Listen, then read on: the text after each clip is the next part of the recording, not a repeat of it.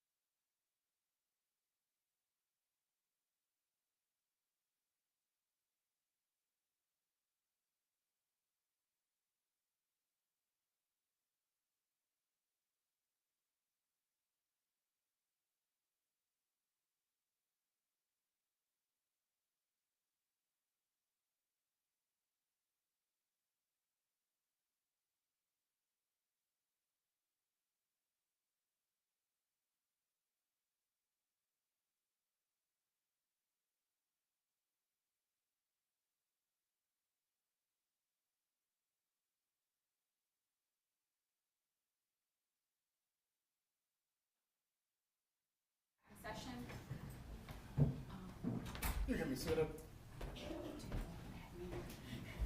11:45 is what time he needs to be leaving to go to the appointment.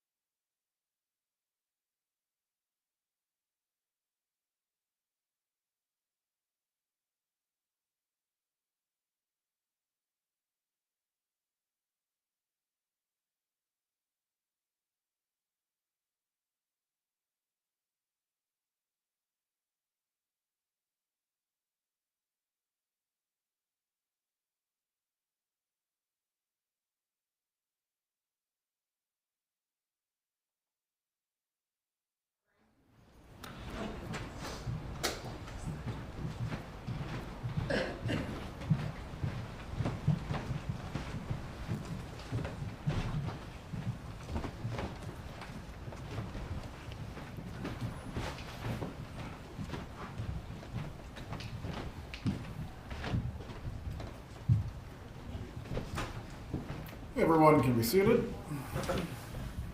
Good morning, members of the jury. We are about to resume with the examination of Sergeant Corbett. Before we get started today, I did want to ask you as a group, we are still good on the snacks? Everybody has enough? Thank you. All right. Headed back to Costco this weekend if need be, but let the bailiffs know. Ms. Dugan, you may examine as necessary. All right, so before we go back to your PowerPoint demonstrative, I want to show you one thing. And before I show it to you, Judge, I'd like to offer 664 JJ into evidence by stipulation. That's correct, Your Honor. 64 JJ is admitted at this time.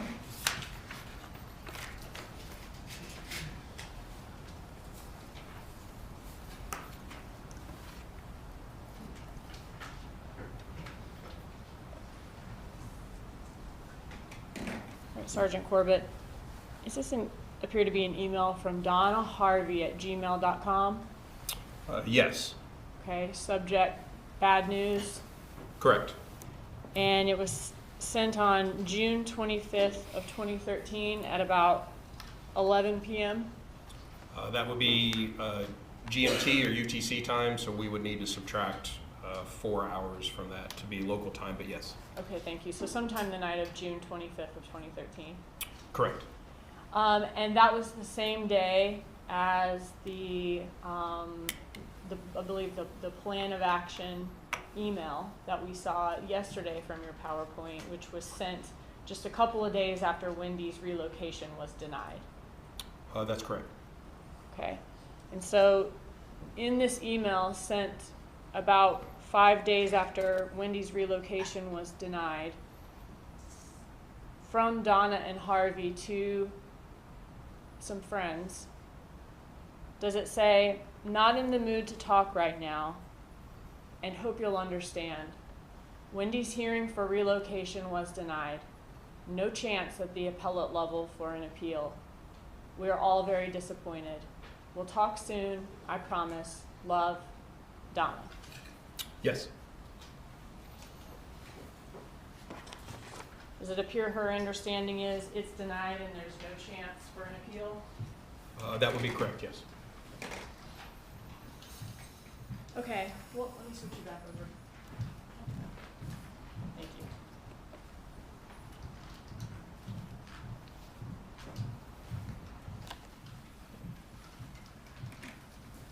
you. Okay, so where we left off yesterday, we went through some of the emails showing Donna Adelson's involvement in the divorce, text messages showing her venting to Charlie Adelson about the divorce. Are you familiar with Luis Rivera's statements to law enforcement in 2016 after his arrest, that he and Garcia traveled to Tallahassee not only in the month of July of 2014 to kill Dan Markel, but also made an additional trip in the month of June of 2014? Yes. And were you able to corroborate that from the phone records? Yes, we were. Okay, so now I want to go in chronological order then, from the start of the June trip all the way through the July trip when Dan Markel was murdered. How did Garcia and Rivera get to Tallahassee for the June trip? In a rental vehicle. And were we able to find the rental contract for that vehicle? We were, yes. All right, can you show that to us? Yes, so this is slide 107. I'm referencing here a rental contract from Comfort Rental Car in Miami. And again, yes, this would be the vehicle that was rented to come to Tallahassee for the June trip. What date was the car rented? So looking at the details here, we can see the date out, and I'm looking to the right side of the screen here is June 2nd of 14. And we see at the bottom here the vehicle is due back in 6/5 or June 5th of 14. Okay, so it was a 3-day rental then.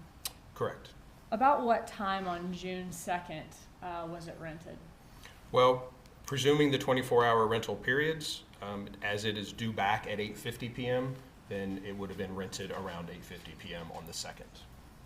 8:50 p.m. on the 2nd? Yes. Okay. What type of car did Garcia rent for this first trip to Tallahassee in June?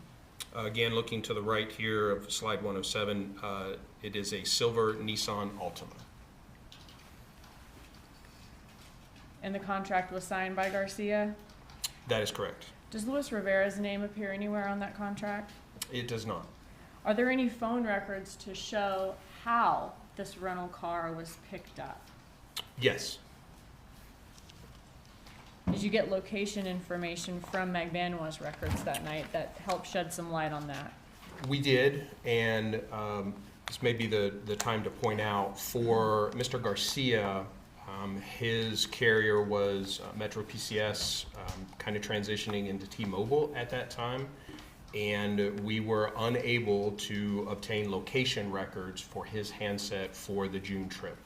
We do have location information for Ms. Magbanua and for Luis Rivera, but we do not have any records with location for Mr. Garcia for this particular time frame. Okay, so what do we see here?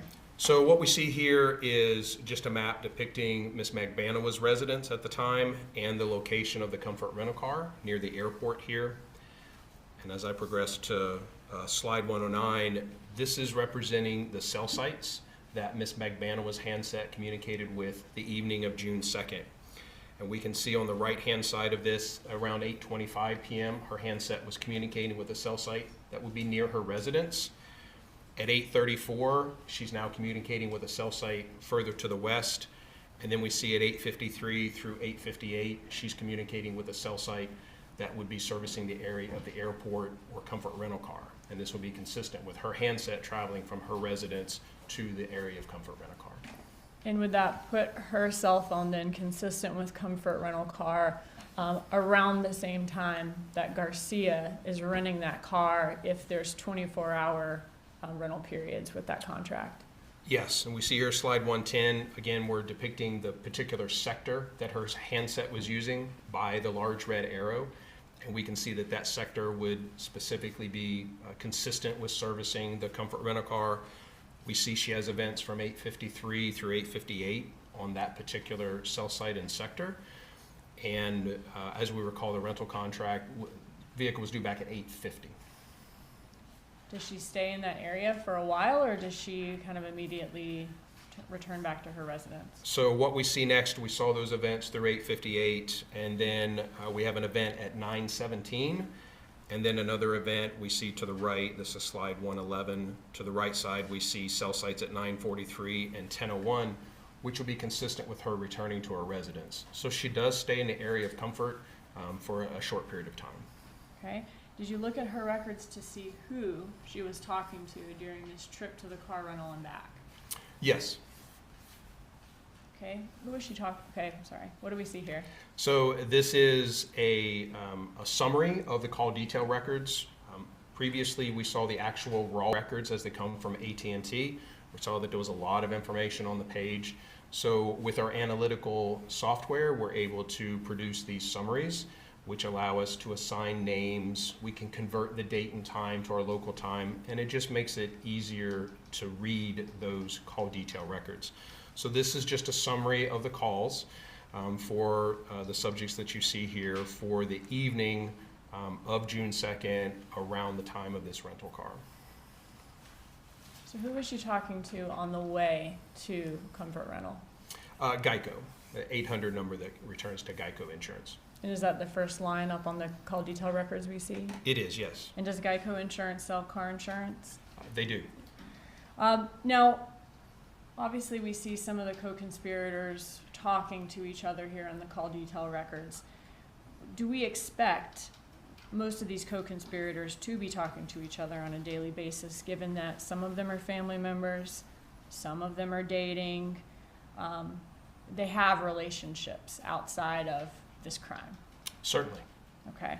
Are you going to be walking us through in your presentation today certain time periods of communication between the parties that stood out in this investigation? Yes. What causes a particular period of time to stand out? The particular times of interest would be those that overlap with physical events or specific events in the crime, in the conspiracy of the crime. So this is the evening of the renting of the vehicle. that Mr. Garcia and Mr. Rivera are going to drive to Tallahassee and to commit the homicide. So this seems, in the scheme of things, to my understanding, the first kind of physical doing act of this homicide. And so that would be a relevant time frame to look at. Okay. All right, so using a timeline, can you walk us through the communication between the parties for this particular significant time, this first car rental for the first trip to Tallahassee for the murder of Dan Markel? Yes. And so using the timeline, we will kind of look at what's happening as far as Ms. Magbanua's travels compared to who she's communicating with when. And this is taken from that same exact summary that we just saw. But as I move on here, we see that in the time frame, we saw the cell sites of her traveling to the area of Comfort Rental Car between approximately 8:25 and 8:53 p.m. is when we see that she has the phone call to Geico. Okay, was she talking to Garcia at all during that drive to the Comfort Rental area? She does not have any communications with Mr. Garcia during this time frame. Since they don't have communications with each other, could that be consistent with her giving him a ride to the car rental since he is the person who rented the car at that time? Objection or speculation. Overruled, the witness may testify based on his analysis of these records. It is certainly consistent when we don't see communications between two parties that they could in fact be together and have no need to actually call one another. Okay. They could just not be together and also not talking to each other. That's correct. All right. But the reason that this could be consistent with her giving him a ride there is because once she's consistent with that area, it seems that that's the time that the car is being rented. That is correct. Okay. Now, who attempts to call Katherine Magbanua once she is consistent with Comfort Rental, dropping off Garcia? So again, at the time frame, her handset will be consistent with the area of Comfort Rental. We see an incoming call from Charlie Adelson at 8:57 p.m.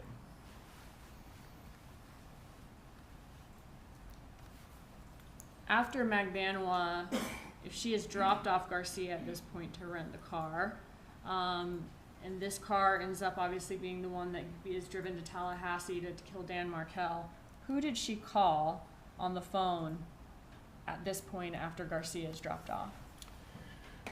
So again, from her cell sites, we saw she had an event at 9:17, which was kind of the first indication that she was moving away from the area of Comfort Rental Car. And what we see is that at 9:17:58, she places an outbound call to Charlie Adelson. So as soon as she's no longer in the area of Comfort Rental, she's calling Charlie Adelson. Correct. How long is that conversation? A little over 25 minutes.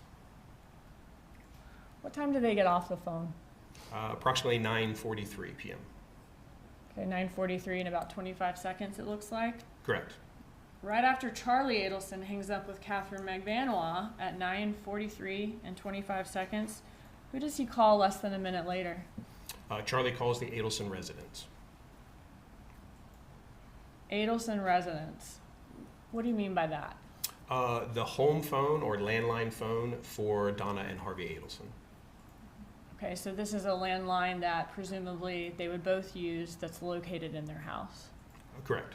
Okay, and how long does that conversation between Charlie and the Adelson residence last? Also just over 25 minutes.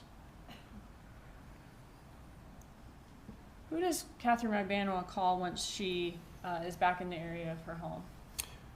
What we see in just after 10, she calls, text. There's a few communications back and forth here with Sigfredo. Okay, do Harvey Adelson and Charlie Adelson then talk on their cell phones that night? Yes, there are two calls, and we can see 10:16 that Harvey Adelson calls Charlie Adelson. At 10:27, Charlie Adelson calls Harvey Adelson. So this is Charlie and Harvey talking on Harvey's cell phone, is that right? That's correct. Okay, does Charlie Adelson call or receive calls or messages from Donna Adelson's cell phone that night? Not that night, no. So if Charlie Adelson talked to Donna Adelson on the phone that night, then it would have been that 25-minute call to the landline right after he hung up with Katherine Magbanua, is that right? That Calls for speculation. Overruled, he is not definitively simply saying what did or did not occur, what might have been possible.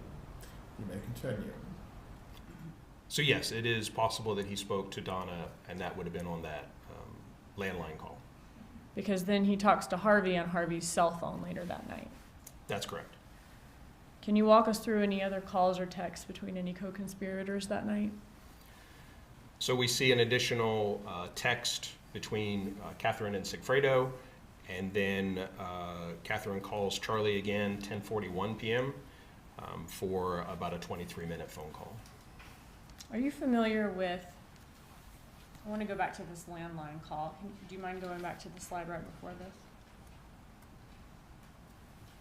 Are you familiar with statements by Charlie Adelson from the 2016 wiretap in this case that we'll hear beginning later today, where Charlie Adelson tells people on his cell phone that he'll call them back on a landline? Yes. As someone who's familiar with technical operations of law enforcement and wiretapping, is there a perception that talking on a landline is safer than talking on a cell phone? Yes, I think that may be a perception. Okay. Does Charlie Adelson most often talk to Donna Adelson and Harvey Adelson on their cell phones or on the landline? Most frequently on their cell phones. Okay. But we see that after he gets off with Katherine Magbanua that night, he does call the landline. That's correct. Okay, and this is right after the car is rented, the rental car. Correct. All right, what percentage of total communication does Charlie Adelson has with Donna and Harvey is to their landline? I'll have to move forward here just a little bit. We had talked about the call from Katherine to Charlie. There's a final call or some communication between Ms. Magbanua, Mr. Sigfredo, Mr. Garcia later that evening of the 2nd. And then to get to your question, and this is slide 122, just a breakdown, looking at Charlie Adelson's communication records and trying to eliminate all the duplicate events that we saw previously where one phone call may make 3 events in the record. So trying to whittle all those down. What we see in this time period between May of 2014 through August of 2015 is 28 communications with the landline and 1,378 with the combined cell phones of Harvey and Donna Adelson. So a little under 2% of the calls to the residents. So during that little over a year time span, he only has 28 calls ever with Donna and Harvey's landline. Is that right? That's correct. And one of those is that 25-minute call right after Magbanua would have dropped Garcia off to have the car rented. That's correct. Are you familiar with Rivera's statement that he did not participate in the car rental for the June trip to Tallahassee?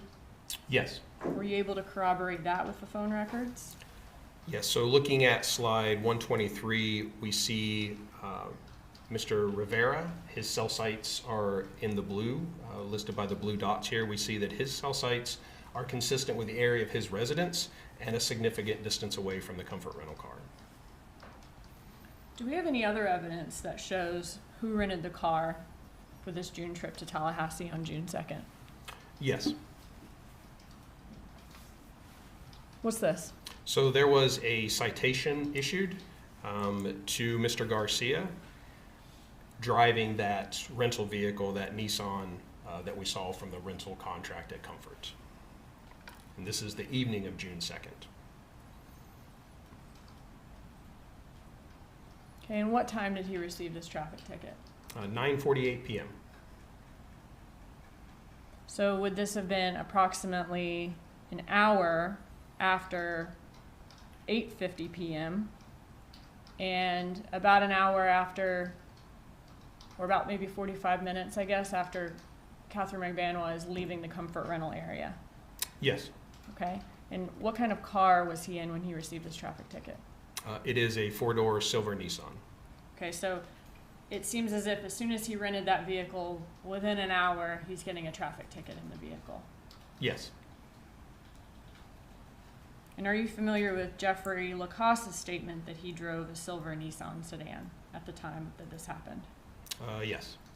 Now, this traffic ticket that Garcia received, this would have received, or it would have created a record in law enforcement databases that he was in possession of this Nissan silver sedan, right? Correct. So after he got this traffic ticket, what did he do? Well, what we saw was an additional comfort rental contract where it would appear that he returned the Nissan and obtained a different vehicle. So this is slide 125, and we can see that on June 3rd, he now has a blue Hyundai Sonata.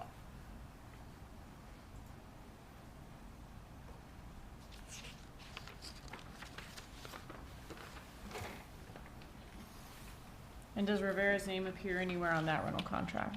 It does not. All right, and that's on June 3rd, you said?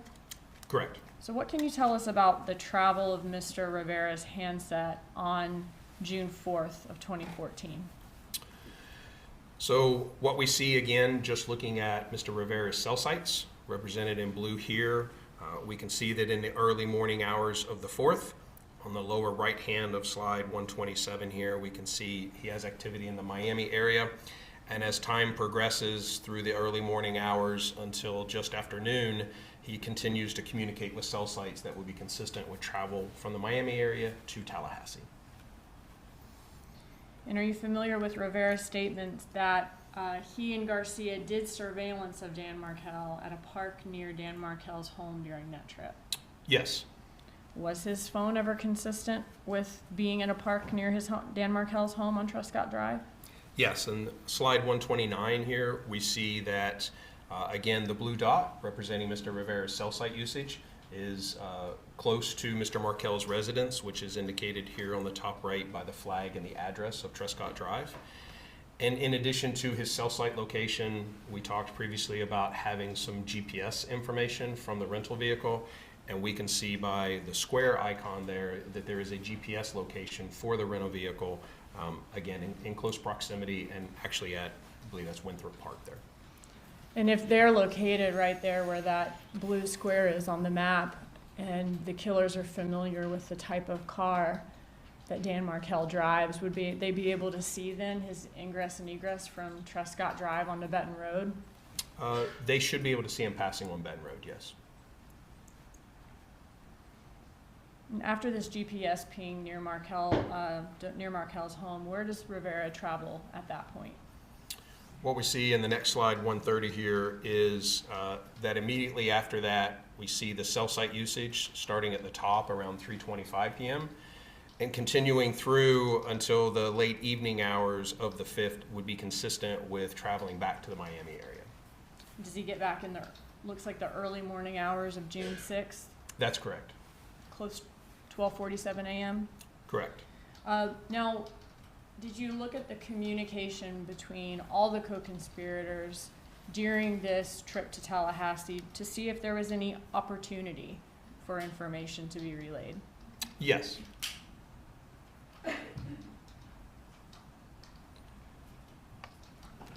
So what we see, again, from the time of the rental car on the 2nd through the 4th, again, to answer the question, is there an opportunity for communications to occur between these subjects? This, again, is another summary of the call detail records, just showing the communications between, again, the primary subjects of the investigation. Okay, and how much were they talking? So in that time frame, if we go back to kind of our organization here and split out, we can see just numbers of communications or attempted communications. These may be text messages, calls, but just records of communications or attempts. We see that there are a number between Donna Adelson and Charlie Adelson, between Charlie Adelson and Katherine Magbanua, and between Magbanua and Garcia. And then as that continues, so for the total number of communications, we can see those between each of the subjects. Okay, and is Katherine Magbanua the only one who is talking to Garcia or Rivera during that trip on this chart? That's correct. And is Charlie Adelson the only Adelson family member who talks to Katherine Magbanua?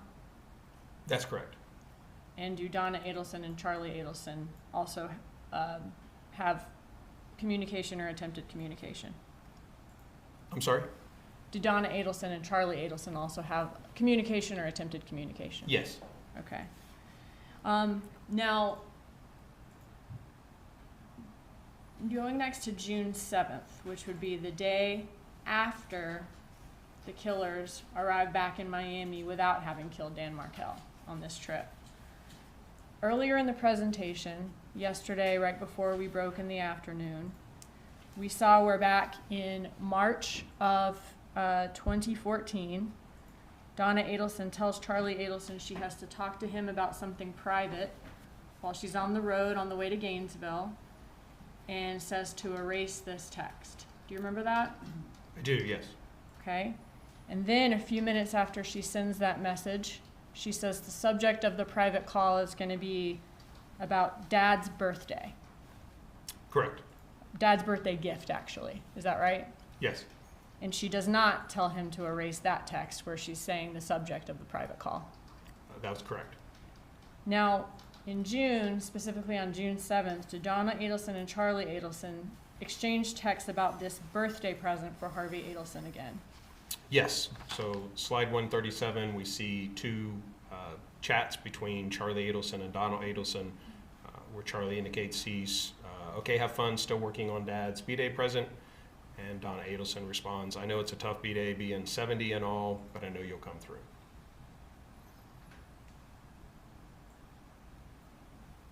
Okay, and this still working on Dad's B-Day present would be the day after the killers arrived back in Miami without having killed Dan Markel.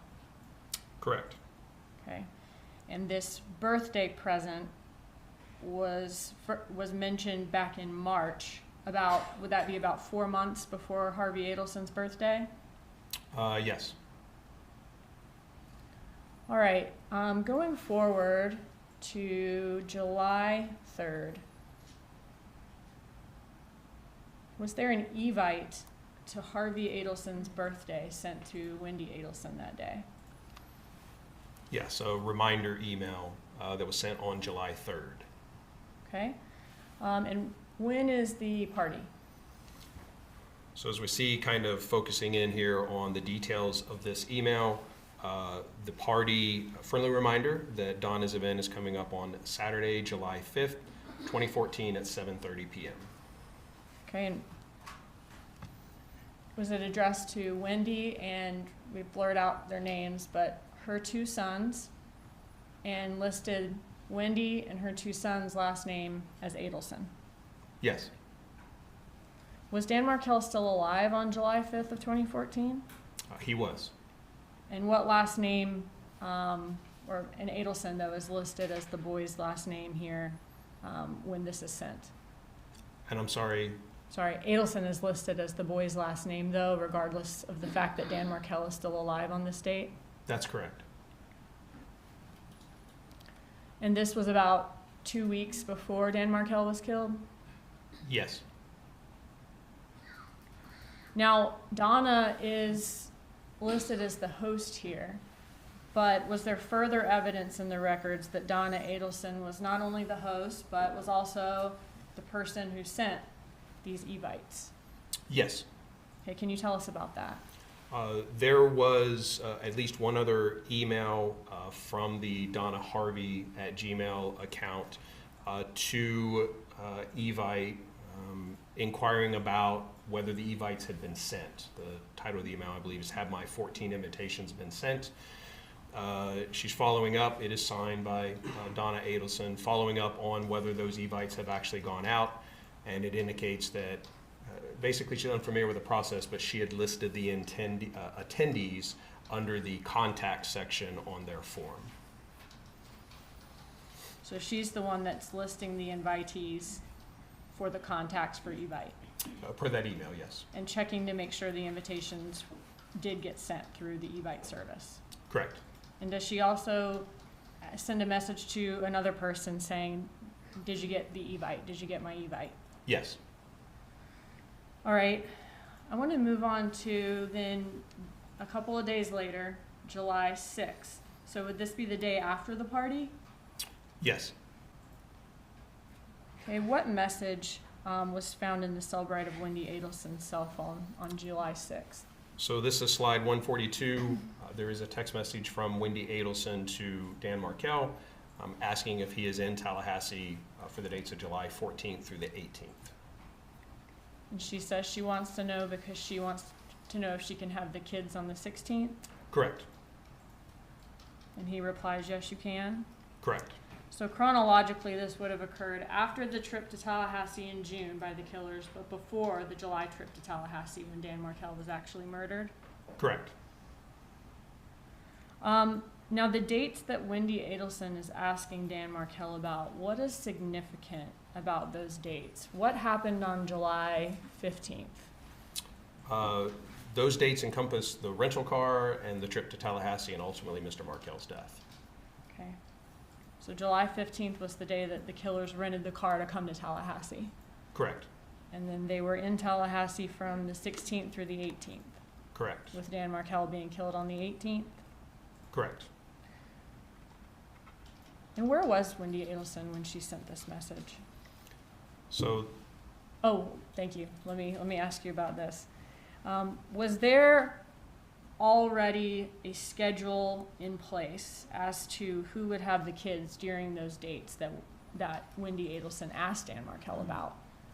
yes, there was. So this is an email from Wendi Adelson's Gmail account referencing the schedule for the children for this particular time. And we can see in the email that Mr. Markel is listed to have the children the 11th through the 17th. And the date she was asking about is the 16th? Correct. And in the top of that email, does it say that she gets the kids every Wednesday anyway?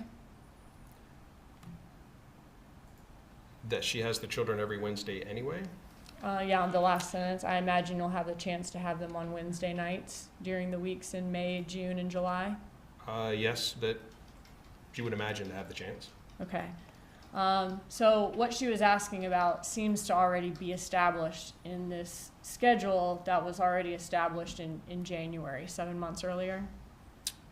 Correct. All right, so where was Wendi Adelson when she sent the message to find out whether Dan Markel would be in town that week? So that message was sent the morning of the 6th, and the closest cell site or event we have with location, she's communicating with a cell site in South Miami, Miami Beach, that would be consistent with the continuum. And the continuum was the residence of Harvey and Donna Adelson at the time? That's correct.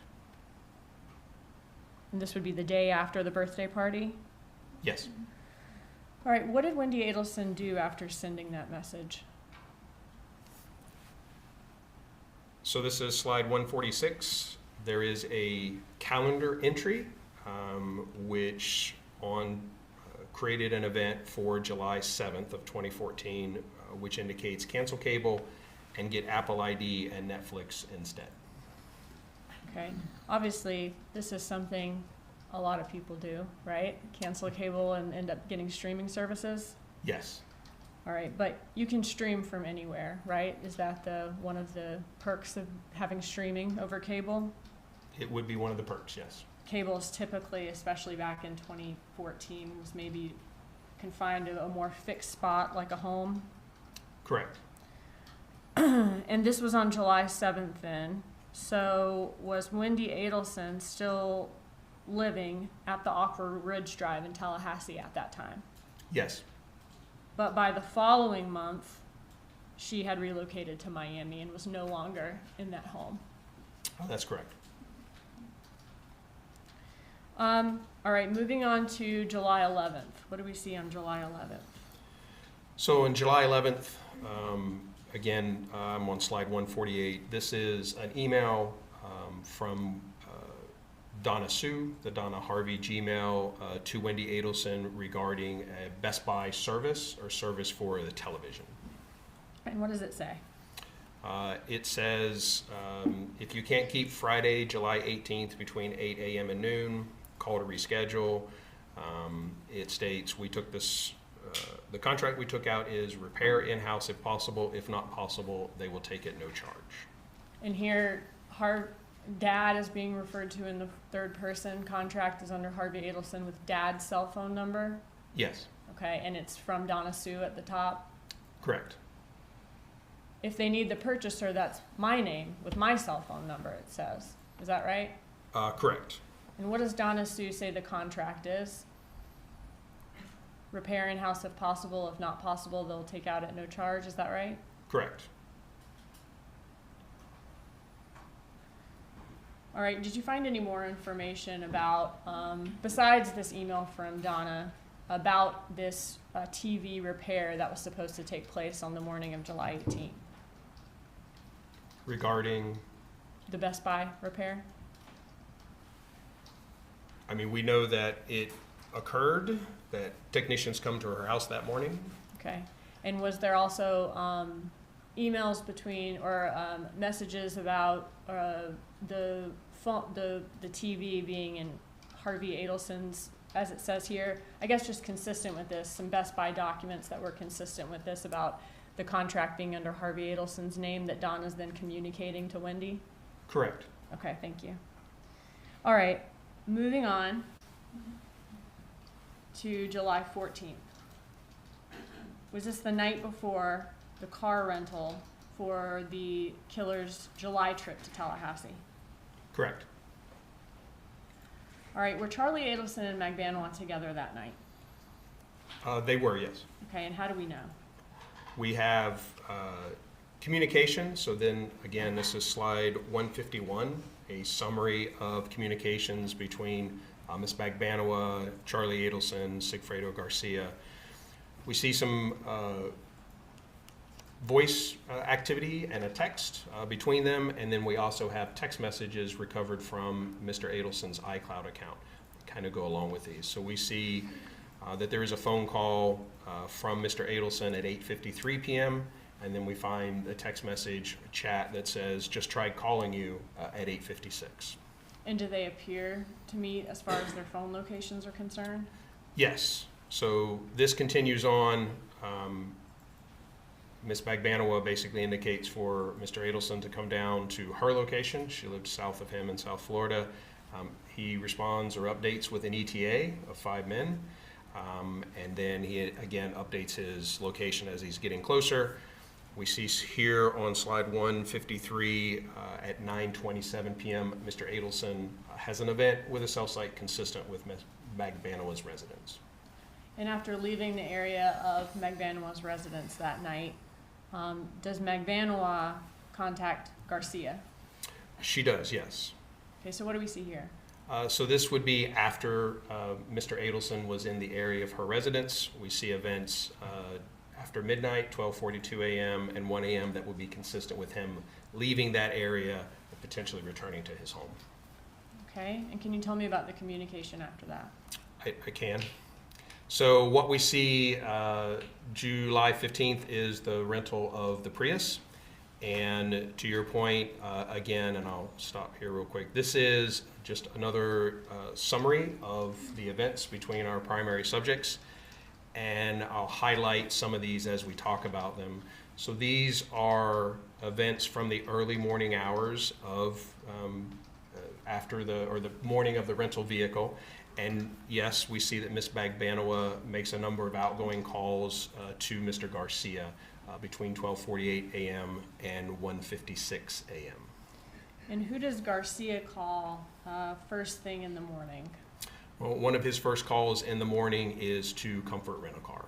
And that was the same rental car that he used for the June trip to Tallahassee. That's correct.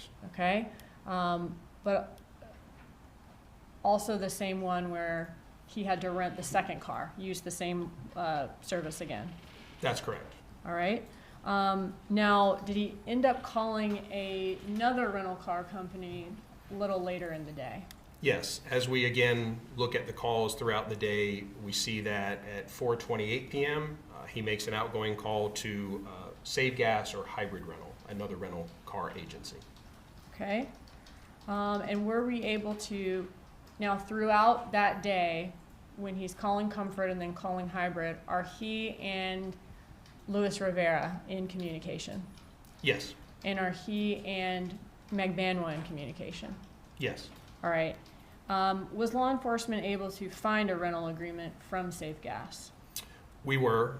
As we look at the rest of the call detail summary, we see here at the bottom, this is slide 160, that there is communication at just after 6 p.m. between Mr. Garcia and Mr. Rivera.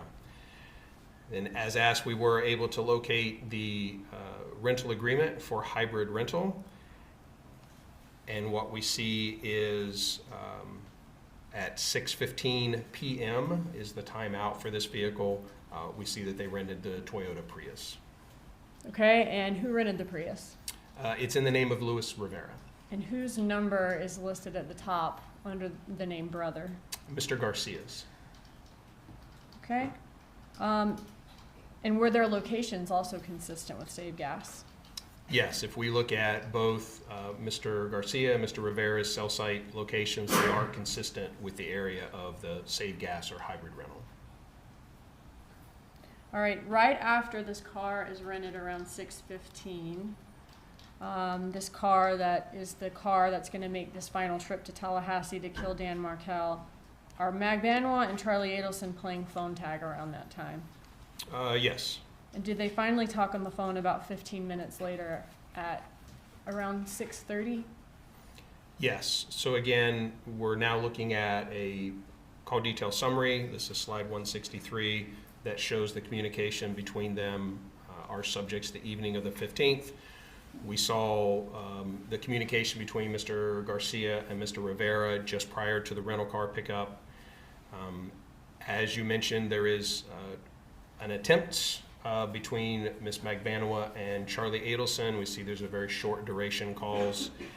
And then at 6:36 p.m., there is a 10-minute phone call between Charlie Adelson and Katherine Magbanua.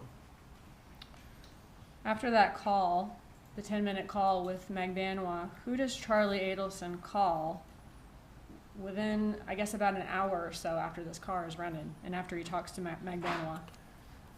So we can see that starting at 7:30, Charlie Adelson calls the Adelson residence, the Donna and Harvey Adelson residence, for a 22-minute phone call, and then again at 7:54 p.m. for an 11-minute phone call. Okay, so 22 minutes and then 11 minutes. Charlie Yes. Adelson calls the landline that night. Correct. Do the phone records show us which parent he may have been talking to on the landline at that time? We know that there is a phone call from Harvey Adelson's cell phone to the residence later on. So he would have not been at the residence later on in the evening. At this time, there's no indication. And can you walk us through that? I can. So this is 8:06 p.m. We see the call from Harvey Adelson to the Adelson residence, about a 12-minute phone call.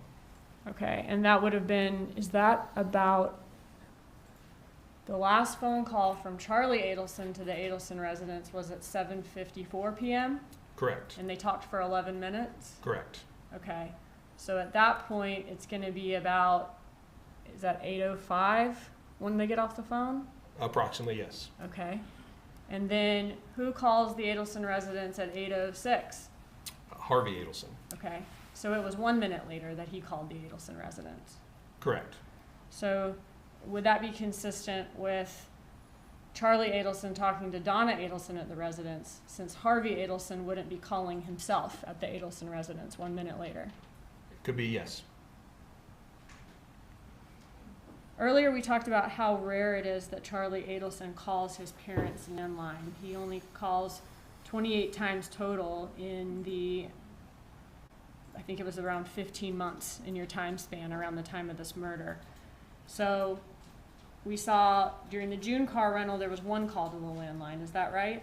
Yes. And for this car rental there's two calls right after the landline, is that right?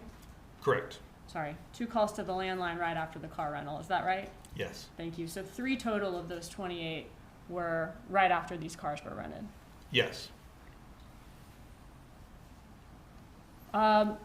Next, where did Garcia go after the car was running? Well, you have your fourth call to the residence. Thank you. At 8:20 p.m. Okay. Again, Charlie Adelson calling the residence for a 10-minute phone call.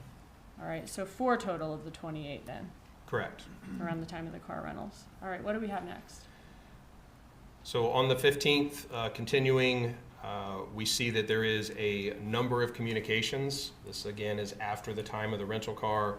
There's a number of communications or attempts between Ms. Magbanua and Mr. Garcia. Those continue through the evening and they end about 9:30 p.m. This is slide 172. If we look at the locations, slide 173, again, all of those attempts to reach each other ended at 9:30, and we can see that beginning at 9:30, Mr. Garcia's cell site locations will be consistent with the area of Ms. Magbanua's residence. Did Garcia and Rivera's phones appear to leave the Miami area then the following day, July 16th of 2014? Yes. And I'll point out also on this slide, in addition to the cell site locations, we did have GPS location for the rental vehicle, which we can also see here on the map by the blue square icon, that the rental vehicle, in addition to Mr. Garcia's cell sites, but the rental vehicle location would be consistent with Magbanua's residence as well. So just like we saw on the June trip, the cell sites that we're getting from the cell records are lining up and are consistent with the Spirion GPS records from these rental cars. Correct. Okay. Can you walk us through the travel of the cell phones on July 16th? Yes, so we see again, slide 175 here, we have cell site locations for this trip for both Mr. Garcia and Mr. Rivera, and we can see that they're consistent with leaving the South Florida area the early afternoon of July 16th. And as we see through both of their cell site usages, as we continue kind of up through this map, we can see they reach the Tallahassee area in the early morning hours of the 17th. Now on the 17th, are they ever consistent with being near the Markel residence on Trescott Drive? Yes, we do see here that both Mr. Garcia and Mr. Rivera have cell site and sector usage that will be consistent with Mr. Markel's residence. And this is on July 17th in the late morning to early afternoon hours. Okay, and that cell site, is that right near Winthrop Park where we saw them in the last, for the June trip? That's correct. Just a second.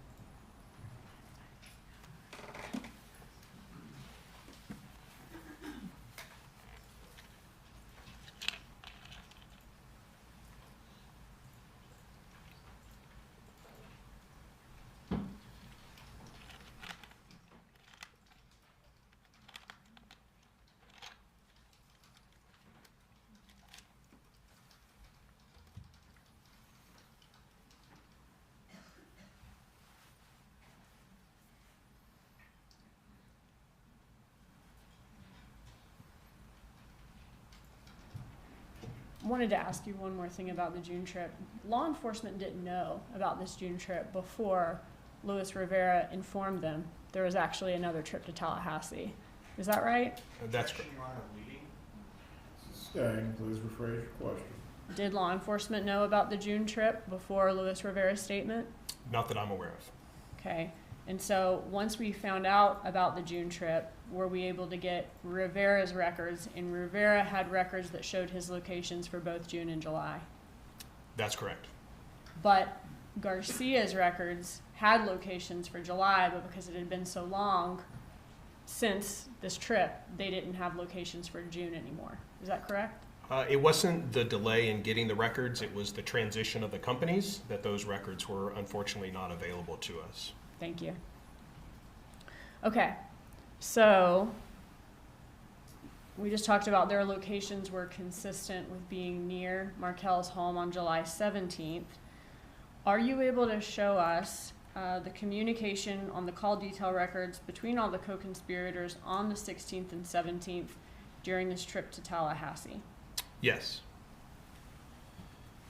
So again, should be slide 179.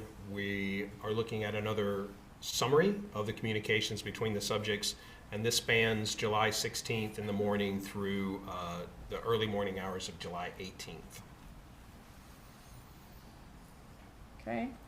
And do we have the same pattern here where Magbanua is the only one contacting Garcia and Rivera, and Charlie is the only Adelson talking to Magbanua?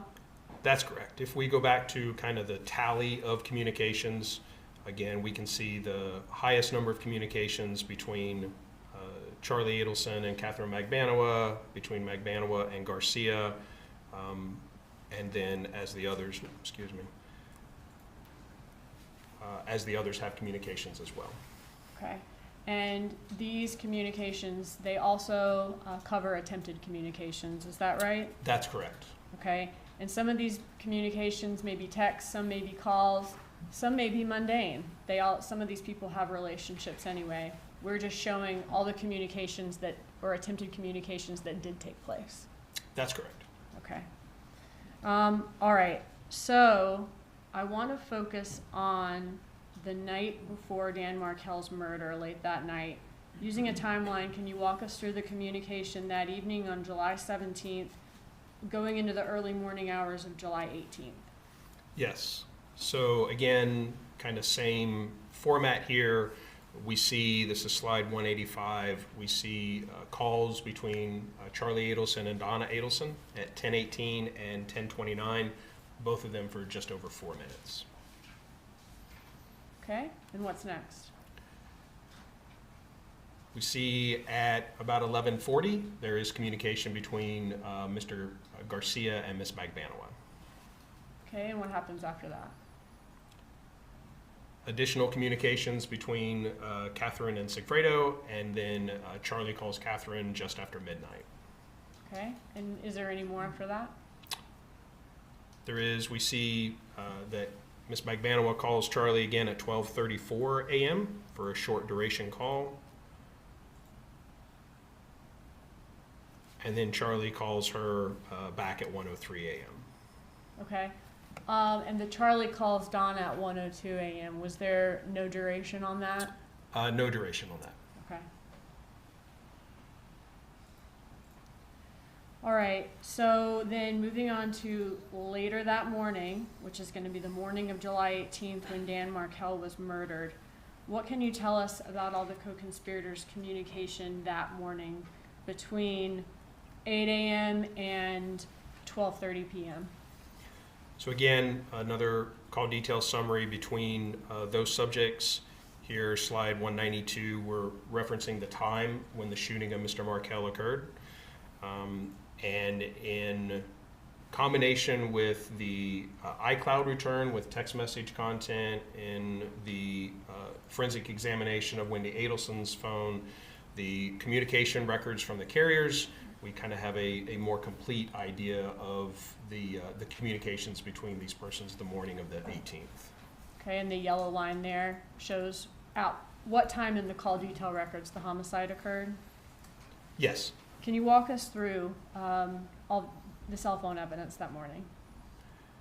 So again, just looking at the communications between our primary subjects, Wendi had the calendar event that for 8 a.m. for fixed TV. And I want to ask you about that. Did she often have calendar events in her phone? She did, yes. And she would often delete those events? Correct. All right. When was this calendar event deleted? I do not know. Okay. Was it when she was with law enforcement the afternoon of July 18th? Did they take her phone and run a Cellbrite report on it? Yes. So this extraction occurred on the late evening hours of July 18th. Okay. And in the Cellbrite, it would have shown that the calendar event was deleted. Is that right? Correct. So would she have had to have deleted it before her cell phone was Cellbrighted that evening? Yes. Okay. So sometime between 8 a.m. when the event is on her phone and that evening it was deleted. It could have been deleted before that date. Okay. All right. So first call to Donna Adelson and Wendi Adelson. Can you show that to us? Yes. So again, we see at 8:09 a.m. there's a call from Wendi to Donna. Okay. Let me ask you one thing from the night before. Was it unusual for Charlie Adelson and Donna Adelson to communicate or attempt to communicate at 1 a.m. that late? They're communicate over a pretty broad range of time. I think it was pretty clear that that event was a misdial that he immediately corrected and called Ms. Magbanua, and that's why there was no duration to it. Okay, thank you. All right, so moving on to that morning, we saw the calendar event, and then does Donna place the first call that morning between the co-conspirators to Wendi? Wendi calls Donna, let's back up. So, yes, Wendi actually calls Donna at 8:09. Okay. And what's next? Donna attempts back at about the same time frame. Little phone tag maybe. And then we see a text message from Donna to Wendi again about the Best Buy service. And she says, they're on their way over now to help with the TV sets in your living room. Correct. All right, what's next? Wendi has a text to Charlie stating this is so sweet. And that was deleted? Correct. And would that have had to have been deleted then before the Cellbrite that afternoon, sometime between when it was received at 8:20 and the Cellbrite that afternoon? Correct. All right, what's next? Wendi receives a voicemail from Dan Markel. Okay, and do you have that voicemail where you could play it for us? I believe so. Hey, Wendy. Good morning. It's 9 o'clock on Friday. Just wanted to say something to pick you boys up early this afternoon and give you a quick event happened ready for you around 4:30 or 5. You can get me on either at your cell or at the house. So let me know if that's okay with you. And also love to chat with you about that situation for school and birthday stuff and all that. I'm going to be at the gym probably between 9:15 and 10:30, but happy to chat. For a walk in school, something like that. Okay, bye. What time was that voicemail left for Wendi Adelson? 9:04 a.m.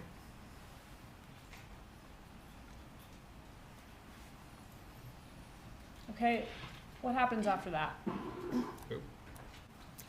So Charlie calls Wendi, or attempts to call Wendi at 9:12. And that's 29 seconds? Correct. Okay, what's next?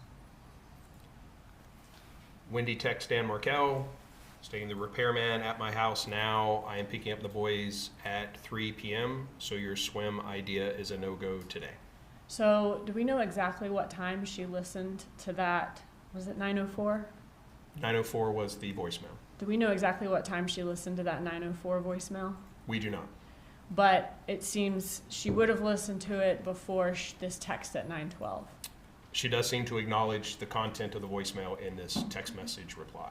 So she heard it sometime between 9:04 and 9:12. Correct. Okay. Now, in that message, he mentions he's going to the gym, right? At He did. 9:15. But from the surveillance videos that we have, by the time he got to the gym at 9:15, were the killers already tailing him? Appear to be so, yes. Okay. And are you familiar with Luis Rivera's statement that they had been tailing him all morning? They followed him from his house to the preschool that morning. Correct.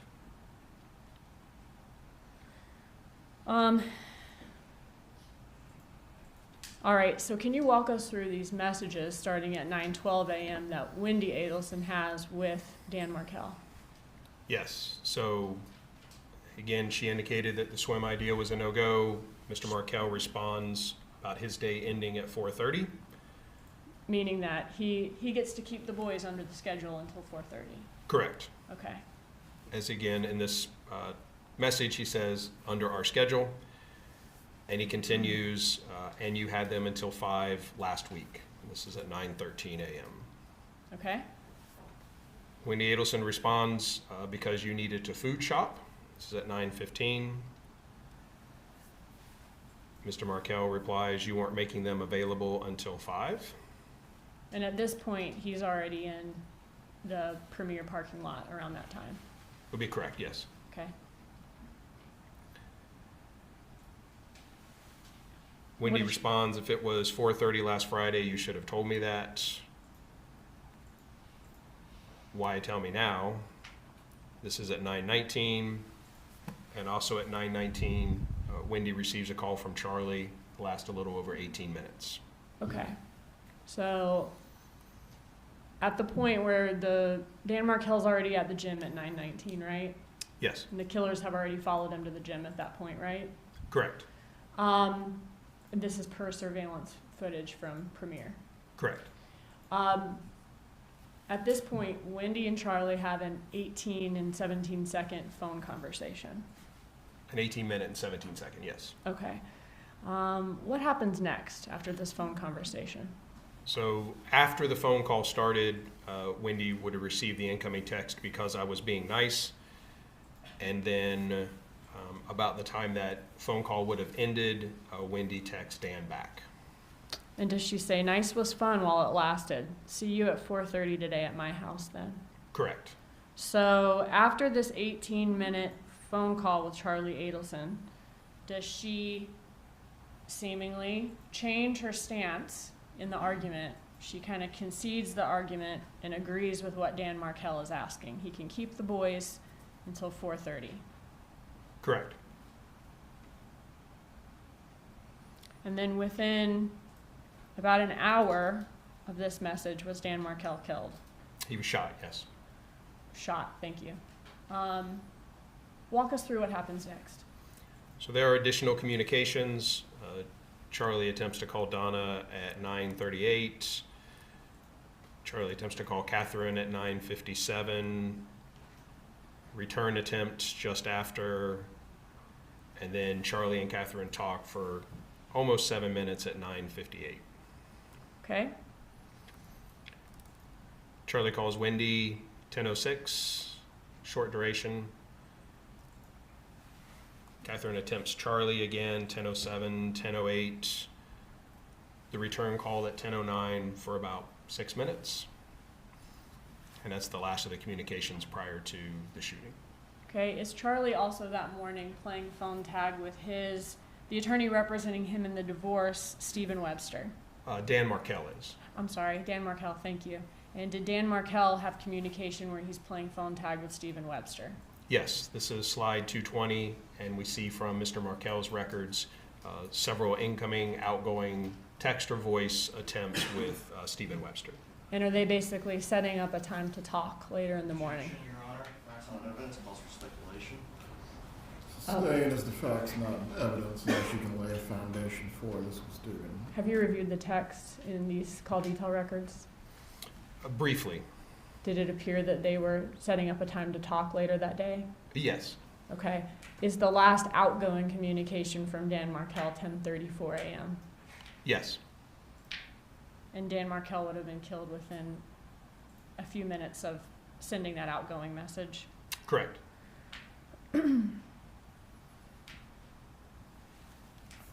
All right, I want to shift now to the cell phone locations in this case. You walked us through at the beginning of your presentation yesterday Dan Markel's locations on the morning of the murder: Trescott, preschool, gym. What can you tell us about Rivera and Garcia's locations that morning? So again, as you mentioned, slide 222 here, we see the locations that he was. We know his approximate arrival, the arrival of the Prius into Premier Health and Fitness just after 9 a.m. And what we see now up to slide 224, these are the cell site locations for Mr. Garcia and Mr. Rivera. Again, Mr. Garcia is in orange, Rivera in blue, but these are the first events with location. We have the morning of the 18th, July 18th, and we see that Mr. Rivera and Mr. Garcia's location are both consistent with them being in the area of Premier Health and Fitness. And what was the last event with location data that we have for them while consistent with Premier Gym? It's going to be these that you see here. So 9:58 for Mr. Garcia, 9:46 for Mr. Rivera. When was their next event with location after these events? It was afternoon. Okay, can you walk us through that? I can. We see, again, Mr. Markel's vehicle leaving the Premier Health and Fitness, 10:38. The Prius traveling just after. And then we see the location information here. This is slide 227. And again, just looking at the cell site locations, Mr. Garcia's in orange, Rivera's in blue.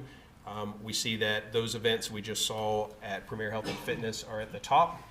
And the next event we have, you see, is the 12:30 event for Mr. Garcia, where they appear to be on 75 traveling southbound. So from Tallahassee to around the Gainesville area, there were no events with location. Correct. Could that be consistent with them turning their phones off after they left Premier Gym? It could, yes. Sometimes when people commit crimes, do they try to turn their phones off during that time? Objection, Your Honor. Calls for speculation. Sustained unless you can lay a foundation for this particular point, Ms. Dugan. I'll move on, Judge. All right, so let's start at 12:30. Who was the call to 12:32? So this is a summary of Mr. Garcia's records for the morning of the 18th. And what we see is his first outgoing call, which happens to be that same event we have with location at 12:30, was to Ms. Magbanua. Even though the call appears to be a short duration, is there any evidence that it went to voicemail or Magbanua did not answer the call?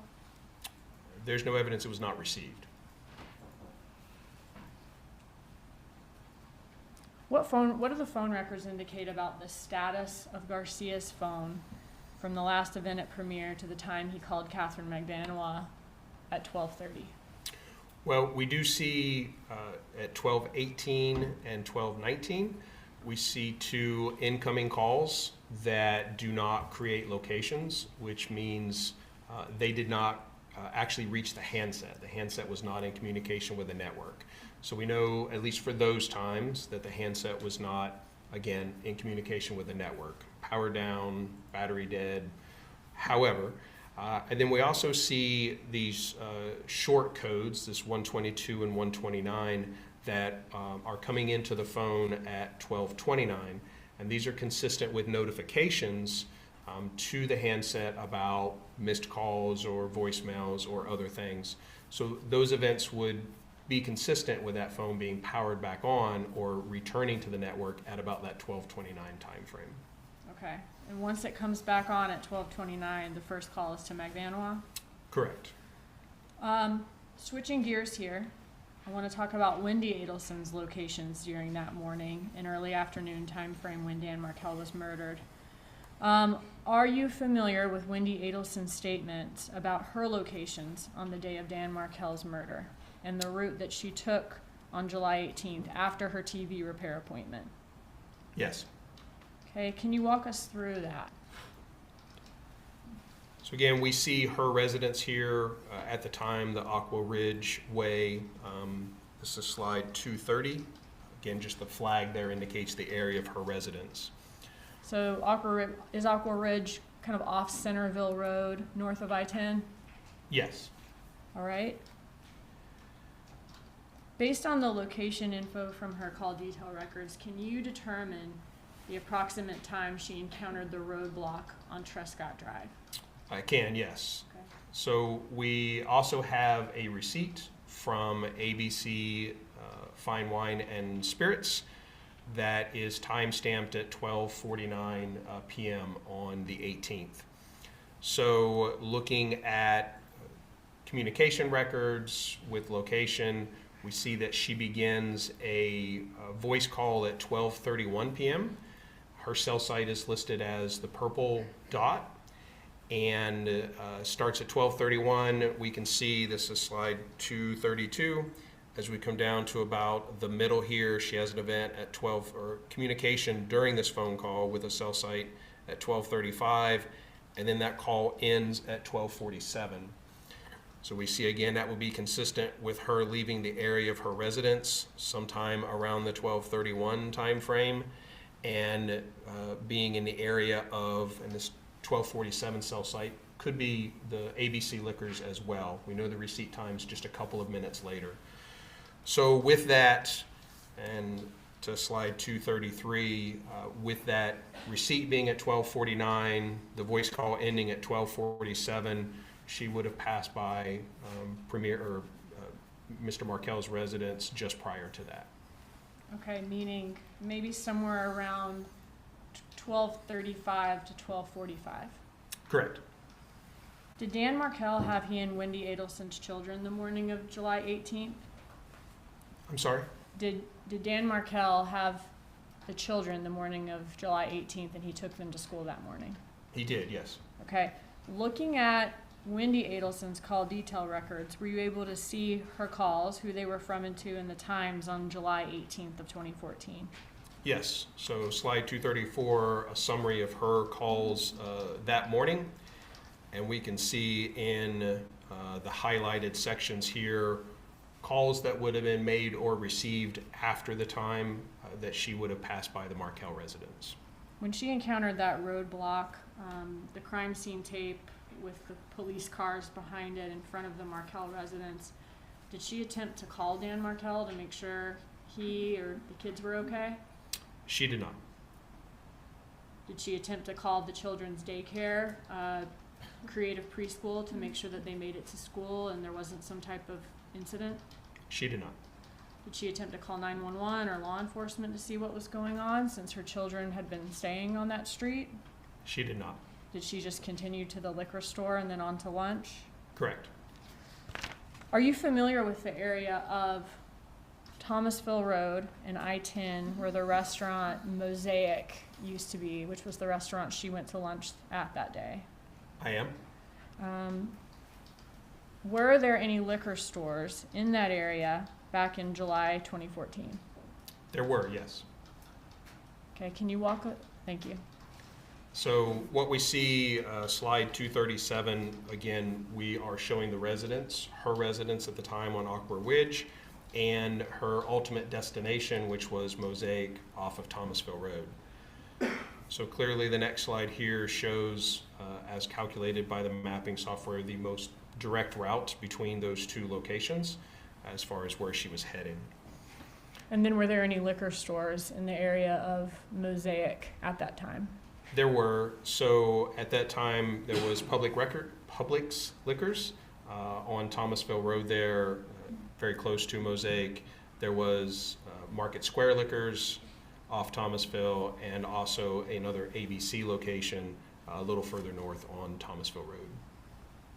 Would those Publix and Market Square Liquors be a lot closer to Aqua Ridge and Mosaic than the one she ultimately went to? They would, and this is slide 242, which shows the route she ended up taking versus what is calculated as the most efficient route. We can see there's a difference of about 9 minutes longer to go the other way. So she went 9 minutes out of the way to go to the ABC Liquors next to Dan Markel's home. Correct. All right, switching gears again. July 18th, the last slide that we saw of Garcia and Rivera's locations was around the Gainesville area when the phones were powered back on and the 12:30 call was made by Garcia to Katherine Magbanua. Does the next map show Garcia and Rivera continuing to come back down to the Miami area? Yes, we do see here slide 244 as another large time frame without location information, but we see in the late afternoon, early evening hours, the use on the phones returns, and we see that they are getting into the South Florida area. Okay, once back in Miami, did they stop somewhere where they were caught on video? Yes, so we have an ATM withdrawal from Mr. Rivera. We can see that that occurred at 6:46 p.m. and through the records we were able to determine the location of that specific ATM where that transaction occurred in Pembroke Pine. Okay. So slide 247 shows the location of the ATM by the yellow flag in the middle. The, again, blue and orange circles represent the cell sites, their handsets were using at the time, and we can see that their locations are consistent with the area of that ATM around the time of that transaction. All right. Moving on to July 18th. Okay, thank you. So from that ATM, there were also surveillance images obtained of Mr. Rivera driving, Mr. Garcia in the passenger seat, and again of the green Prius. And then after that, was Garcia in communication with Katherine Magbanua that evening? Yes. Was Magbanua also in communication with her friend Yendra Mascaro that evening? Yes. So here again, slide 250 is the summary of the communications at that afternoon and evening. And we can highlight here several communications between Ms. Magbanua and Mr. Garcia. And in addition to those, we do see communications between Ms. Magbanua and Ms. Mascaro. And was there evidence that Magbanua went to Rivera's house to meet up with Garcia on the night of July 18th?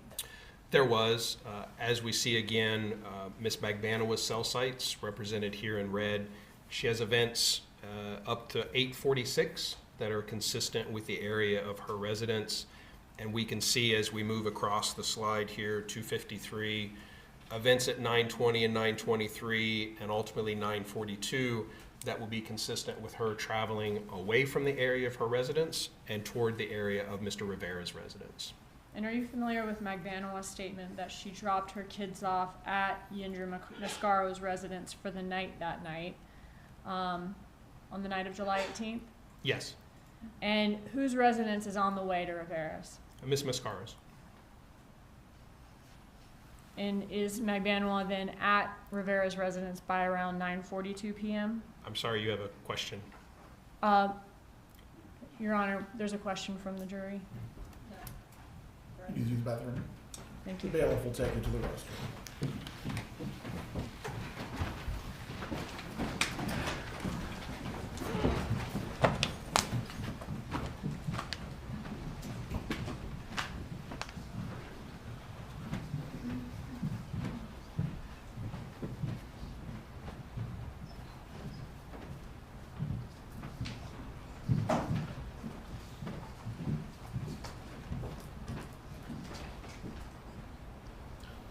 Everyone can be seated. Believed to accommodate the issue that we discussed previously at sidebar about scheduling, we'll need to stop this morning at 11:30, but once the jurors come back out, we'll at least get another hour of the testimony in. If the defendant needs to use the restroom, bailiffs, please take her at this time.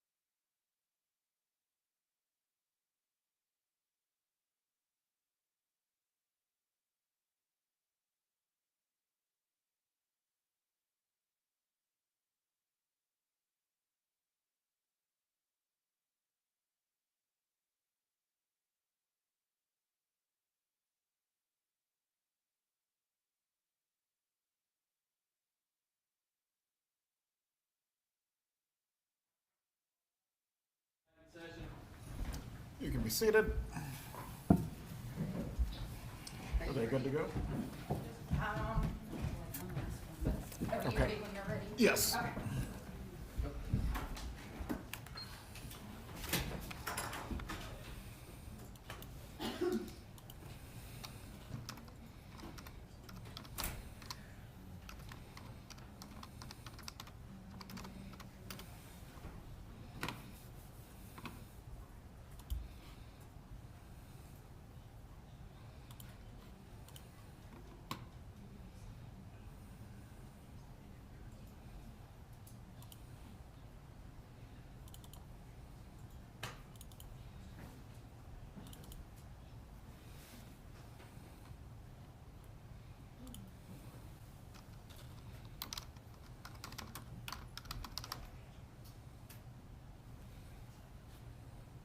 Judge, can we approach about something, please? You may.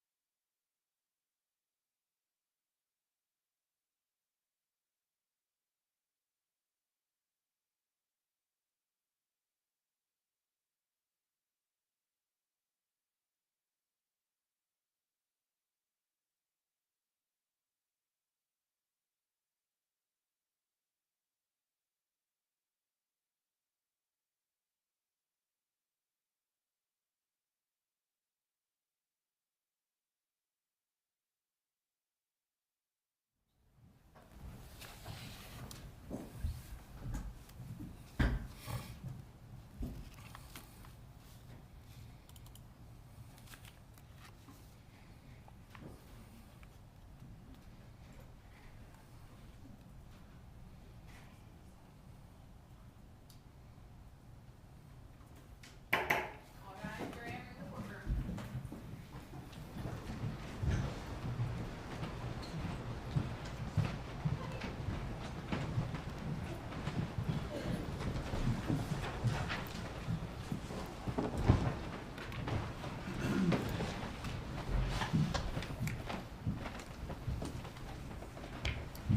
Everyone can be seated.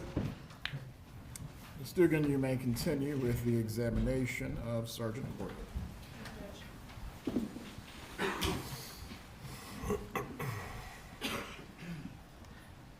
Okay, so the night of July 18th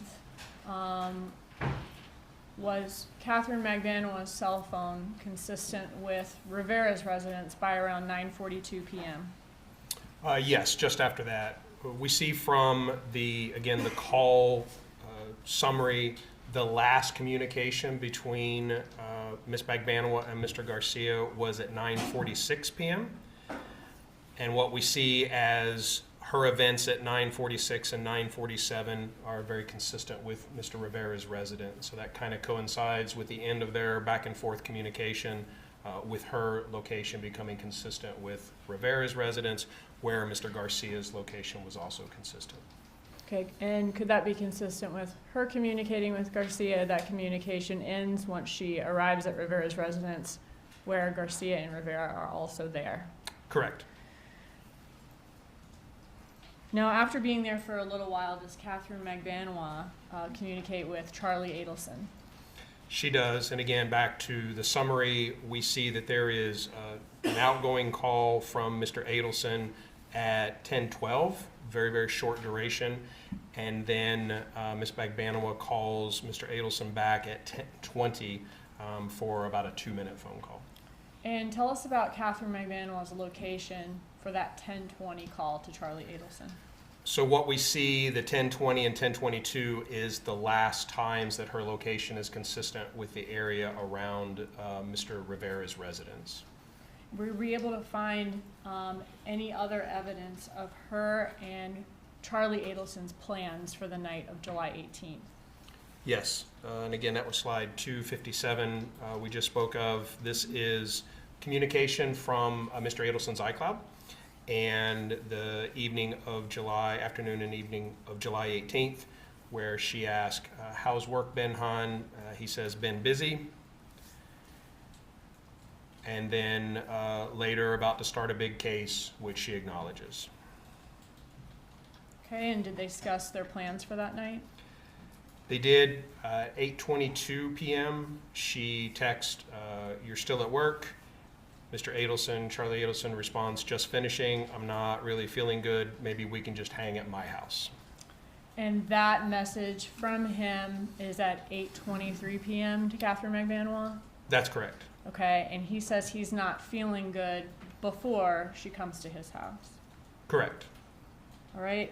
Are you familiar with a call that Wendi Adelson made while at TPD in front of TPD investigators to inform Donna Adelson of Dan Markel's shooting? Yes. And was that call made by Wendi Adelson to Donna Adelson at 7:04 p.m.? Yes, there were actually two close together there. Okay, thank you. Which co-conspirator did Donna Adelson call after that? So looking at Donna Adelson's locations and communication, there is a text message from Donna to Charlie, a chat that says, "Call us ASAP." Okay, and what about after that? So what we see is looking at the combined location information from both Donna Adelson and Harvey Adelson's cell phones, their locations. We see that they are consistent with leaving the South Beach area around or a little before 8 p.m. and beginning to travel north. We see locations here on this slide through about 8:29 p.m. And if we continue, we see events at 8:35 p.m. again in the North Miami area, and then we don't have any other usable events with location until 10:53, at which point they're in the north area down here. Okay.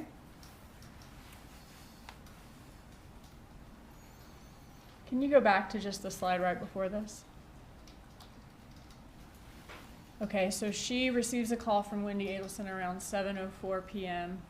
She's in touch with Charlie Adelson by she's attempting to get in contact with him by around 7:12, and within an hour, they are leaving South Beach and headed north in Miami.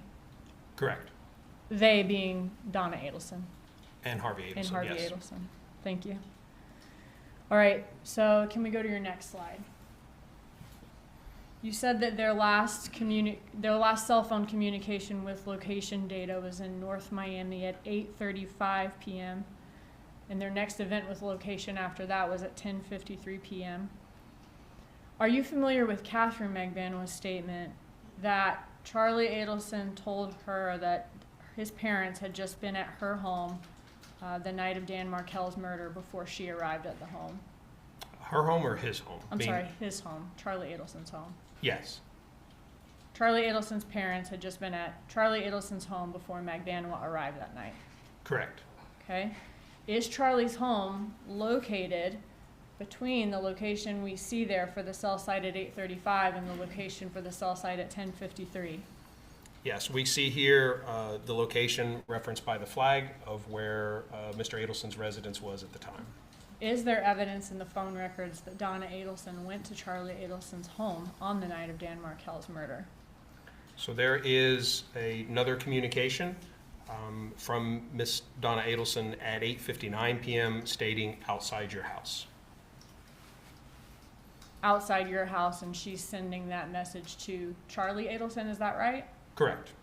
What can you tell us about her locations that night and how long she could have spent at Charlie's residence after sending this message?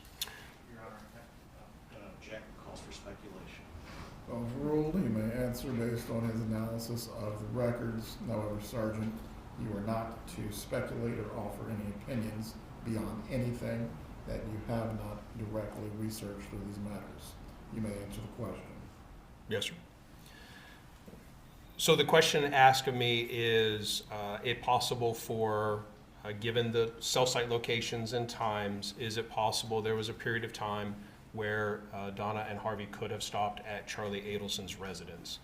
So to do this analysis, I looked at the events that we had with usable locations, and we see that there is this 6-minute phone call, and this is the 8:35 location we saw in the previous slide. But we see this phone call actually begins on the cell site in the bottom of this slide, which should be 263, and it ends on the cell site at the top. So to conduct an analysis of potential time between points, we need to establish a point to start measuring from. So my estimation of the approximate handset's location between these two cell sites for this phone call is approximately the area of that 832 little call out here in the middle. So that is the point that I started, again, based on these two phone calls, or the beginning and ending cell sites, estimated that the handset was approximately in the area of that marker at 832. Same thing for the ending phone call, or the next phone call that we had at 1053. We see the cell site that it begins on and the cell site that it ends on a little further north. And so that will be consistent again with the handset continuing to travel along the area of the turnpike. And for our ending time here, I again estimated the location of the handset to be where that white call out box is at approximately 10:53 p.m. So with those 2 points and using the Esri route planning tool, Esri is the mapping software that we use, it tells us that that travel should have taken approximately about an hour and 4 minutes. And what we see is between 8:32 and 10:53 is actually 2 hours and 21 minutes. So the distance traveled is not consistent with the time consumed. You spoke about Esri. Is that also the how Department of Transportation estimates mileage as well? Yes, if you go to the official Department of Transportation site to get mileage for business travel, they use the same software. What can you determine about when Donna Adelson would have reached Charlie Adelson's residence according to this estimated travel time? So if we look at this, and again, we see the area of Charlie Adelson's residence, we have the message at 8:59 that says outside your house. Charlie responds to that about 20 minutes later with 10 men, 10 minutes. So again, using the same route planning, we see that that should have taken approximately 25 minutes to travel from our 8:32 starting point to Charlie Adelson's residence. And so that would have put the estimated time of arrival at his residence 8:57, and the text message is sent at 8:59. So that would be pretty consistent. So the text message time is consistent with the estimated time it would take to get from the last known location to his house. Correct. And in that text message, she says, outside your house to him. Correct. And then he gives her an estimated amount of time before he'll be at his house, 10 men. Correct. And what we see looking at Charlie Adelson's locations, the 9:19, when the text message is sent, we can see the cell site that his handset is using. As we continue down slide 268, we can see that he has communication at 9:21, and then the next cell site he has is, or cell site time he has is 9:40, and that 9:40 time he has become consistent with the area of his residence. So he reaches his residence sometime between 9:21 and 9:40. If we look at the 9:19 time of the text message, that 10 minutes is about correct for when he would arrive home. So he says he's 10 minutes when he's about 10 minutes away en route to his house Correct. after receiving the outside your house text. Is that right? Correct.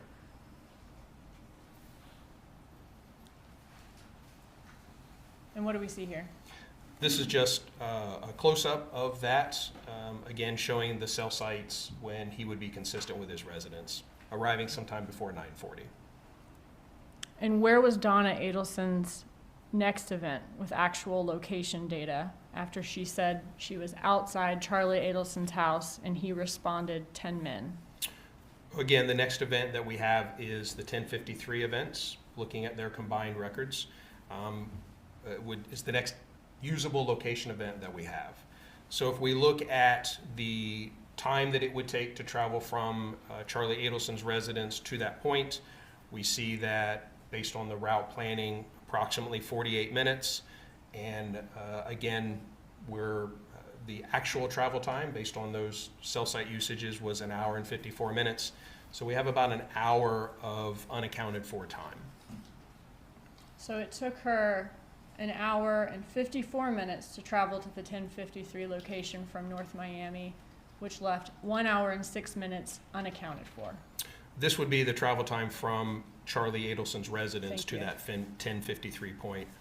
Did take 1 hour and 54 minutes, which was estimated to only take 48. So how long could she and Charlie Adelson then have overlapped at his house during that time? The maximum would be approximately 1 hour and 6 minutes.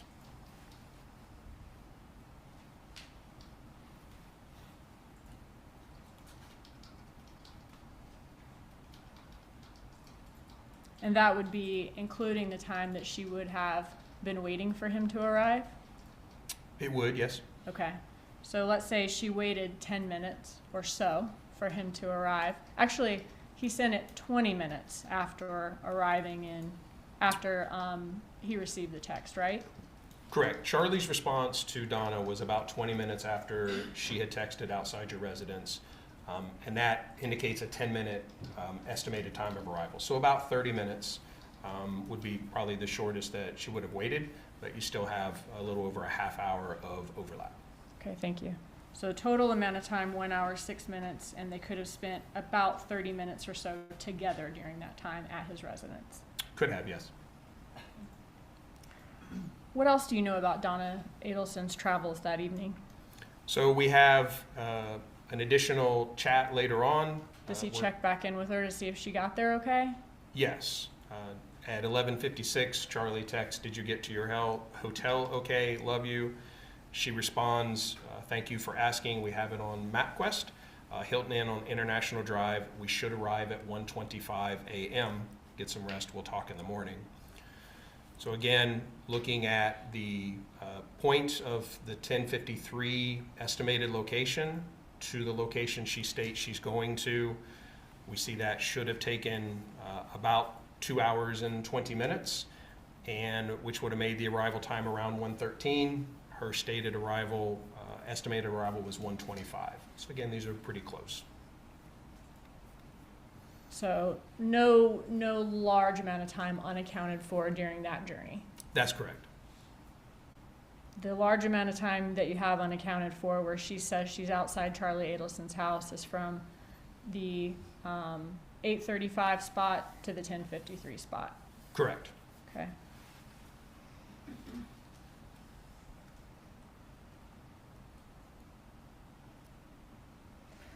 Did you have an opportunity to do this drive that Donna Adelson took from North Miami to the 1053 location on the night of July 18th? I did, yes. And when did you do that drive? I did that July 18th of this year. And was that on a Friday night this year, just as her drive was on a Friday night in 2014? Yes, And on the same date, July 18th? correct. Can you tell us about that drive? I simply traveled to that area, to the area of that first estimated location at 8:32. I started an exit south of that so that I was at traveling speed, and I traveled to Charlie Adelson's residence. I noted the time and mileage that it took me to get there, and then I traveled from Charlie Adelson's residence to the 1053 spot just to make sure that the roadways, all of those which have not changed, allowed for me to get off the turnpike, get back on, continue travel, and about how long it took me to do it. Were you able to easily get off the exit for Charlie Adelson's house and then get back on again? Yes, And was the time it took to drive from Donna Adelson's 832 location in North Miami to Charlie Adelson's residence consistent with the estimated time? It was. I was within just a few minutes. Ms. Kappelman just reminded me, you said it was on the same day. Did you also do it at the same time of day? I did, yes. Okay, so Friday evening around between 8:30 and 11. Yes, within just a couple of minutes of 8:32. It was a little hard to gauge my travel time to get to that exact point. Might have been off a minute or two when I crossed that specific point, but it was very, very close to the exact time of day. And was the time it took to drive from Charlie Adelson's residence to her 1053 location consistent with the estimated time on Esri? It was, yes. Okay. All right, so moving on to the next day, July 19th. If you could walk us through the morning after the murder of Dan Markel, where's Charlie Adelson located at that time? Charlie Adelson has locations consistent with his residence. And what can you tell us about the communication from Magbanua's phone that morning? I can. So first we looked at her locations, and we recalled that we had that after 10 p.m. Cell site location where she was leaving the area of Mr. Rivera's residence. And actually the next locations that we have for her is the morning of July 19th. And we see again, this is slide 274, and we can see that her locations beginning at 9:44 would be consistent with her traveling south from the area of Mr. Adelson's residence to the area of either her residence or Mr. Rivera's. Now, once or before this 9:44 a.m. Call, did she have some calls the night before that were routed to voicemail? Yes, that were not, they did not reach the phone, yes. What was her last location then before the locations we see here? Was it the 10:20-something location we saw from the night before when she's leaving Rivera's residence and talking to Charlie Adelson? Correct. Okay. And in the text messages between her and Charlie Adelson that night, she was planning to go over to his house that night because he wasn't feeling well. Correct. Okay. So looking at this slide, does it appear that her phone is then the first active location or the first active event with location we have? She's coming south down from Charlie Adelson's residence that next morning. Correct. Are you familiar with Katherine Magbanua's statement that she spent the night at Charlie Adelson's home the night of Dan Markel's murder, and the next morning she took the money that he gave her for the murder to the area of Rivera's residence? Yes. Was there evidence of that in the phone records? So what we see, again, back to your initial question as far as the cell phone or the call activity, we're looking at the summary of calls in the morning of July 19th. And we see those events that we saw on the map consistent with her travel south. She is attempting to call Mr. Garcia. So we have a number of outgoing calls between 9:44 and 9:46, including a text message where she's trying to reach Mr. Garcia. When she can't reach Garcia, does she start trying to call some friends of his to try to get a hold of him? Yes, so immediately after that at 9:47, she makes an outgoing call to Anthony Ortiz. Does she also try to call Luis Rivera that morning to find Garcia? She did not. Okay. Does the attempted communication with Garcia stop at 10:31 a.m.? Yes, so again, our first set of calls here, she's trying to reach Mr. Garcia. She's unable to. She calls Mr. Ortiz. And now what we see starting at 9:49, Mr. Ortiz is attempting to call Mr. Garcia. Luis Rivera is now attempting to call Garcia. And it starts this flurry of back and forth phone calls with Luis Rivera and Anthony Ortiz trying to find Mr. Garcia, or trying to reach Mr. Garcia. And that continues through about 10:20 in the morning. Okay, so Magbanua's calling Garcia's friend Ortiz. Ortiz is trying to call Garcia, and Ortiz also calls Rivera to try to get a hold of Garcia. That is correct. Okay. Eventually, do all of these attempted calls to Garcia stop, and at what point? Well, they certainly tamed down. What we see for the first time is at 10:20, so we've had this period of time where everyone's trying to reach Mr. Garcia. Katherine Magbanua gets a call from Luis Rivera from his actual primary phone number, and they talk for about 1:40. So after that, then we see that Ms. Magbanua communicates with Mr. Rivera a couple of times. She does again try to get hold of Mr. Garcia, but all of that concludes at about 10:30 in the morning. And was there any evidence as to why there wasn't location data for Garcia that morning and why no one can get a hold of him? He had, dumped his phone. He had. Objection, Your Honor, facts not in evidence. Stand, please establish the foundation for the witness to testify to this. What could you tell from his phone records, the evidence in this case, about why no one could get a hold of Mr. Garcia? So Mr. Garcia's records indicate that in the early morning hours of the 19th, that phone left the network, was no longer in communication with the network. There are a number of inbound calls that never reach the handset. They do not produce location information or durations, so his phone is not in communication with the network. And that continues through the end of the records. That phone never returns to service, never makes or receives an actual phone call from that morning of the 19th through the duration of the records that we have. What can you tell us about the locations of Rivera and Magbanua at 10:31 and the time period after that, once all of these attempted communications stop? So again, we have the flurry of communications. That last call is at 10:31 a.m. And if we look at Ms. Magbanua's locations at 10:31, she is consistent with Rivera's residence, and Mr. Rivera's cell site locations are also consistent with his residence. And are you familiar with Rivera's statement that he was able to find Garcia that morning at a girl's house and brought him back to Rivera's residence? Correct. Now, when is the next communication on Katherine Magbanua's cell phone after that with location data? The next that we see is at 11:23 a.m. This is about 50 minutes later. Correct. All right, and is her location at 11:23 a.m. consistent with Mascaro's residence? It would be consistent with the way to Mascaro's residence. Okay, thank you.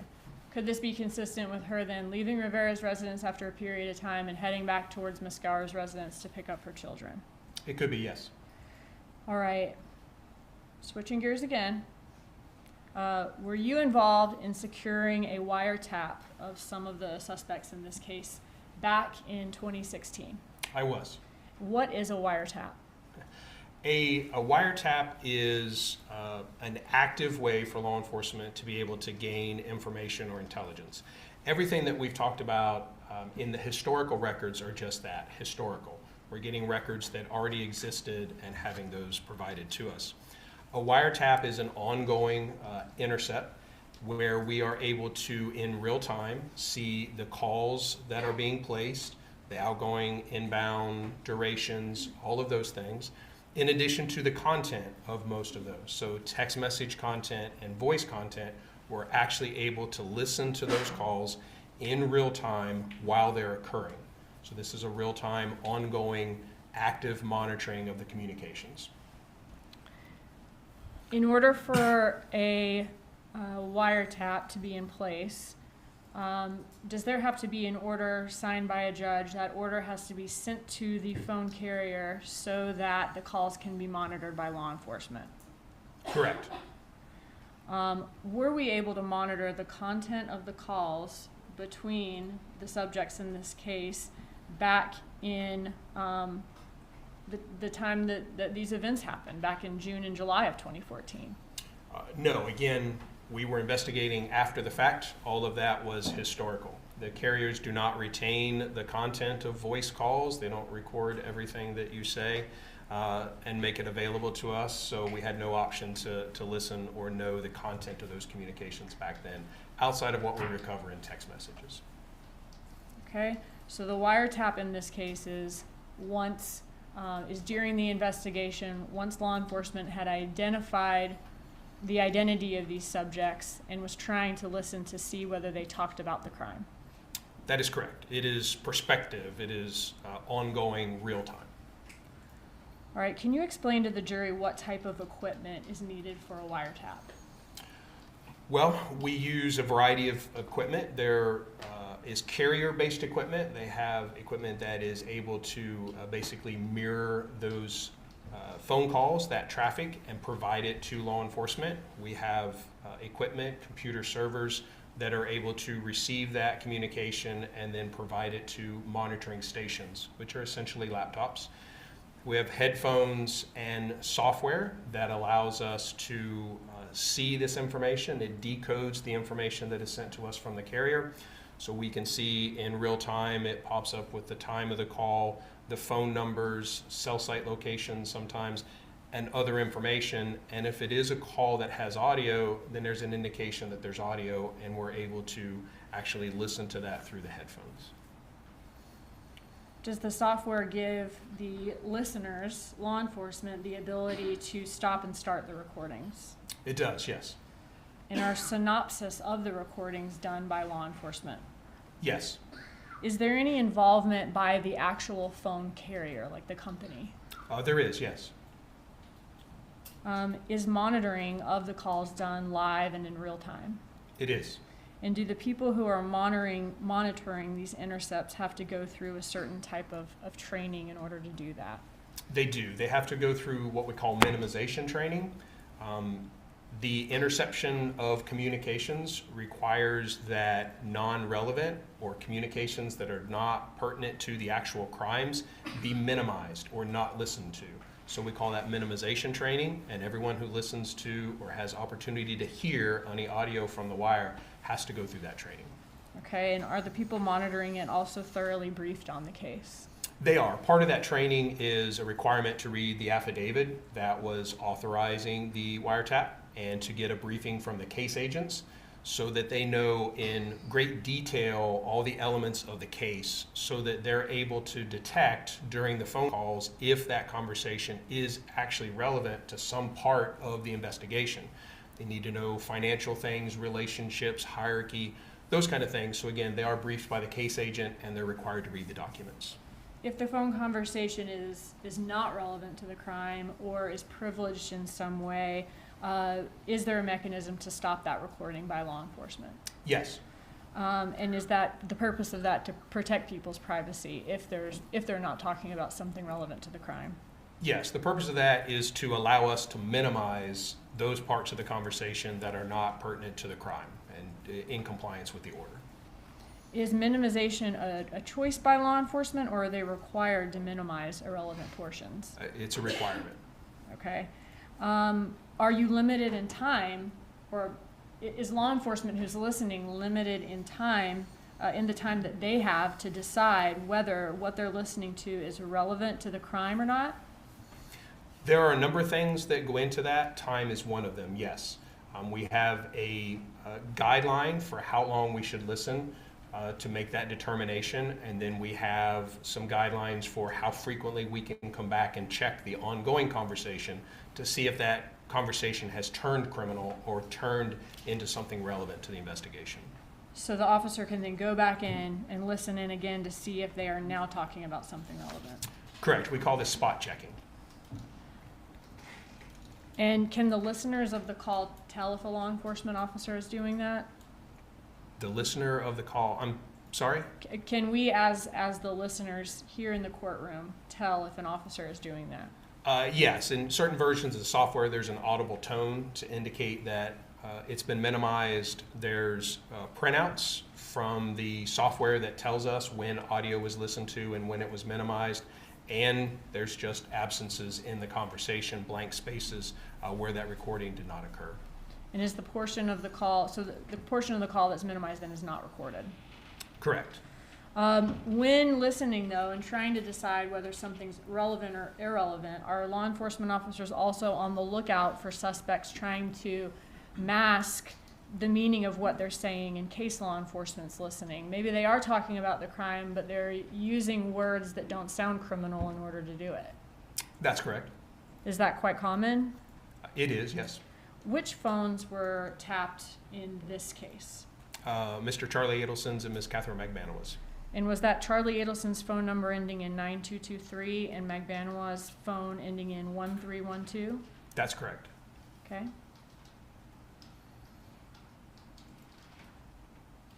And who supervised the wiretap in 2016 in this case? A number of supervisors. I supervised from a technical standpoint to make sure that the information was being received and operating functionally. The case agent supervised the investigative standpoint. It's a representative from the state attorney's office to monitor the legal side of things, and we have to do periodic reports or updates to a judge during the ongoing wire, alerting him of our progress and seeking authorization to continue. So there's a good bit of oversight. And who keeps or maintains the recordings of the wire calls A designated officer. at TPD? In this case, yes. And those recordings, are they stored in a secure manner at TPD? Yes. On a few different recorded conversations throughout the wiretap, are you aware of statements made by Charlie Adelson that he does not know who Tudo is? I am, yes. In your review of Charlie Adelson's iCloud, like his text messages in the iCloud, were there messages where he and Magbanua are having conversations about mundane things, but he says Tudo to her? He refers to Garcia as Tudo. He does, yes. So the phone records indicate that despite what Charlie Adelson says on the wire, he did know Garcia's nickname was Tudo? That would be from the iCloud return, but yes. Okay. All right. I want to move on to the bump in this case, which the wire calls came after the bump. Can you tell us the date and time of the bump in this case? So these are the records of Donna Adelson's communication during that time frame. This is 4/19 of 2016, and what we see is the bump happened at 1:47 p.m. Who was Donna Adelson's first call after the bump? And meaning the bump is when the undercover agent approached her on the street. The first call was to Charlie Adelson. Did she call Wendi Adelson or Harvey Adelson during that time? Immediately after, no. Did she call Katherine Magbanua at any point? No. Anyone else associated with this case besides Charlie Adelson? No. And when was her first call to Charlie Adelson after the bump? 2:09.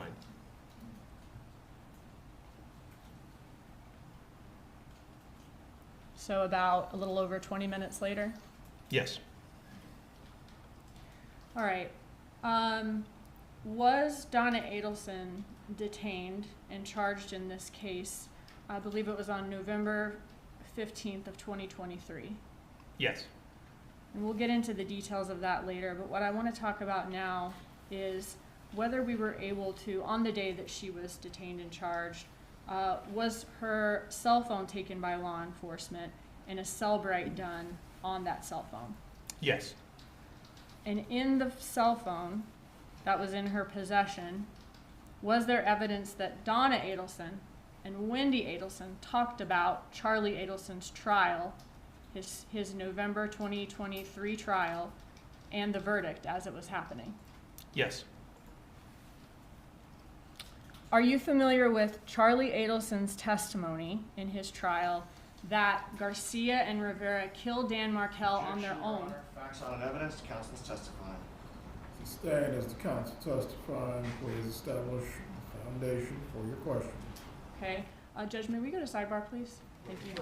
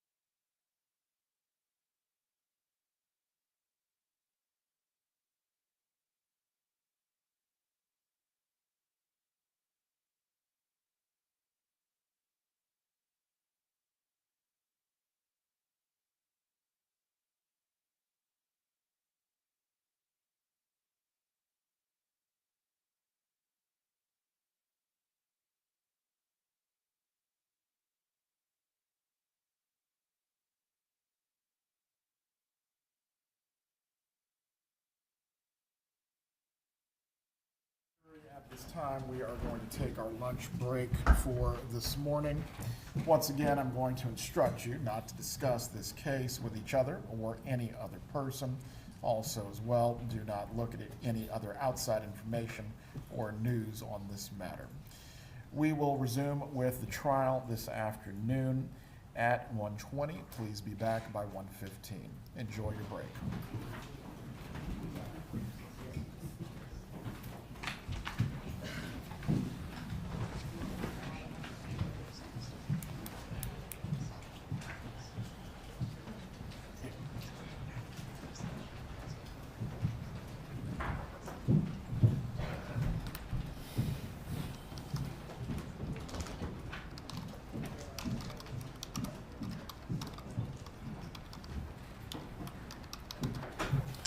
Everyone can be seated.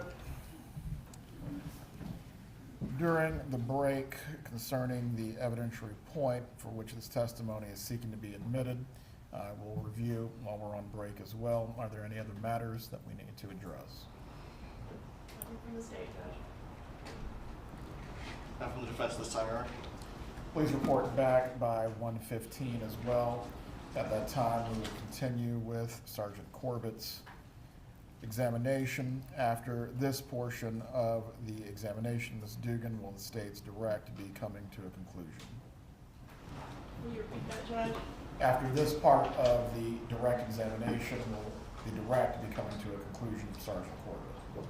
I would say I have maybe 30 minutes left, 30 to 45 minutes. Very well. Sergeant, enjoy your lunch as well. This might be a record, 2 breaks. Could be. Thanks, sir. We'll see if we can get you off the stand before we rest for the evening. 1:15.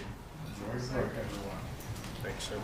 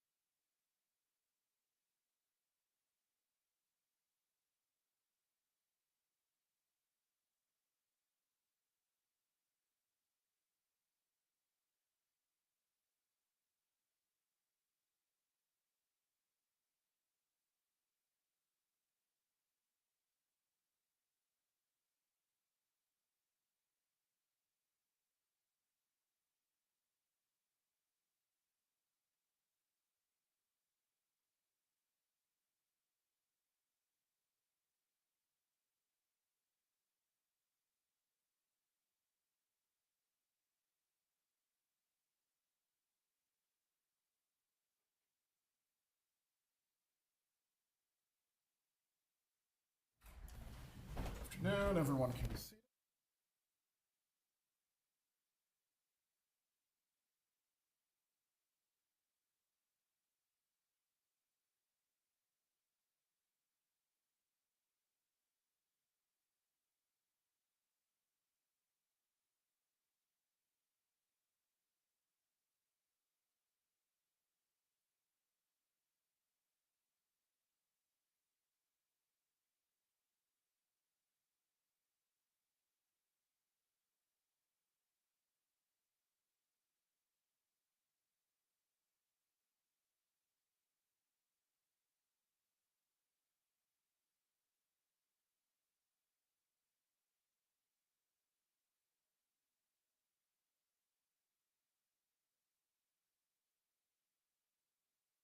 Was able to research the matter during the lunch break. And at the conclusion of that research, the ground for which it's being offered as an adoptive admission that is permissible under the rules of evidence. I will also find there are other grounds in which it would be permissible as well. The citation of the case that I'm relying upon for this, Jones versus State, 127 Southern 3rd, 622, deals with this matter, as well as the treatise provided by Professor Earhart on this matter. Are there any other issues that we need to address before we continue with the examination of Sergeant Corbett? Your Honor, if I could have a moment, I found a case that held the contrary, but I'd like an opportunity to read the case that Your Honor cited. Well, this is not a motion hearing, Mr. Zellman. If you wish to place your case on the record, please do so, but I am finding that it is admissible as an adoptive admission. Your Honor, State versus Hernandez, 875 Southern 2nd, 1271. I have a copy for the state. And for Your Honor, may I approach? You may.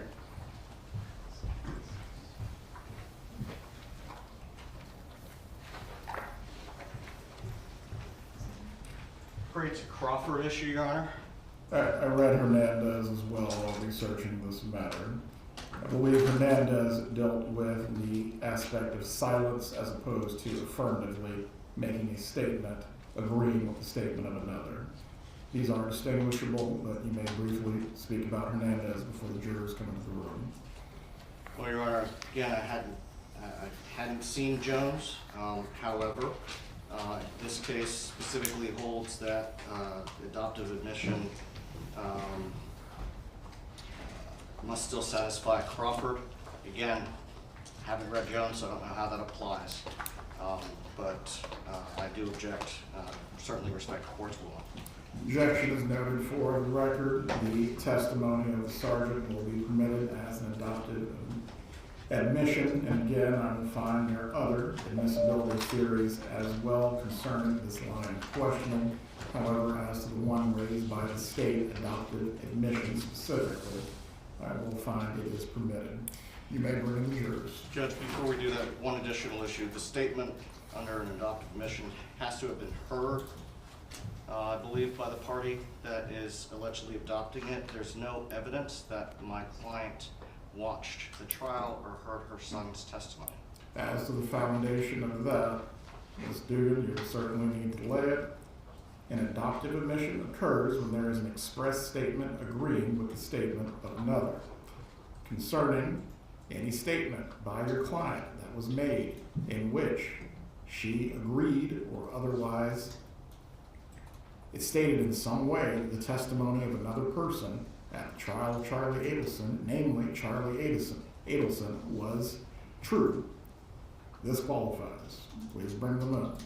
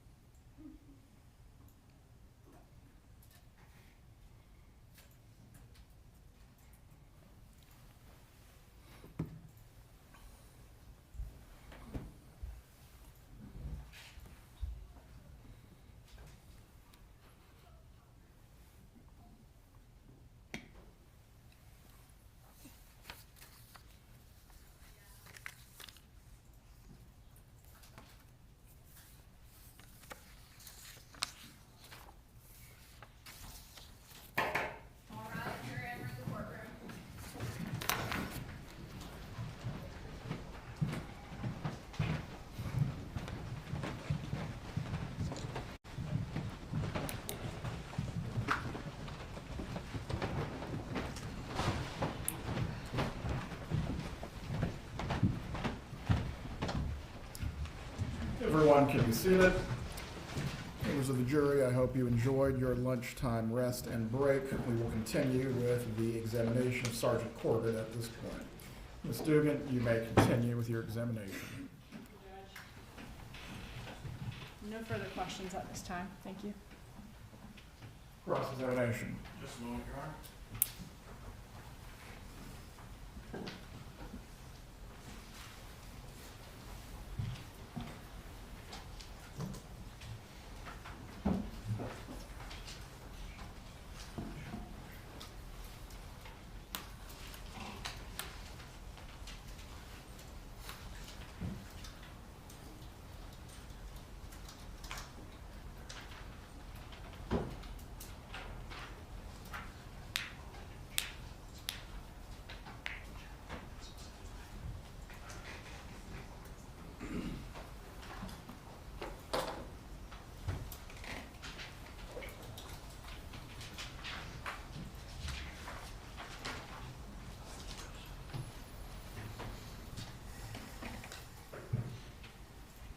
Good afternoon, Sergeant.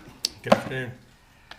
Now, I believe some of this you covered yesterday, but I just want to clarify a few things. These call detail records, they're generated by the carriers. That's correct. They're generated for business purposes of the carrier. Correct. So they're generated to, back when I think I got a cell phone, we had a plan with a certain limit. Now they're unlimited, but that was one of the reasons why call detail records were created, correct? Certainly, billing purposes, yes. And what about network load? As far as the creation of records, Yes. so network load, there are reports that I spoke about, the kind of specialty reports that are more of an engineering standpoint and are used by carriers to more effectively manage their network. Amongst other things might be load, be something that they would be considering with those records.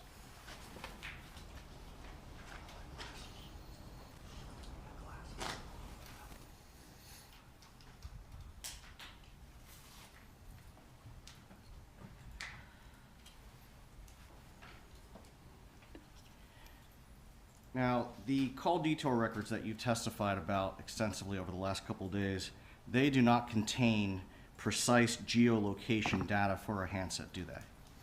The majority of the records that I've spoken about, no, do not. And specifically, the records that you relied upon for mapping purposes that you displayed earlier. That is correct. All of the records used for mapping are strictly cell site locations. So the locations that you've seen were for the cell site or cell tower the handset was communicating with, not the cell phone itself. And using the cell site sector, you can at least identify where on a map a handset could be. Correct. And so when you're mapping, those dots that are on your maps, those are the cell sites. That is correct. They're not the handset. Correct. Now, there are variables that influence how a device, a handset, communicates with a network, correct? Certainly. Would some of those include the signal strength of the handset?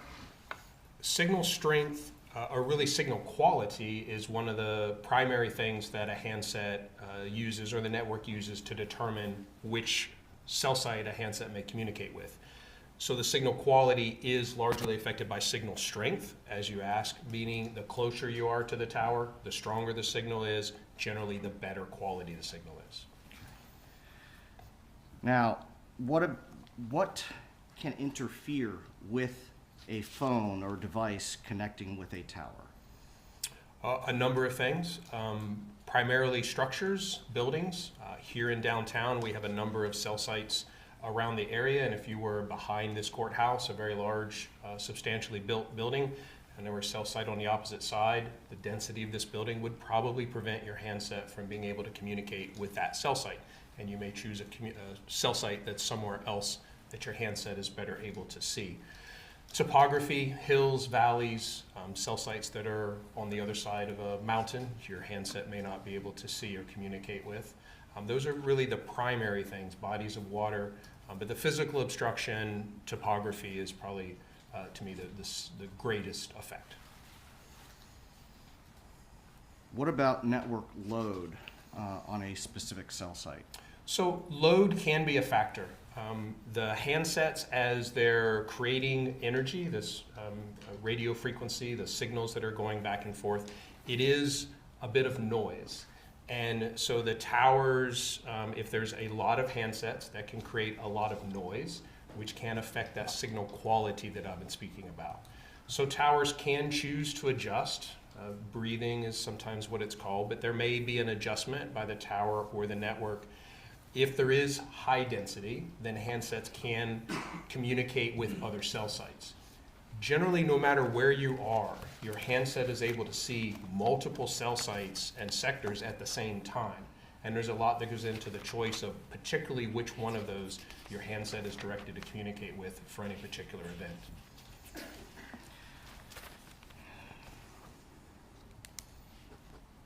So merely because a handset is communicating with a specific cell tower, cell site, and sector, that doesn't mean that that's the closest one to that handset. That's correct. Do the call detour records that you have relied on in this case take into consideration whether or not a tower is under maintenance or partially functioning or otherwise operating at a reduced capacity? Only in the respect that if it were not functioning, then it would not be listed in the records. If it were not operational, the handset would not be able to communicate with it. So when I see a cell site and sector in the records, I know that it was operational because the handset did in fact communicate with that. But there's no way to tell from the call detour records that you relied on here whether or not a specific cell site was partially functioning. I don't know exactly what you mean by partially functional. Well, were any of them operating at reduced capacity? You can't tell that from the call detail records, can you? I could not tell the load or the capacity on the tower at any particular time, no. And so you just listed a number of factors that can affect call routing and cell site selection, correct? I did, yes. Now, those same factors can influence when a call is handed off to another cell site, correct? They can, yes. And so not only in this instance do we have a handset that is moving on a highway, but you also have those other factors that could influence what cell site the handset is communicating with. That's correct.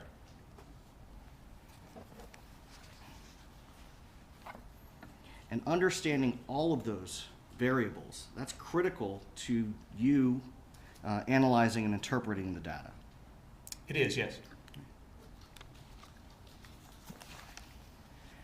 And so would you agree that the analysis that you conduct has some inherent limitations? It certainly has limitations as far as nothing in the analysis that I've done is meant to say exactly where a handset is. We're unable to do that. Again, I talked about inclusion and exclusion, that we know the general service area of a cell site, and so we include and exclude locations. But the limitation to the effect of we cannot say exactly where a handset is correct. And so in other words, it involves some degree of estimation or inference? I would agree with that, yes. Now, could you pull up the presentation that you were showing us earlier? I do have it, yes.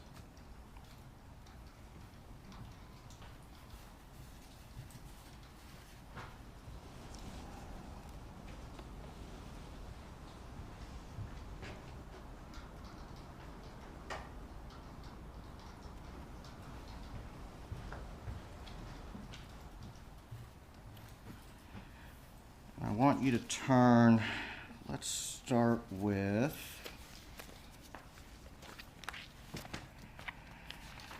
one thing that the state brought out.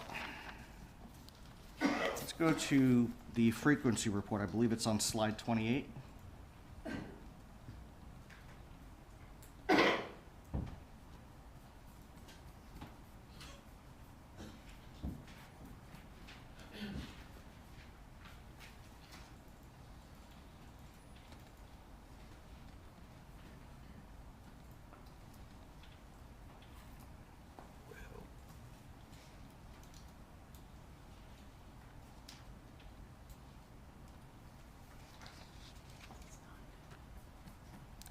apologies. A little trouble getting back there.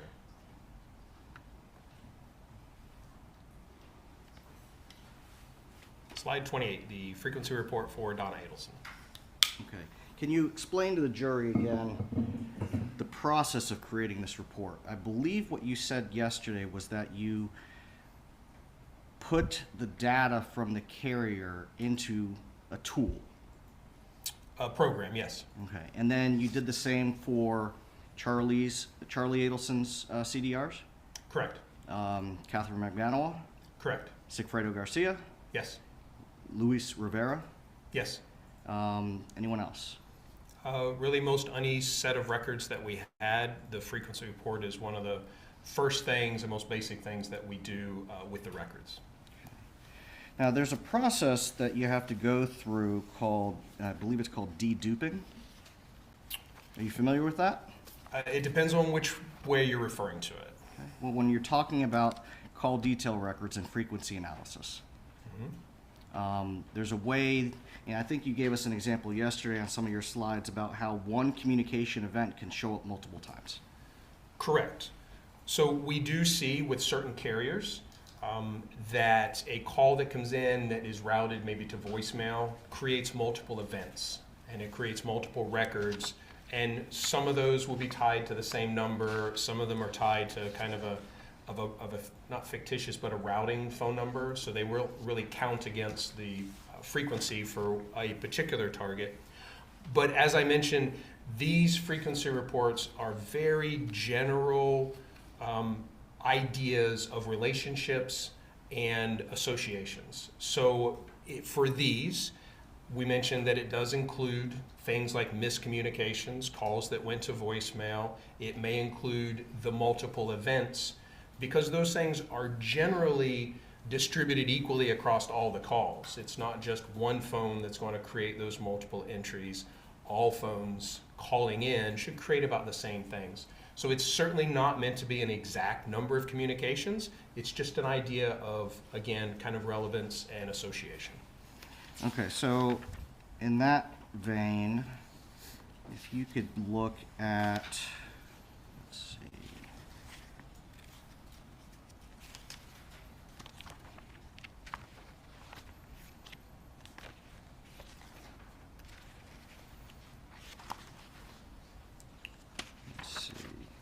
So let's look at, I believe it was slide 122.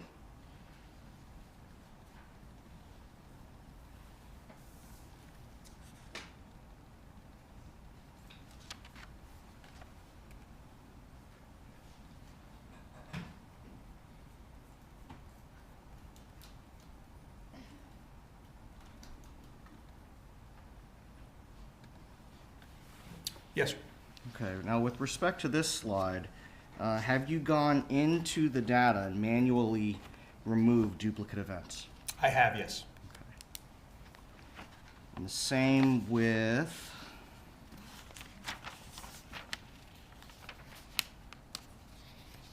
have you done the same for slides 26 and 28?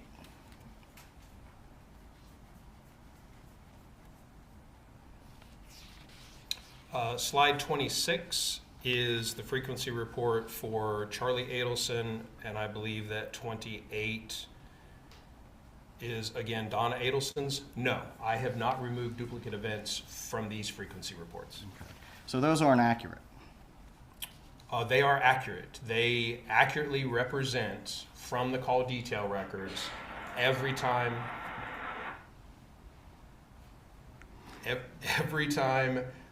that cell phone number appeared in the records.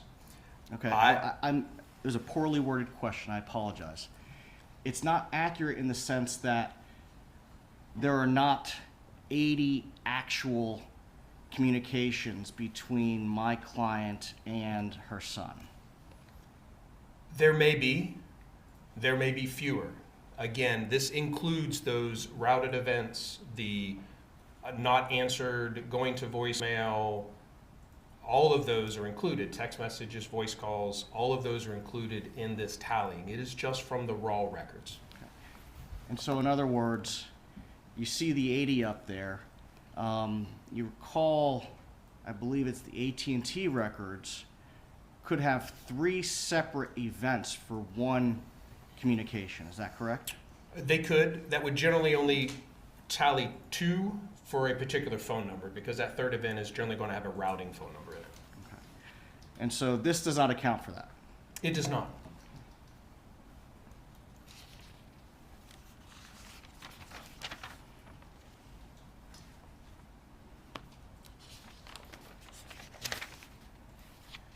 I believe on slide 98, if you could turn to that.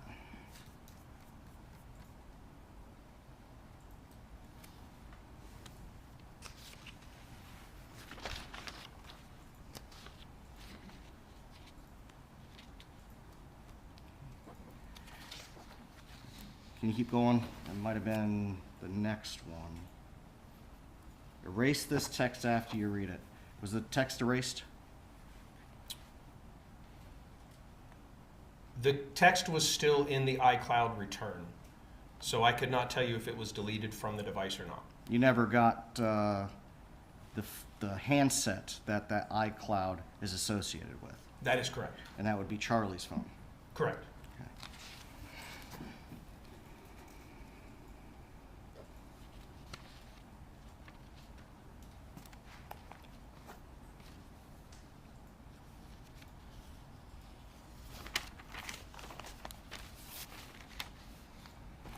Slide 116.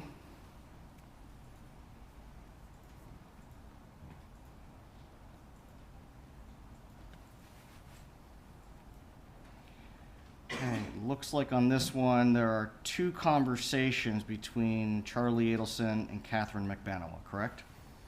One is an attempt. So as it says, Charlie attempts. Catherine, this was an inbound that I don't believe was answered, or that any actual communications occurred. Well, okay, so the one event, we don't know what was discussed, do we? We do not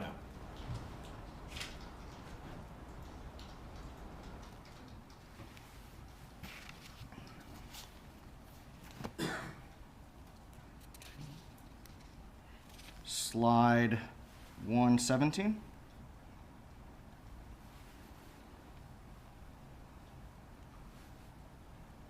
We don't know what was discussed between Charlie and whomever he was speaking with at the Adelson residence, do we? We do not. 119.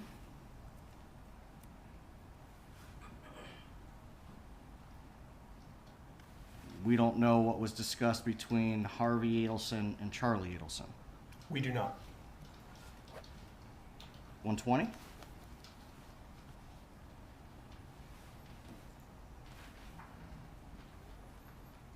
We don't know what was discussed between Katherine and Charlie, do we? We do not. And we don't have the content of the text messages the data indicates took place. That's correct.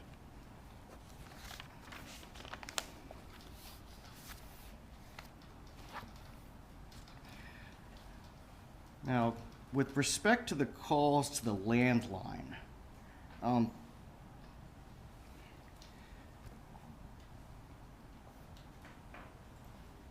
do you know anything about the signal strength for the Adelson residents in Coral Springs? You know, as far as their ability to connect with local towers back in 2014. I only know what I have seen from looking at different sets of records. I know that their handsets have events with location that are consistent with their home on a fairly regular basis. I can do analysis and determine if the handsets are home or not. So as to whether that's great signal or not, there are a number of events their handsets are creating with cell sites near their residence that would be consistent with their residence. I know that there are parts of my house where I can have a conversation, but if I walk into the garage, I don't have a good signal. You don't know where in the house that they were to have any sort of conversation in their home. I do not.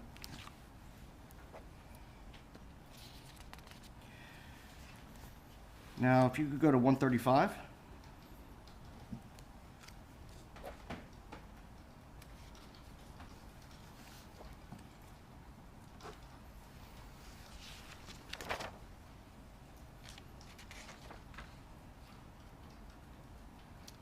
advance one. So during this 36 to 48 hour period, does the 7 communications or attempted communications between Donna Adelson and Charlie Adelson indicate a spike? I would not say so, no. Okay. And for what time period did you review their records? We have records that span years, and they are a little different for each person. For some, we have several months. For some, we have years worth of records. So I have looked at periods of time for their records spanning several years. Okay. Now, specific as to Donna Adelson, Charlie Adelson, you have at least 4 or 5 years worth of records for them, Probably that many, yes. if not more. Possibly, yes.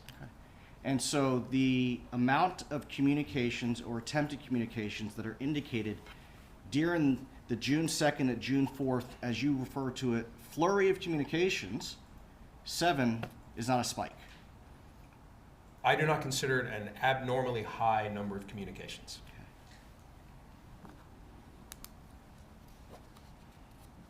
Now, same with respect to the July trip. Can you advance to that slide, please?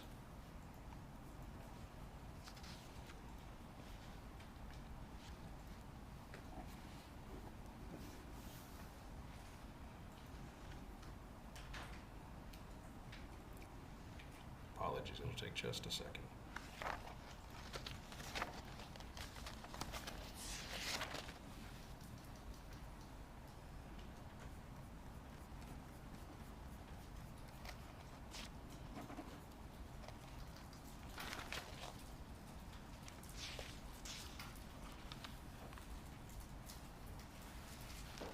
I believe that's what you're looking for. Yes. Now, again, this is it's approximately 38 hours time period. Correct. The 4 communications or attempted communications between my client and her son, those do not represent a spike, do they? They do not. And so the flurry of communications that you testified to earlier, at least as it pertains to my client and her son, did not take place, did it? I'm not sure where the characterization of a flurry came from. I don't believe that I used the term call flurry. We were looking at calling analysis or calling activity during certain periods of time. And the only question being asked of these, of the analysis in this time frame is, was there the potential for the exchange of information from one person to the other? And that's what we see, that there is communication from one person to the other across the subjects during a time frame that may be more significant than others. It's not meant to reflect a high volume or a different tempo of communication, just that there is at least a potential for the exchange of information.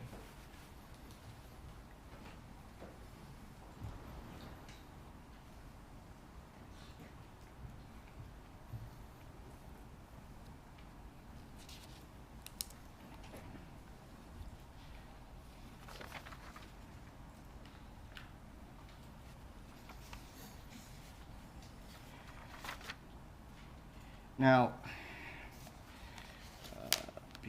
let's talk about the emails briefly. Go to slide 140, please.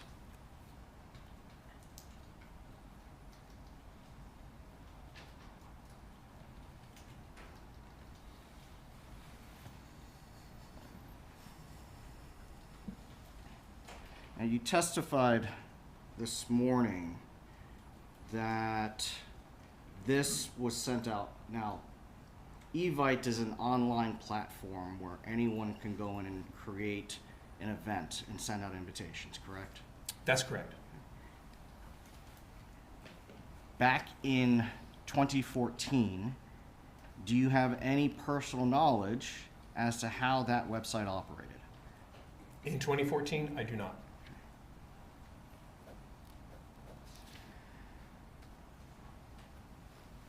And I believe that you indicated that there was an indication that Donna Adelson was unfamiliar with that process. Correct. As we sit here today, you cannot testify that Donna Adelson created that event on evite.com, can you? I can only testify as to the email where she asked if her invitations had been sent yet, and where she describes how she entered the contacts, how she entered the invitees as contacts. That's the only thing that I can take from that email. Now, also with respect to the emails, there were quite a few search warrants done for email accounts in this case, correct? Yes. How many emails were recovered during this investigation? Oh, how, like total number? Yes. Oh, hundreds of thousands.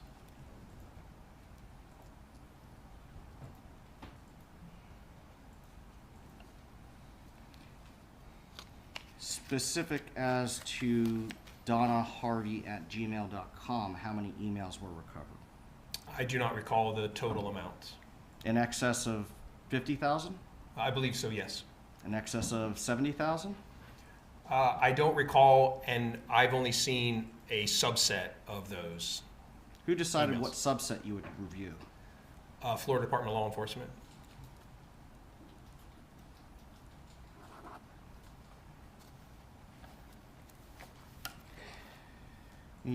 Let's look at slide 143.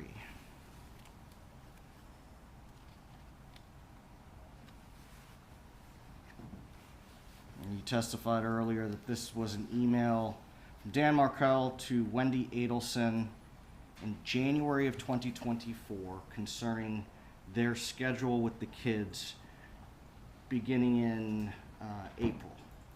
January of 2014, but yes. Yes, sorry. Are you also aware that there were subsequent emails and text messages between the two of them where this schedule changed or was modified? I'm not aware of any changes or modifications. So you have not reviewed them, or you're not aware of them? I'm not aware of them. I have not seen anything. I have not done a great deal of research into the schedule with the children, but I am, as I sit here, not aware of any changes. How did you decide to put this email in the presentation? The emails are reviewed by whomever is investigating the case, assisting to investigate. They're provided to the state attorney's office for a determination as to what should be included in the presentation.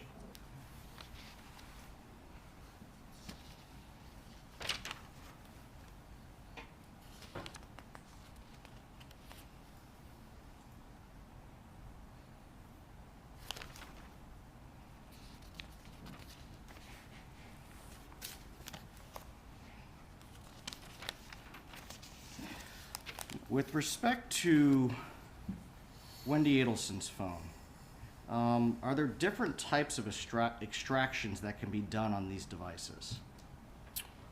Yes, there are different sort of levels of forensic examinations that can be done, yes. And what are those levels? Well, it kind of varies by device, by time period, by forensic tool, but we generally talk about a logical extraction where we're we're taking the majority of information we can get access to kind of in a logical fashion. If this appears to be a text message, it's a text message. Phone call is a phone call. It is not as thorough as generally what we may consider a file system or a full file system extraction. So those are kind of the basics. Okay. Which one is preferable when conducting an investigation? We want the most detailed that we can get. And the most detailed for most handsets is going to be a full extraction, correct? It would be, but there are a number of things that may prohibit us from getting that full file system or full extraction. Encryption, passwords that cannot be broken, phones that are not supported by forensic tools. We frequently want the full extraction, but are unable to get it. Now let's talk about Wendi Adelson's phone. her phone was searched pursuant to consent, correct? I believe that's correct. And there were no limitations to that consent. I am not the one who obtained the consent or did the examination, so I don't believe there were, but I don't have firsthand knowledge of that. Okay, well, I believe, are you aware that Wendi Adelson gave a lengthy statement to investigators? Yes. And during the course of that interview, she voluntarily provided her cell phone for extraction. Again, I believe that is correct. And are you aware that she put any limitations on that extraction? I'm not aware of any limitations. And so, what type of extraction was done on her device? A logical extraction.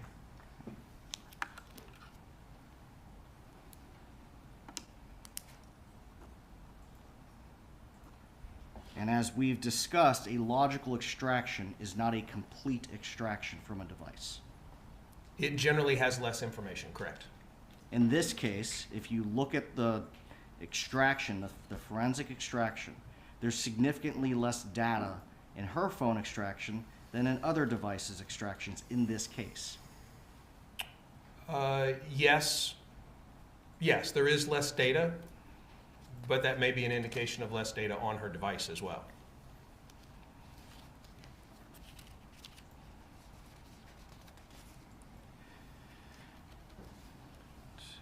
I want to talk about the morning of July 18th of 2014. I didn't write down the slide number, but you indicated earlier that, and you had a slide that Wendi called Donna, Donna called Wendi. Can you pull that up? I can. Thank you.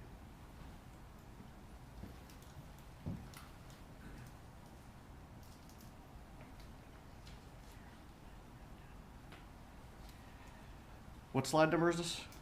This is slide 196. Thank you. So slide 196, your analysis reveals that Wendi called her mother first, correct? Well, these calls are as noted, at the same time. So they're both at 8:09. And one of the limitations we have with some of the sets of records we have is that some were provided with only hours and minutes of call, and some were provided with hours, minutes, and seconds. So these calls actually occurred in the same minute, but it's possible that Donna's call was first. Don't you have records that indicate seconds? We do have records that indicate Specific seconds. for this day? I don't know if we have specific for this day. We have multiple sets of records and multiple overlapping sets of records.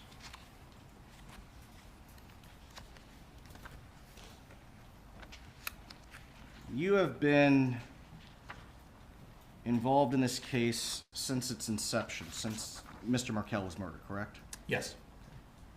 And it's typically in your field best to use records that have more data rather than less, correct? Generally, yes. Okay.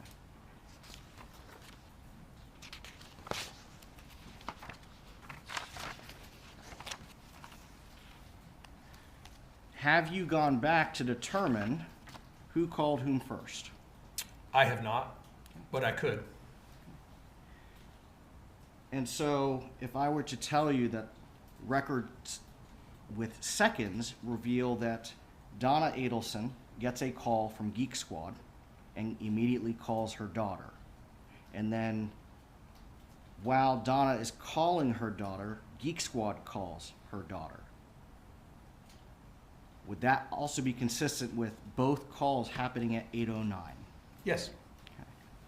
And by using the records with more information, you would be able to present this in an accurate order, would you not? They both indicate the time of 8:09 for the calls, and as discussed or as presented, hopefully, that there was a phone tag that occurred here at 8:09. And so that, yes.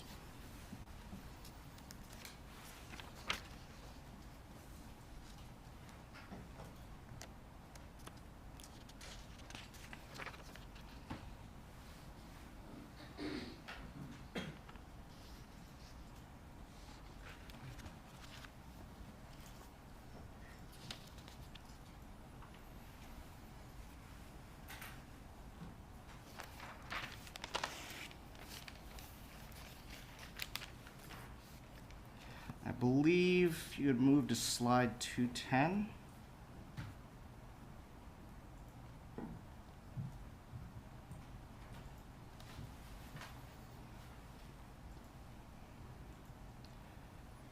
Now, this is after the text message exchange between Wendi Adelson and Dan Markel, correct?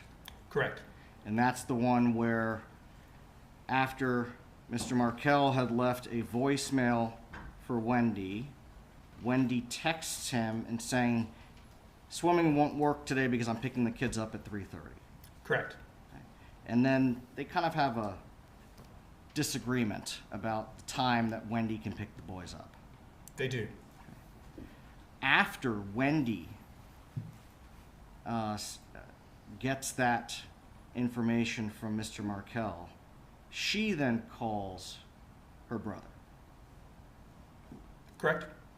She didn't call her mother. No.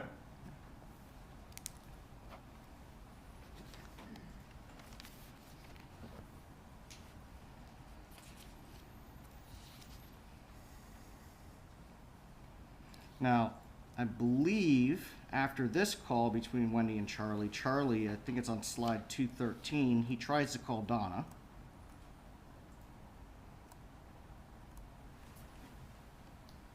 Correct. 30 seconds, that indicates to you that the call did not connect. More than likely.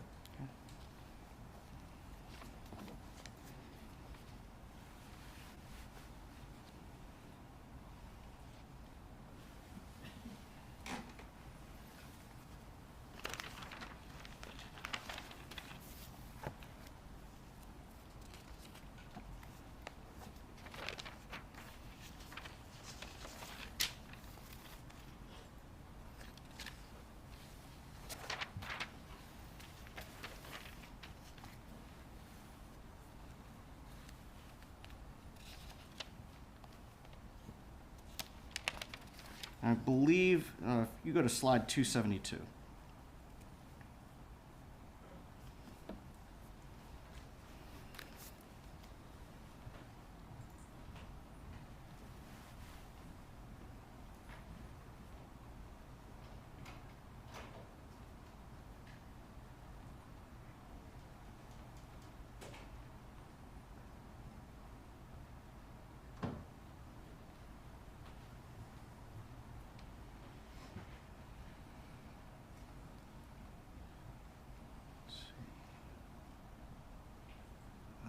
May have gotten the slide wrong. If you can back up a couple of slides, please.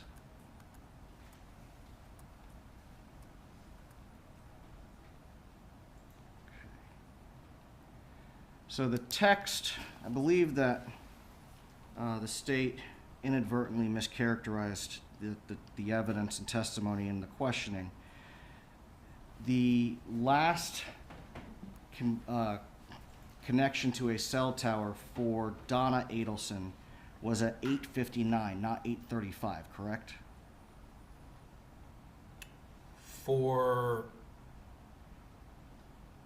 8:59, for location, like location that we would use? Yes. I don't recall an 8:59 event.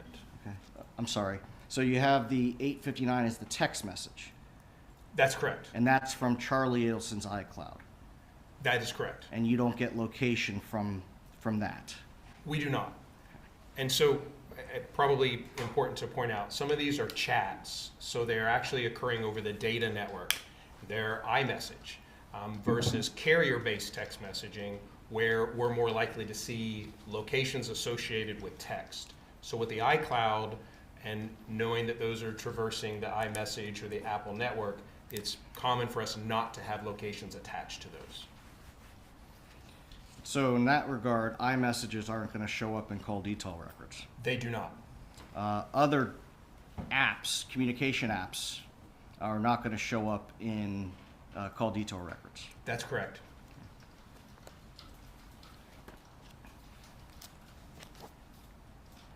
Now this tragedy took place a little over 11 years ago, correct?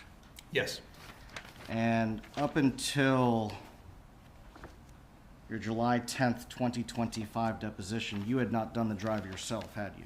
That's correct. Did you do any research to determine what construction had taken place on I-95 between July 18th of 2014 and July 18th of 2025? I-95 where? Where you drove? Not the, I know that there was a number of changes to I-95 at the area where it separates from the turnpike, the Florida Turnpike. I did specifically look at the turnpike in relation to Mr. Adelson's residence to make sure that there had been no changes in the roadway there. Okay, so the turnpike, it's your testimony that in the last 11 years, the turnpike in that area has not been widened? I don't recall it has been widened. The off-ramp is in the same location. The aerial photography is exactly the same for that exchange. And again, the drive was done because there was a question raised somewhere along the way about the ability to get off the turnpike and to Mr. Adelson's residence. And so just to clarify that, and that more research was done. And so again, looking at that, there's been a number of changes around that area. Water drainage has been filled in, buildings have been built, all kinds of things have happened, but the roadway itself remains the same. So again, my question is, has the road been widened? Has there been construction? There may have been construction and replacement. And I can say with certainty, and I can look at it again, but with certainty, the routes, the off-ramps, the exchanges are in the same position that they are. If the lanes are a little wider, there was no significant change in anything about getting off the turnpike and getting over to Mr. Adelson's road. Sergeant Corby, I don't know if I'm asking a poor question or you're misunderstanding. Has there been construction on the turnpike in the last 11 years? I'm sure there has, yes. Did you do anything to determine if that had happened? Yes. Okay. And yet, you're still giving us a qualified answer. You're asking about widening. I don't recall seeing, and again, the area that I looked at was the turnpike, the off-ramp of the turnpike, the exchange that goes to the east, and then connects with Mr. Adelson's road. There were no changes to that. If the turnpike was widened somewhere, that may be possible. I did not look for that. Again, I'm looking for the path of travel had not changed. So you looked for records that would be consistent with the state's theory? To establish that the route hadn't been altered in any way? The question raised was, can you get off the turnpike and get to Charlie Adelson's residence? And the answer is yes.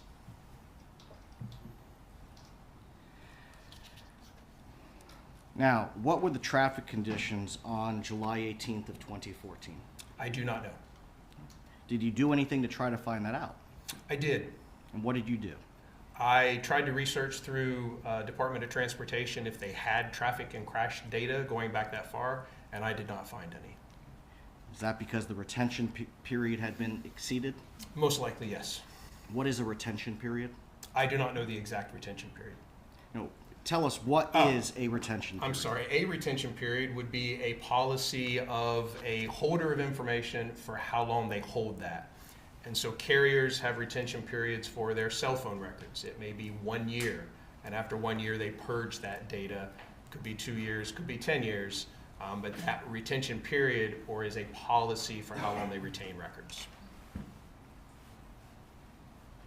And so, as we sit here today, do you know the retention period for DHS&V to keep accident records? I do not. What about construction records for I-95 and the Turnpike? I do not. Did you do anything to collect construction records for I-95 or the Turnpike between July 18th of 2014 and the present day? No. How many lanes were on 95 between my client's residence in Miami Beach and her son's residence back in 2014? I do not know the exact number. What about now? It varies. There were 6 or more in certain places. There was construction going on when I drove. What about the turnpike? How many lanes were on the turnpike back in 2014? Again, varies by the location where you're at, but 2 to 3 in any direction. And what about now? Same now. I say same now. Depending upon where we're talking about. So I'm looking at a very narrow stretch of the turnpike. Talk about the turnpike, it's in entirety. I'm sure it's undergone a lot of changes. Now, when you did this drive, you had gas in your car, correct? I did. You did not have to stop for gas while you're doing this test drive, did you? During those particular sessions or sections, no, I did not. You had snacks with you? I did. So you didn't have to stop for snacks? I did not have to. Did you stop for any meals along the way during this drive test? During these particular sessions or sections of road travel, no, I did not. And there's a reason I'm going to ask this question. How old were you at the time you did this test? 55. So not in your 60s, not in your 70s. Not quite.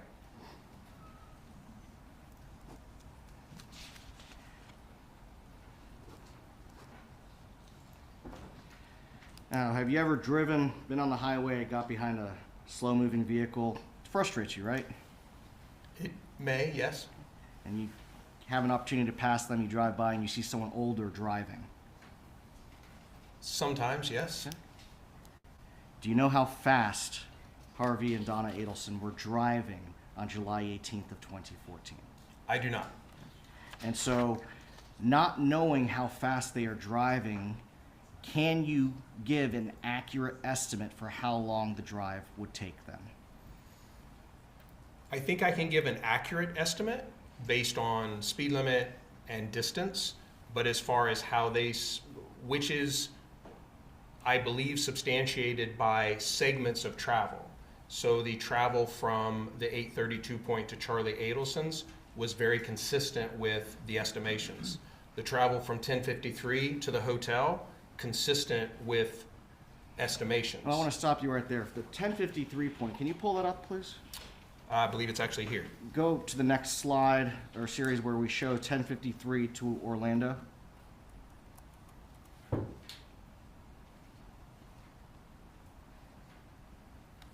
Perfect.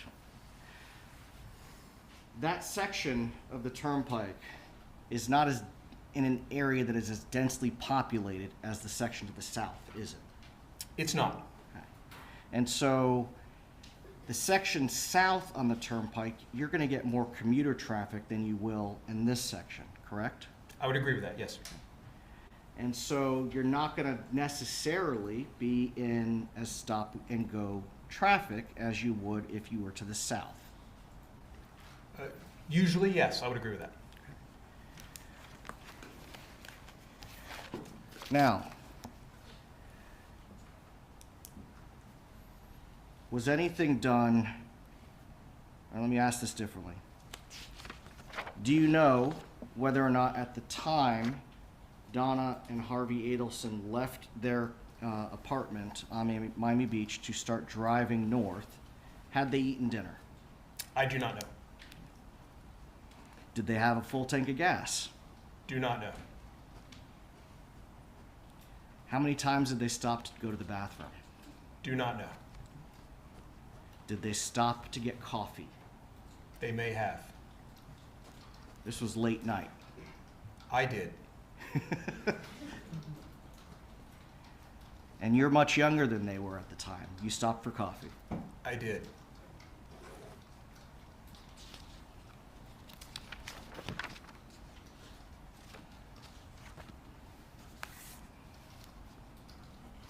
Just a moment, Your Honor. Go ahead.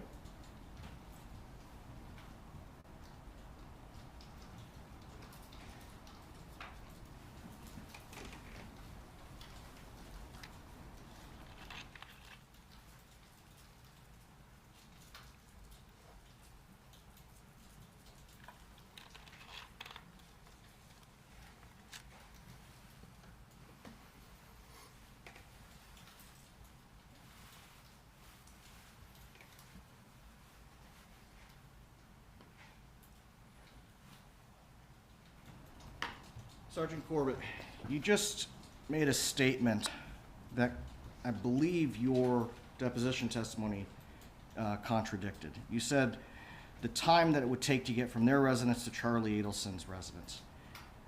Can you, with the call detail records, place my client, Donna Adelson's handset at Charlie Adelson's residence on July 18th of 2014? From cell site locations in the records? No.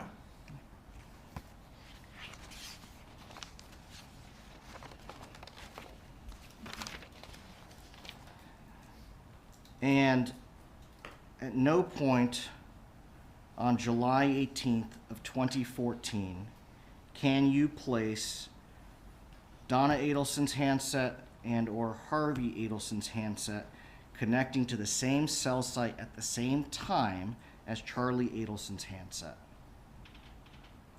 That's correct. So from the call detail records, you cannot testify, you cannot tell this jury that my client was at her son's house. That's correct. Nothing further.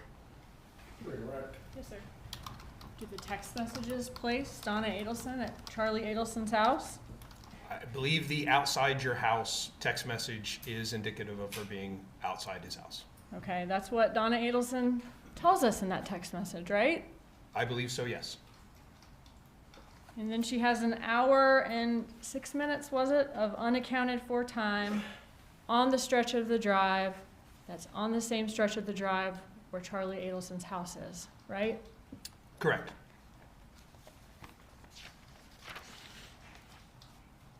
You got lots of, and did you do this drive in 2025 because the defense questioned the fact that you hadn't done it, didn't know if you could do it in the 2025 depot? There was a question. As to who raised it, I'm not certain. Okay, thank you. You got lots of questions about construction on the turnpike. Defense asked if their client could have gotten stopped for that extra hour that's unaccounted for in construction. Did Donna Adelson tell us in that text message where she stopped on the drive? Did she say she was outside of Charlie Adelson's house? Agreed. Okay, and then Charlie Adelson gave her his estimated time of arrival at the house for 10 minutes from then. Is that Correct. right? Correct. If the Adelsons were just driving really slow on that first part of the drive where they have over an hour of unaccounted for time, would they then have had to speed up to normal cruising speed for the second part of the drive where they made it from the 1053 location to Orlando in consistent, with a consistent amount of time as the estimated time that we see on Esri? Yes. The second part of that, the second half, if we'll call it, of the trip was done at close to the estimated time. So the speed and travel were close to what would be expected. The first half of that trip, it was not. Okay, and when you did the drive and went from the I believe was it 832 or 834 location? Yes, one of those. One of Before those two. before the end of the 835 call. Okay, 834 location. When you did that drive, were you able to get on the same day of the week, the same time of Friday night, from that point to Charlie Adelson's house in the estimated amount of time? I was, yes. Okay, and same with the second part of the drive, from Charlie Adelson's house to the 1053 location. Was that consistent with the estimated time from Esri? With just a few minutes, yes. Or within just a few minutes. All right, and you would have been driving in the same conditions in North Miami, same date, same time of day as the Adelsons drove in 2014. As close as I could get.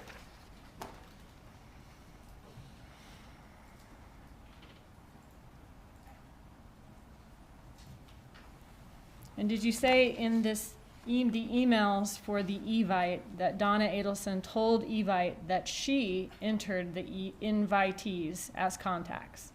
Correct.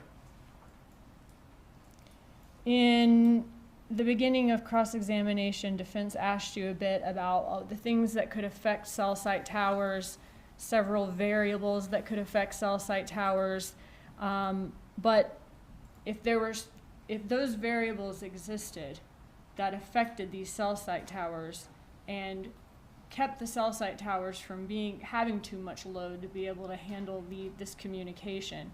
Would we see phone communication with those cell site towers in the records as we do? Again, if the tower was not operational, no, the handset is not going to communicate with it. But those things, again, when we're talking about the inclusion and exclusion, where a handset could be, we're aware that there may be cell sites that are closer, that may be stronger, bigger, taller, and all of that we take into consideration when we estimate the area that might be consistent with where the handset was. Is there anything in the records that caused you to believe these records or analysis is unreliable in any way? No. Just a second. No further questions, thank you. Sergeant, you may step down, finally. Thanks, sir. Will this Very well. Please call your next witness. That's the next witness based on his former employment as the witness that we've asked camera not display his face. So I would ask for instruction on that at this time. Very well. The witness's face is not to be displayed based on his prior employment in law enforcement. Certainly his voice and audio may be broadcast, but not his face. Judge, before the witnesses testifies, and we have a very brief recess. That's fine. Members of the jury, the bailiff will take you to the jury room.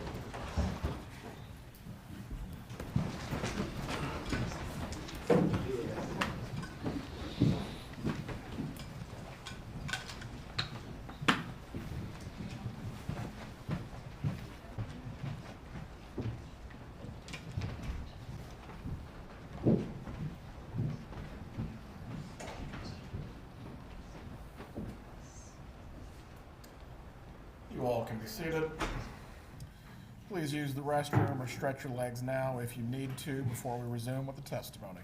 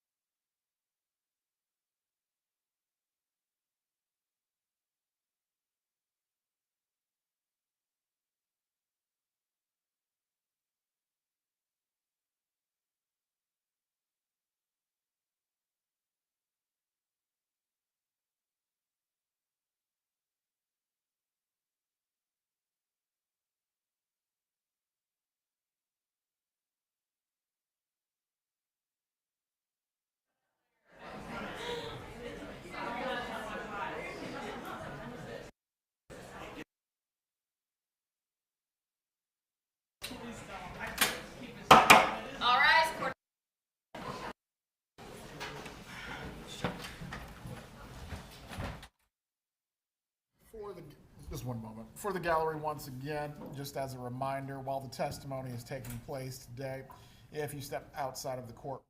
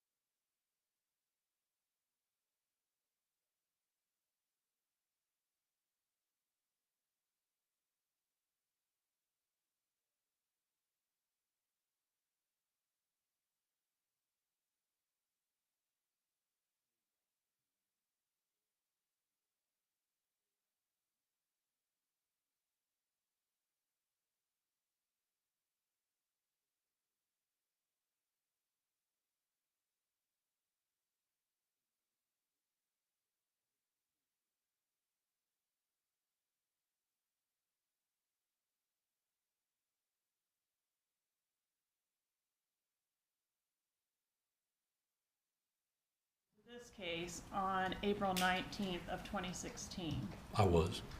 Can you explain what the operation was?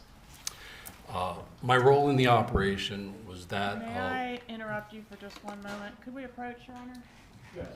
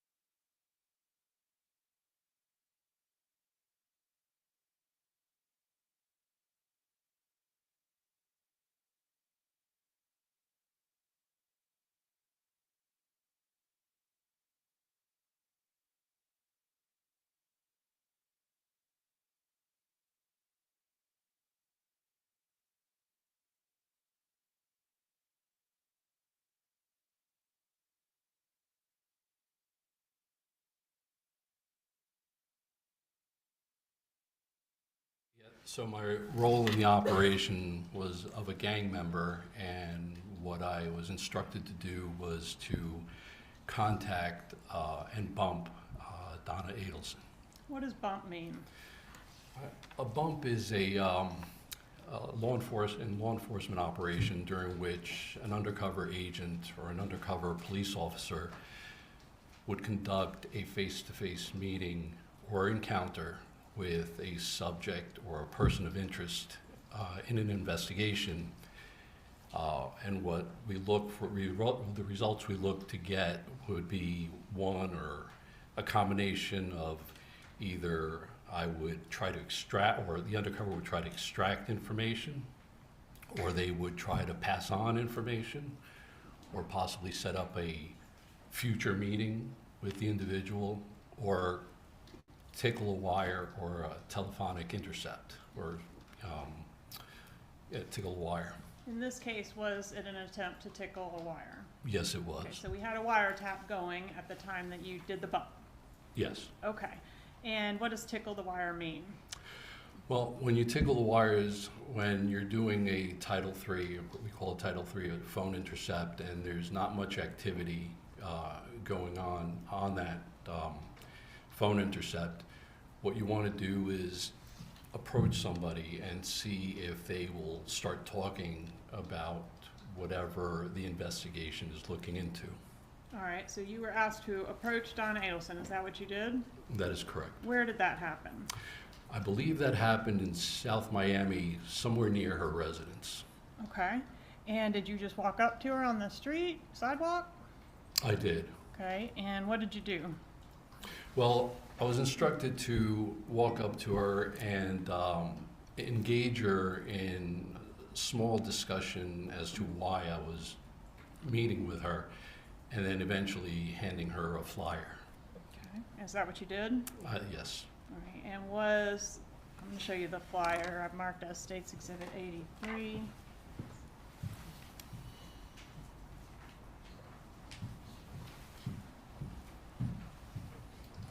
Okay. Is that what you handed Mrs. Adelson? This is it, yes. All right, Judge, I'd ask to introduce States 83. Okay. States 83 is admitted.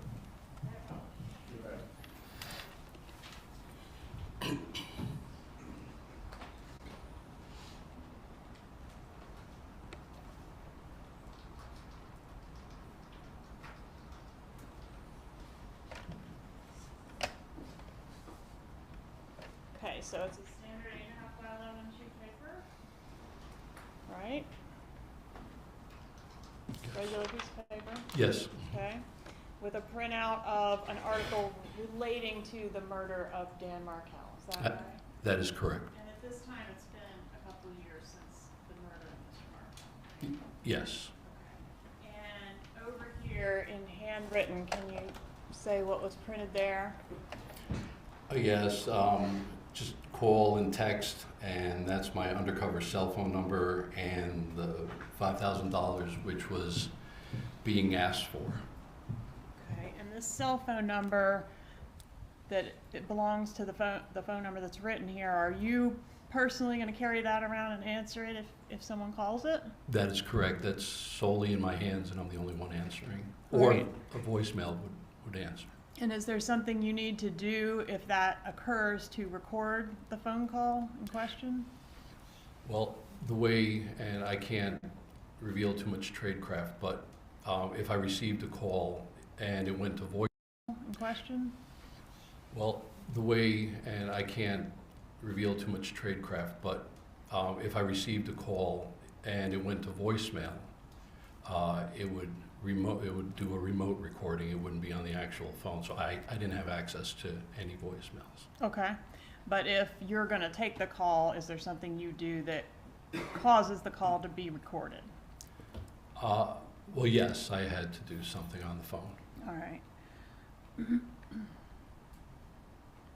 Was the interaction, the bump that we're referring to it as, where you approached Donna Adelson and spoke with her, was that audio recorded? It was audio and video recorded, yes. How was it recorded? I had an audio and video on my person, and I believe the surveillance security team also recorded that. So we've got one angle that's what you're wearing and another angle from across the street. That is correct. Have you had an opportunity to review State's Exhibit 112, a thumb drive containing those two recordings? Yes, I have. And are those fair and accurate recordings, both of what you were wearing as well as the one taken from across the street? Yes, they are. Moving to evidence, States 112, Your Honor. Any objection? No objection. States 112 is admitted. I'm showing you States 117. Are those your initials on 117? Yes, they are. Okay. Were there phone calls that were made from or to the phone number on the phone flyer in connection with this investigation? Yes. Are those phone calls contained on States Exhibit 117? Yes, they are. Moving to evidence, States 117, Your Honor. Any objection? No objection. States 117 is admitted. And States 117, those are all the phone calls associated with this number on the sheet here. We've got one from you to the Adelson Institute Family Business. Recall that? Yes, I do. Okay. And then one from Charlie Adelson to this phone number, is that right? Yes. And one from Donna Adelson to this phone number, correct? Yes, correct. Okay, and those are all the phone calls. Nobody else called the number during the course of this operation that was answered? That was Right. answered, yeah. Okay, Correct. there were a couple missed calls, right? Yes, that's correct. Okay. No further questions, Your Honor. Cross-examination.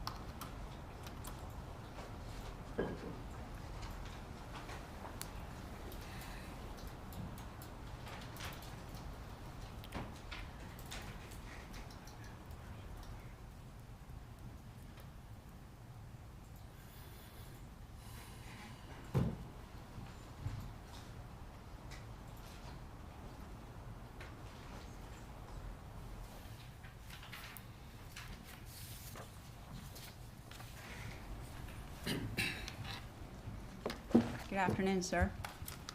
Good afternoon. I have a question. Sure. When you indicated that you were playing the role of a gang member, what does that mean? Well, a gang member is anybody that's involved in any type of organization or regarding criminal activity, involved in criminal activity. Well, I know what a gang member is. I'm asking what were you going to do? What were you trying to portray yourself as? How was your demeanor? How were you going to act as a gang member?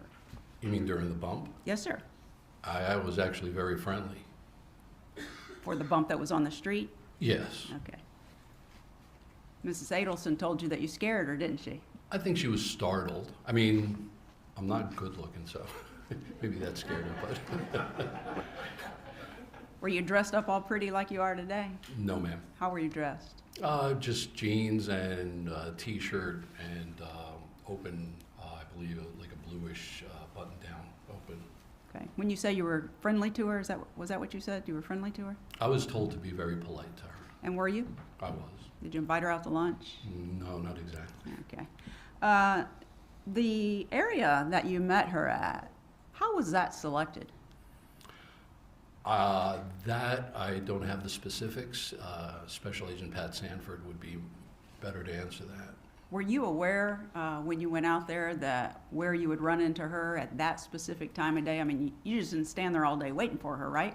I did not. Okay. You knew a specific time in general that you thought you would see her there, correct? The investigative team, I'm sure, did their homework and they knew, so. Okay. Are you aware that that's the route that she took from where she was living down the block to pick up her grandchildren from school? I was made aware of that, yes. Thank you. Now, in the bump, with the flyer that you handed to Miss Adelson, you had some information on there, $5,000. And when you spoke to her, what did you say to her? Well, when I engaged her, to the best of my recollection, you know, I said to her that we know that their problem up north had been taken care of, and that Katie and Tuto are being taken care of, and my brother Tato has not been taken care of. He and his family have not been taken care of, and that they should take care of him and his family, something to that effect, him and his family, like they are taking care of Katie and Tuto. And who's Tuto? Tuto, from what I understand, was Sigfredo Garcia. And who was Tato? Tato was Luis Rivera. You have a really interesting accent. Yeah, that's because I'm fluent in Spanish. Yes. Okay. Are you of Spanish descent, or you just have learned that? I am. You are? Okay. Thank you. You do it very well. Thank you. So you tell her that you know that her family is taking care of Tuto and Katie, but not your brother Tato. Correct. And Tato is Luis Rivera. Correct. And he was incarcerated at that time. Correct. And you told her that in the Broward County Jail, the two of you have been together, right? I don't believe on the bump I said that. Okay. And you tell her that you need $5,000 to take care of Tato, correct? Correct. Okay. And she told you she didn't know what you were talking about. Well, during the bump, I didn't mention the 5,000 or anything. I didn't mention the money. The piece of paper said $5,000. Well, the paper did, but verbally I didn't say it to her. You said they needed to take care of Tato. Yes, but I didn't say the dollar amount. But you handed her a piece of paper I and it did. had it on there, correct? Sure. Okay. Mhm. She didn't pay you the $5,000, did she? I don't believe they ever did. Okay, and that was on April the 19th of 2016, correct? I believe so. Okay. So that's the 19th.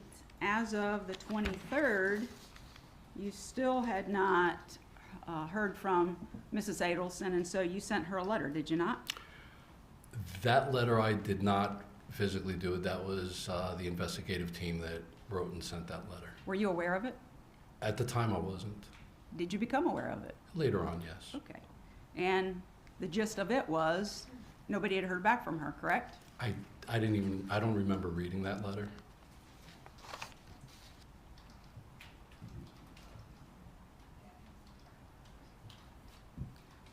So, but you're aware the letter was sent, right? Later on, yes. Okay. And then move forward all the way up to April the 28th of 2016. Mrs. Adelson has not called you back, correct? I don't remember the dates that, accurately, I don't remember. Okay, well, there's a phone call that's been introduced into evidence, so. Well, yeah, okay. but you're asking me before that. I guess on the 28th I received a call. Well, on the 28th, you actually called the Adelson Institute, didn't Yes, you? I did call. Okay. Yes. So you were the first call then? You Yes, called the Adelson Institute? Correct. And correct. you were trying to reach Donna Adelson? That is correct. But she was not there? Correct. So you left a message saying, you're Sammy, and you haven't heard back from her, and let her know I called? That is correct. Okay. But she doesn't call you back right then, does she? No, she did not. And she didn't pay you the $5,000 you were looking for, correct? Did not. Okay. And so you called the Adel Institute and get no response. So then May the 4th of 2016, you sent a text to Donna Adelson at 2:09 in the morning, correct? That is correct. And on that text, you said, still have not heard from Donna. Wait a minute, no, I'm sorry. So you don't take me serious. You think I'm playing. You have some puta? I think Puto. Puto, call me to see if I'm for real. If you think what KD baby daddy did for you can't come back, you're, excuse my language, fucking crazy. I want the, and then it doesn't say, now, or I'm going after the 100K, right? That's what I was told to write, yes. Wasn't very polite there, was it? Well, that's usually how somebody that's blackmailing somebody or extorting somebody in the criminal world would probably talk to somebody, yes. Sure, it's more aggressive, right? Absolutely. Because you want her to incriminate herself by talking to you, pay the $5,000. You're looking for her to talk, right? I'm just looking for her to send the money. But she didn't send the money, did she? She did not. Okay. And then you got a call on, let's see, that was May the 4th. You still don't hear from Donna. But on May the 6th, no. May the 4th, you get a call from Charlie Adelson, That is correct. and you talked to him, I did. right?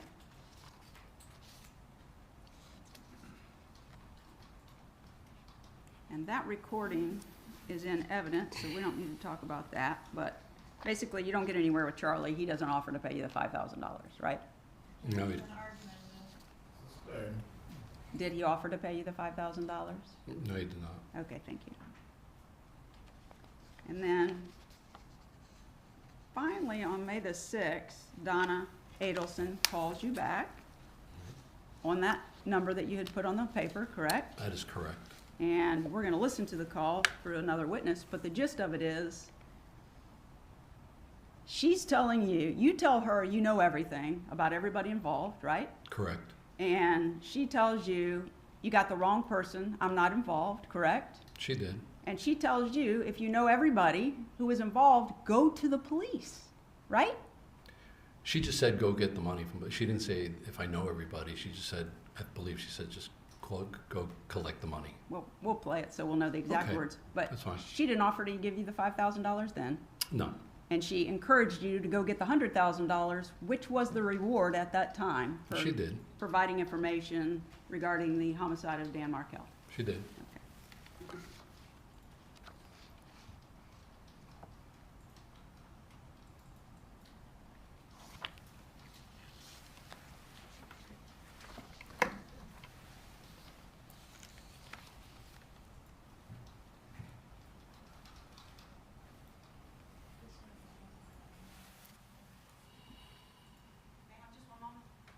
Take your time.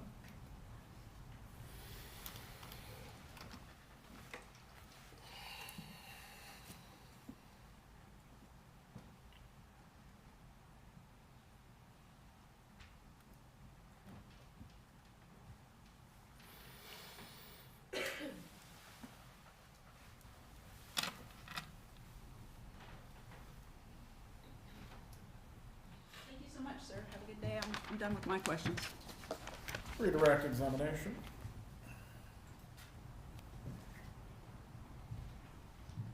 So we're gonna watch the video a little later with another witness, but did Donna Adelson have any children with her when you approached her? She did not. Okay, nothing further. You may step down. Will the witness be recalled at all? No, sir. You are released. Have a good day. Your Honor, keep him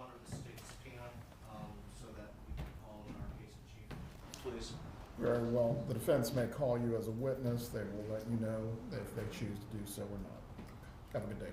My understanding is that we're to coordinate that through Investigator Newland at the State Attorney's Office. Yes. So we'll keep you informed.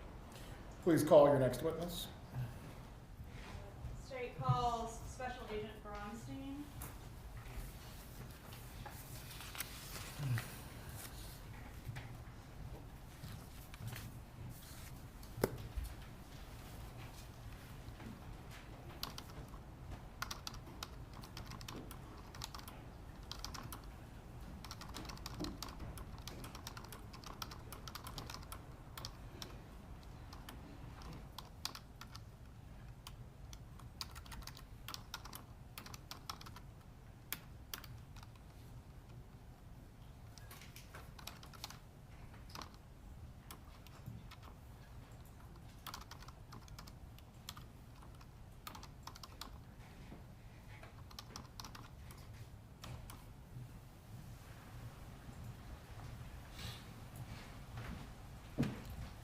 Please raise your right hand to be sworn, Special Agent.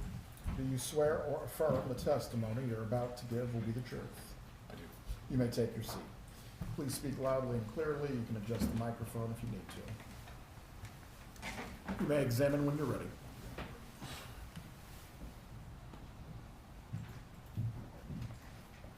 Please say your name and spell your name. Special Agent Luis Bronstein, Louis-Bronstein. How are you employed? A special agent with the FBI. How were you employed back in April of 2016? Special agent with the FBI. All right, and did you participate in a surveillance operation on April 20th of that year involving Charlie Adelson? Yes. Was your involvement in that operation related to a wiretap that was happening simultaneous with the surveillance operation? Yes. What was your role in the operation? That day I started off on physical surveillance of the Undercover bump operation for officer safety purposes. And then for the remainder of the day I was to be available for surveillance as needed. Did you conduct some surveillance at a restaurant by the name of Dolce Vita in Miami? Yes. Where is that restaurant located? North of Miami Beach. I don't remember the exact intersection. Sunny Isles Beach, sound right? Yes. Are you from, I guess you said you did surveil the bump that took place earlier, right? Yes. Okay. And what was your objective at the Dolce Vita restaurant? Moved towards the Dolce Vita restaurant with the intent of conducting physical and technical surveillance of the meeting inside. Upon arrival in the parking lot, I met up with a technical agent from the FBI and received surveillance equipment in a bag. And I made my way into the restaurant and got situated as close as I could to Charlie and Katie. Were some photographs taken of, is it Charlie Adelson you're referencing, and Katherine Magbanua? Yes. Were some photographs taken of them outside the restaurant? I believe so. Okay, was that before or after the meeting that you're referencing? I don't know that I can speak to that. I was not doing photography at the time. All right, let me just show you what I've marked as State's Exhibit 137 to 140. Are you able to recognize these exhibits as photos of those two that were taken outside the restaurant where you did your surveillance on the occasion we're talking about? Yes. So I'll make sure they're all fair and accurate.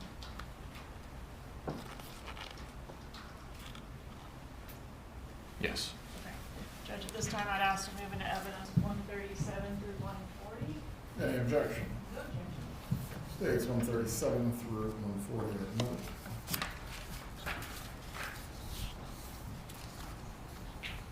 Publishing 137.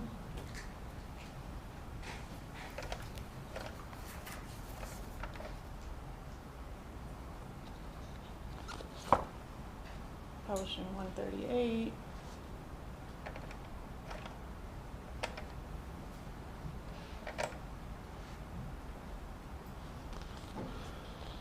Publishing 139.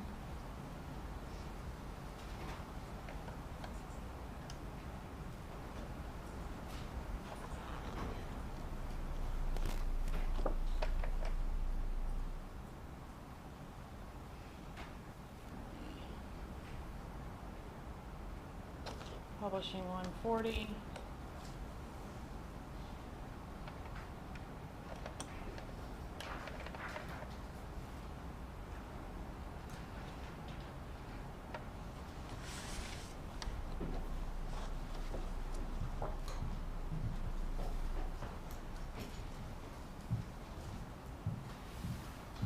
When you entered the restaurant, how close to the target subjects were you able to position yourself?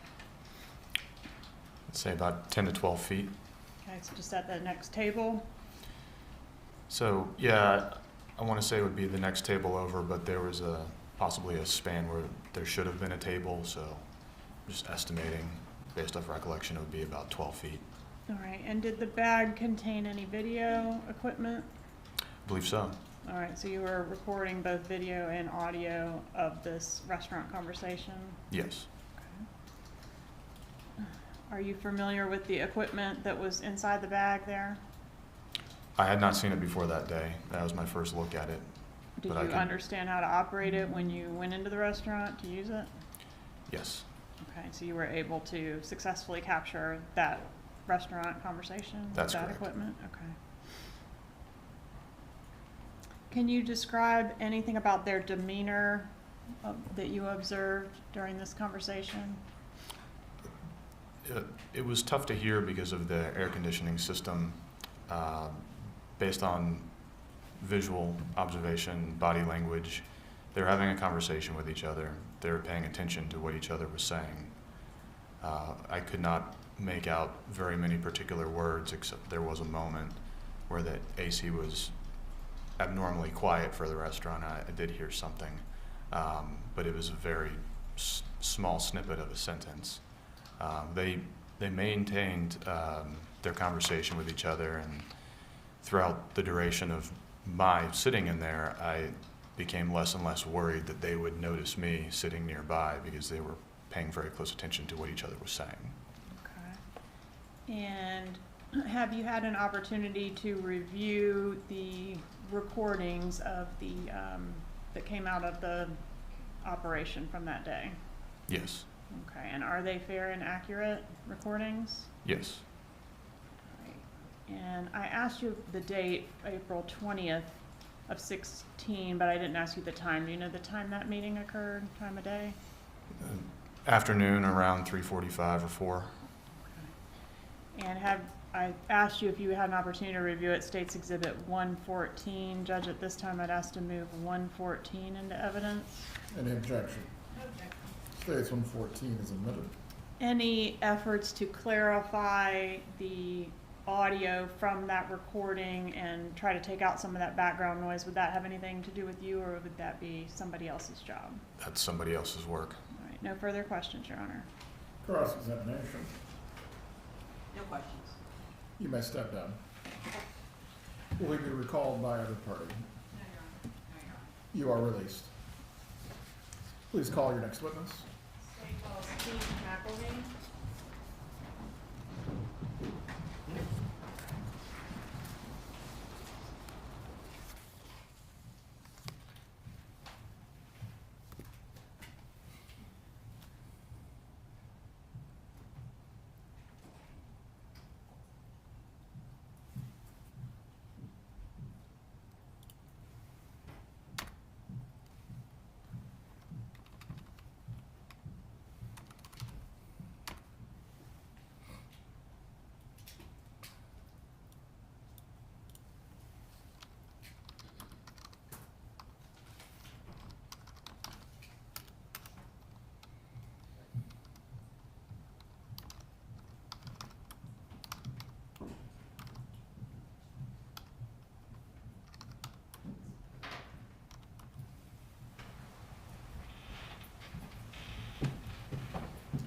Please raise your right hand to be sworn.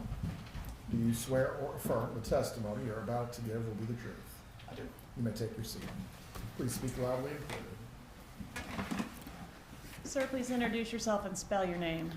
James Keith McElveen, McElveen. How are you employed? I work as a forensic scientist. I'm an electrical engineer. I work at Wave Sciences in Charleston, South Carolina. And what type of work do you perform at that business? I mostly do audio research, particularly in forensics. Can you describe your education and experience in that field?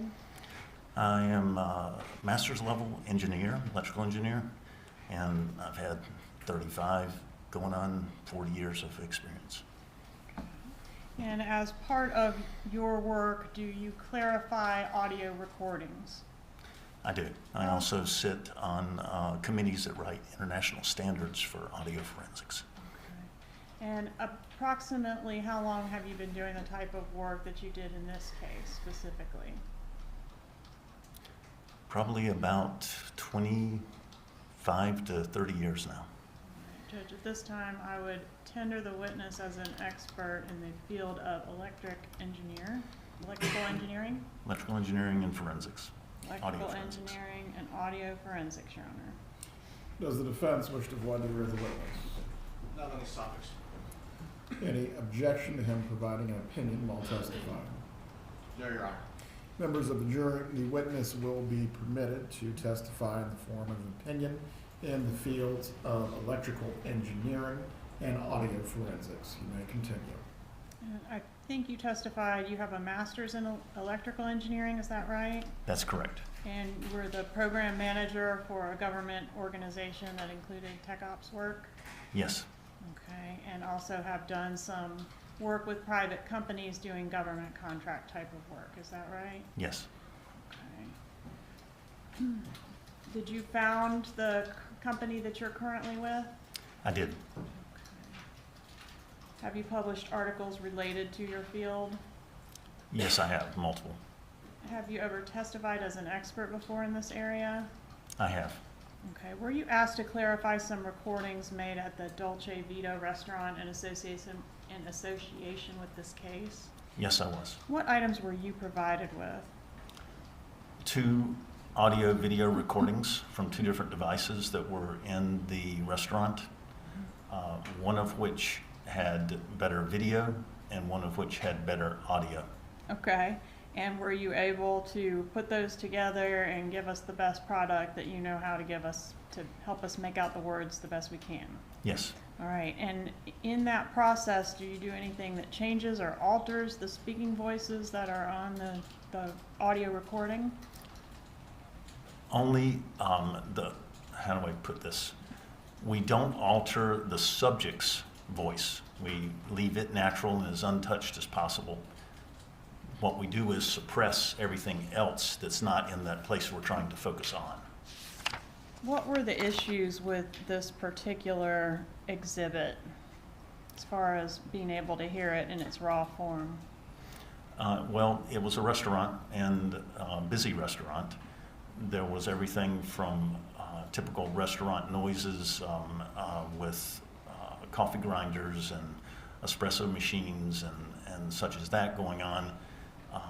The position of the recording devices also made them pick up noises coming from the kitchen. So there was dishwasher and vegetable chopping type sounds going on back there, kids screaming, voices playing in a television. So it's easier probably to list what wasn't on the recording than what was. Okay. And can you explain the process you use to clarify the audio on this exhibit? Yes. So what we do is we treat the sound that's captured on the recording more like it's the light captured by a camera. So if you do any photography and you use a lens, you may think of the kind of the classic taking a picture down a picket fence, and you can focus on one of the wooden slats in the fence and it's sharp, but all the rest of them in the foreground and the background are blurred out and maybe invisible. So that's our approach, and we're able to set the focus spot on the subjects that we were asked to enhance, and then blur out, like those missing pickets in the fence, everything else in the restaurant. Okay. And are the results of your audio efforts contained on the exhibit in front of you, State's Exhibit 115? Yes. All right, and did you also, for us, pair the audio with the video that was available of that particular event? In Dolce Vita, we did not. Okay. Have you had an opportunity to review State's Exhibit 116, which does include both the audio, the video, and the transcript of that event? Yes, although we did not review the transcript content. Okay. We did review the audio and the video, and it does match the enhanced audio that we provided. Okay. So everything seems to be appropriately lined up with the audio clarification that you did. Yes, I just don't want to step outside my role as in audio forensics and speak to a transcript. Understood. All right, Judge, at this time, I'd ask to move into evidence states 115 and 116. Any objection?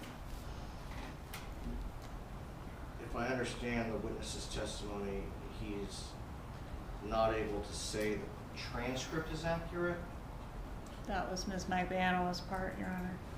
She has already authenticated as a part of her testimony. No objection, Your Honor. States 115 and 116 are admitted.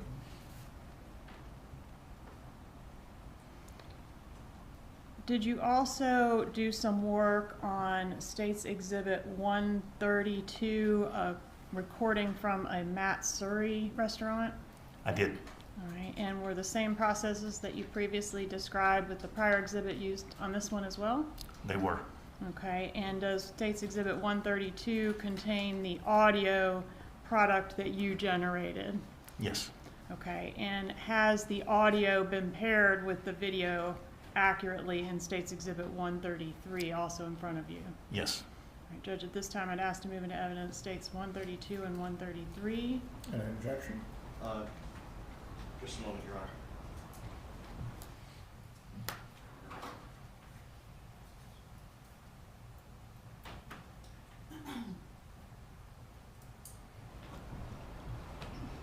No objection, Your Honor. States 132 and 133 are admitted. All right, and then you also have an Exhibit 118 in front of you. Did you do some work on a phone call? Phone call? Yes. Okay. And is the work that you did on clarifying that phone call fairly and accurately contained on State's Exhibit 118? Yes, it is. All right, Judge, that's just for identification only at this time. No further questions. Very well. Cross-examination. Just briefly, Your Honor.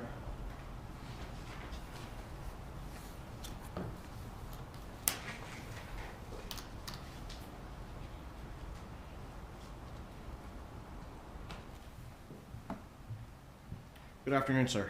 Good afternoon. Okay, with respect to the second restaurant footage that you enhanced, am I to understand that you enhanced an enhancement more recently? Did you provide additional materials recently to the State Attorney's Office? What we did was not an enhancement. We only took the audio track and put it with the video track. So that's what you. We didn't touch anything, but just basically saved the processed audio that we did and the original video, and just saved it in a different format. Okay, so then that's what you did recently? Yes. Okay. So no enhancement done in that step. Okay. And then, yes, were you ever provided with the audio of the interview done by law enforcement of Wendi Adelson on July 18th of 2014? No, I was not. And specifically the end of that interview when Miss Wendi Adelson calls my client. Not to my recollection. I do not believe so. And so the government did not ask you to do that? Correct. Just a moment.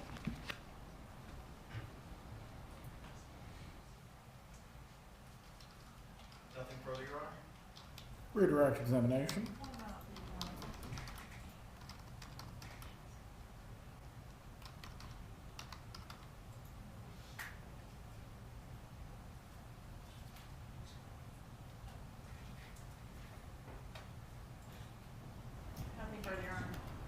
You may step down, sir. We'll Will he be recalled by either party? Not from the state judge. No, Your Honor. You are released. Have a good day. Please call your next witness. They call Special Agent Brian Kendall.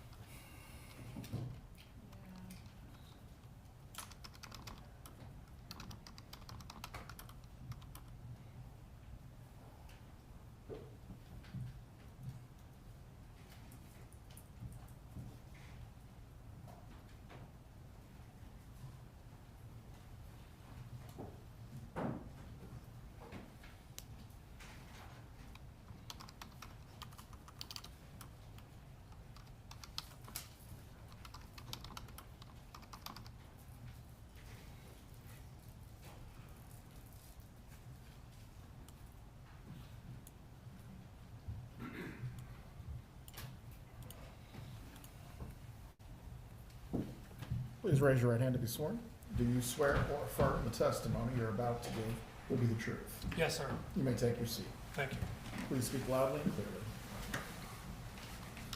Sir, please introduce yourself and spell your name. Hi, good afternoon. My name is Brian Kendall, B-R-I-A-N-K-E-N-D-A-L-L. How are you employed, sir? I'm currently employed at a private investment firm. What about back in April of 2016? At that time, I worked as a police officer for the city of Plantation, and I was also assigned to a federal task force. As part of your work with the federal task force, did you participate in a surveillance operation involving a Charlie Adelson? Yes, I did. All right. Was the surveillance that you conducted of Mr. Adelson related to a wiretap that was happening simultaneously with your part in the investigation? That's correct. What is it that you were asked to do? I was asked to surreptitiously record Mr. Adelson at a restaurant on the night, I believe it was April 20th, 2016. How about April 21st? 21st, correct. Okay, and who was Mr. Adelson meeting with at that restaurant? His father, Mr. Harvey Adelson. All right, and was that the Matsuri restaurant? Yes, a sushi restaurant in Miami. What equipment was used when you went in to record? I had a covert surveillance recording device that recorded in audio and video. How covert was it? It wasn't the most sophisticated device. Would you like me to describe it? Yes, please. It almost looked like what they call now a man bag, or a large bag that had a hidden recorder and video equipment inside of it. And was there any sort of strategic problem with using that sort of messenger-style bag under the circumstances inside this particular restaurant? Yeah, so when I entered the restaurant, I saw Mr. Charles Adelson and Mr. Harvey Adelson sitting at the sushi bar. There was an unoccupied stool next to Mr. Harvey Adelson, so I took a position directly next to Mr. Harvey Adelson because it was extremely loud in the restaurant. I put the bag directly on the sushi bar between myself and Mr. Harvey Adelson. Okay, and what does it mean to get made? Obviously, when you get made, they identify who you are, and they know you're up to, maybe they identify that you're law enforcement, or they know what you're doing. And do you think that might have happened on this effort? I think it was pretty obvious that my actions were probably a little suspicious to them, correct? Have you had an opportunity to review the recording from your messenger bag device, State's Exhibit 131? Yes. And is that a fair and accurate recording of what was captured from your device that day? Yes, it is. Okay. And as far as clarification of any audio that was present on that recording device, would you be responsible for that, or was that Mr. McElveen that we just heard from? Yes, I never even, other than authenticating it, I'd never reviewed it. All right, move into evidence, States 131, Your Honor. Any objection? No objection. States 131 is admitted. No further questions, Judge. Cross-examination. No questions. You may step down. Will this witness be recalled by either party? No, Your Honor. You are released, sir. Thank you. Please approach.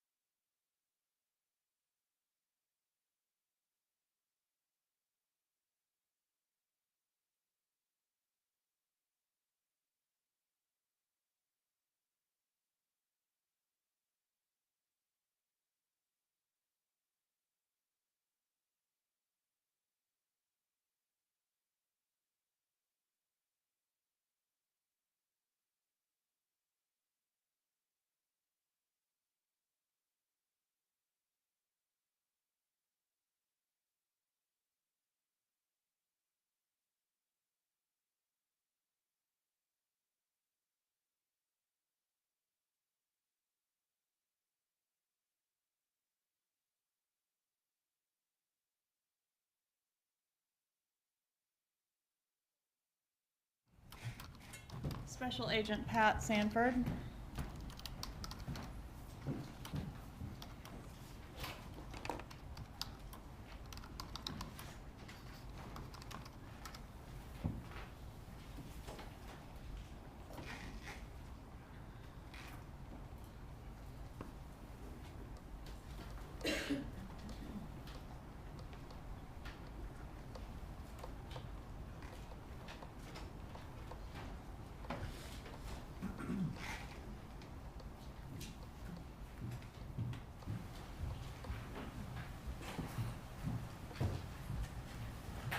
Please raise your right hand to be sworn.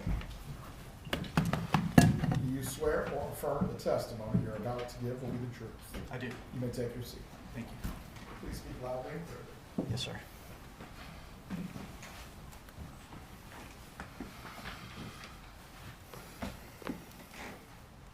Sir, please introduce yourself and spell your name. My name is Patrick Sanford, S-A-N-F-O-R-D. I'm a special agent with the Federal Bureau of Investigation. How long have you been employed with the FBI? Approximately 26 years. Sorry, one moment.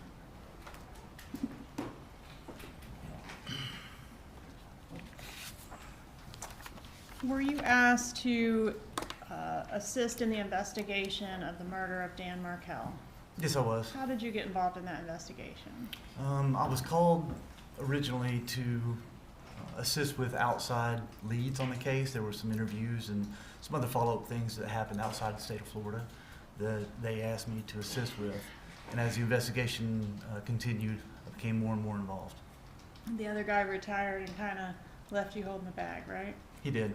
Okay. Are you familiar with Luis Rivera and his role in this case? I am. Were you a part of the initial interview of Luis Rivera when he was attempting to become a witness in the case? Yes, I was. And do you know the date on which his proffer was given? I could refer to some notes. Okay, if I said the date, would you be able to tell me if it sounds would. right or not? September 30th of 2016? Yes. All right, and the investigation had been ongoing for some time at that point, right? I mean, the murder occurred in 14. That's correct. Okay, and in the proffer that was given by Luis Rivera, was there anything new, particularly interested in anything new that you were able to corroborate that law enforcement didn't already know before that interview? Yes, there was. What was that? One thing was he told us the day before the homicide occurred that him and Sigfredo Garcia were riding around in the green Prius in Tallahassee when Mr. Garcia accidentally shot a hole in the floorboard of the Prius, and it actually disabled the vehicle, and Mr. Garcia had to actually fix the vehicle to get it running again.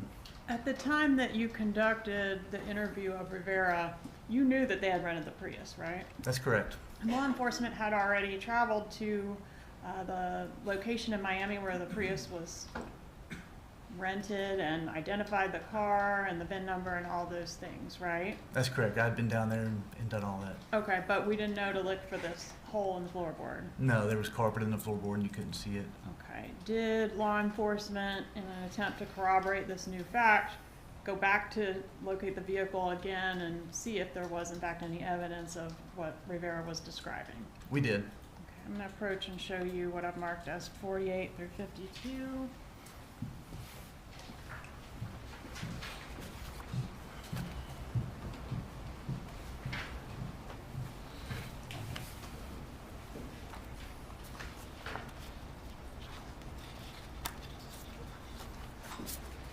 Do you recognize these exhibits? I do. Are these fair and accurate photos of the vehicle once you found it for this second time after Rivera's interview? Yes, they are. Judge, at this time I'd ask to move into evidence states 48 through 52. Any objection? No objection. They are admitted. May I publish? You may. Publishing states 48. Had the vehicle changed hands by this time? Yes, it had been sold by the rental company. And had it been repainted? It had. Were you still able to see at some of the seams of the vehicle where that silver pine mica color, you could still kind of tell was the previous color? That's correct. Like in the door jambs and under the hood, there was some clues of that. All right, State's Exhibit 49, were you able to confirm this was in fact the correct vehicle by the VIN number? That's correct. State's Exhibit 50, what does this image show? It shows the passenger side of the vehicle. It has a directional rod put through where the bullet hole traveled, shows the direction of travel. So the hole was still there under the carpeting. The hole was still there in the carpet, correct. Publishing States 51. Did the hole actually puncture the gas line as Rivera described? That's correct. That is the fuel line that you see there with a with some kind of mechanical piece attached to it to put it back together to make it run again. States Exhibit 52. And there it is again, just a close up. Stinks.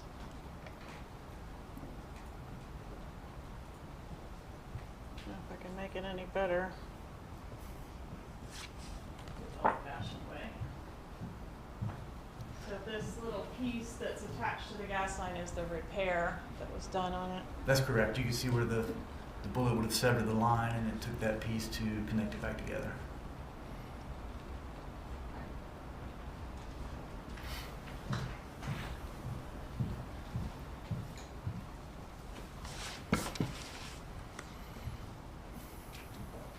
Anything else that Rivera told you that you didn't already know? Yes, he told us about that the homicide had to take place on the day that it occurred because he was traveling out of, Mr. Markel was going to be traveling out of town the following day. And were you able to confirm that Mr. Markel did in fact have plans to travel out of town the day after he was killed? He did. He was planning to go to a conference up in, I believe it was New Jersey.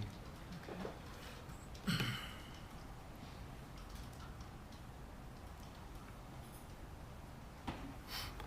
And Mr. Rivera's proffer also enlightened us to the June trip, right? That there was a second trip that preceded the July trip in which Mr. Markel was killed. That's correct. He talked about the June trips also.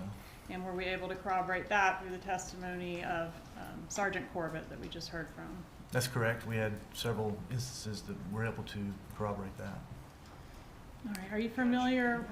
Speak up, please. We're having trouble. You can just speak up a little bit louder, Special Agent. Yes, sir. Are you familiar with the wiretap that was conducted back in 2016 in reference to this case? I am. Whose phones were tapped? It was Charlie Adelson and Katherine Magbanua. How many cell phone calls were intercepted total as a part of that wiretap?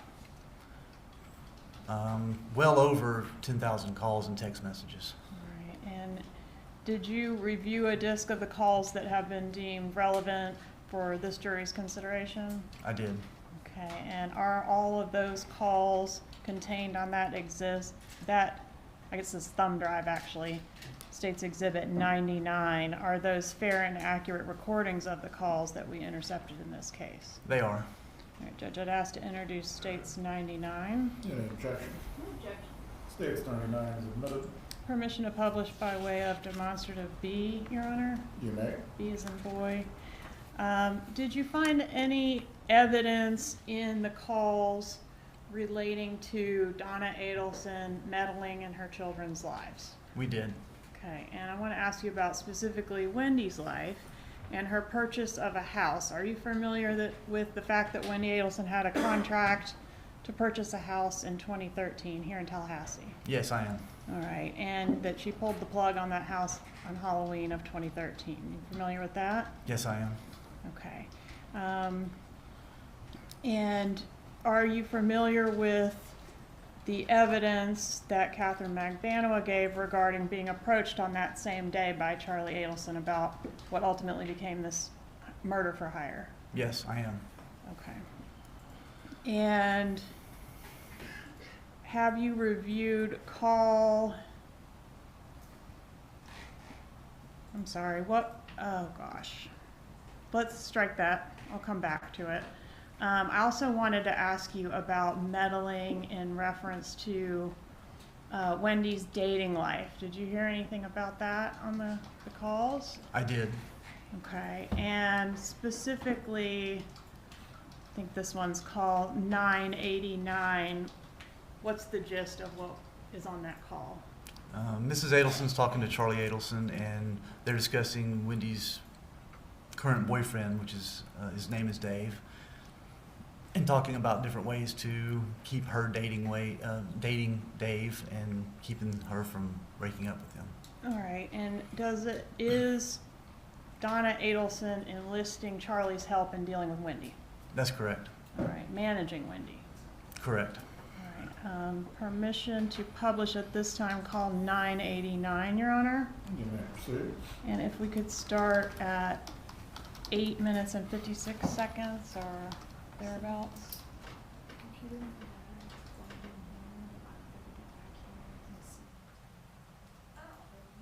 have no power, so we're requesting a recess. Members of the jury will take a brief break. Bailiff will escort you to the jury room.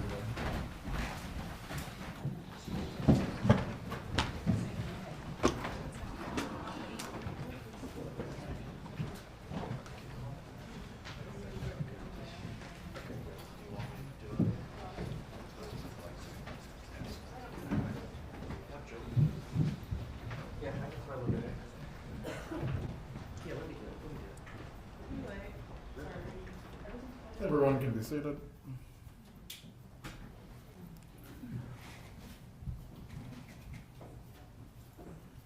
So for all of our advanced equipment, we need the repairman.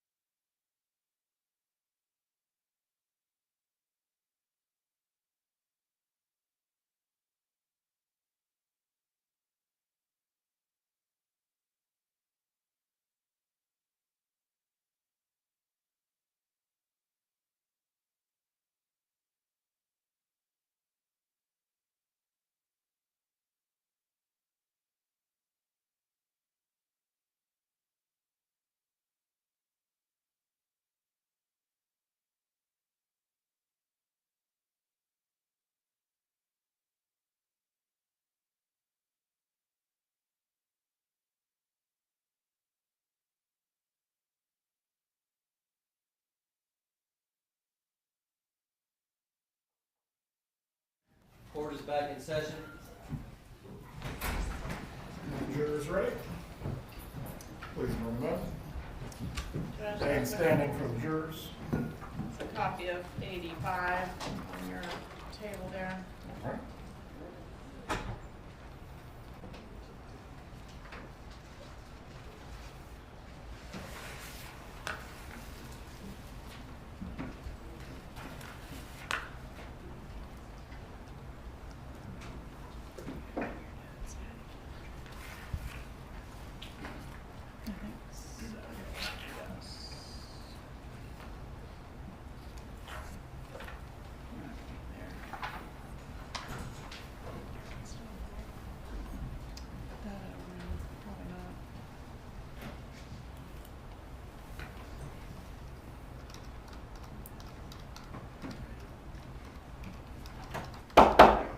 Jury entering courtroom.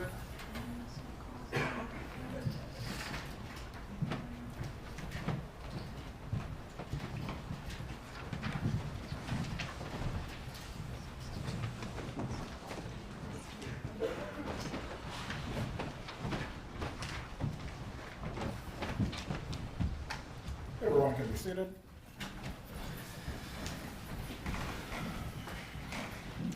You may proceed. Thank you, Judge. Sorry about that. Agent Sanford, in front of you is a copy of State's Exhibit 85, the wire call summary. Can you tell us what is contained in that exhibit? It's a list of calls that we selected, calls in a couple of text messages in a little bit of a timeline, and mostly chronological order. The dates that the calls were made and who they're to and from, that sort of thing? That's correct. It And just does has, fairly and accurately depict the identifying information for the calls contained in State's Exhibit 99? that's correct. All right, Judge, at this time, I would ask to move into evidence State's Exhibit 85. Any objection? State's 85 is entered. May I have permission to provide copies to the jurors, Your Honor? You may.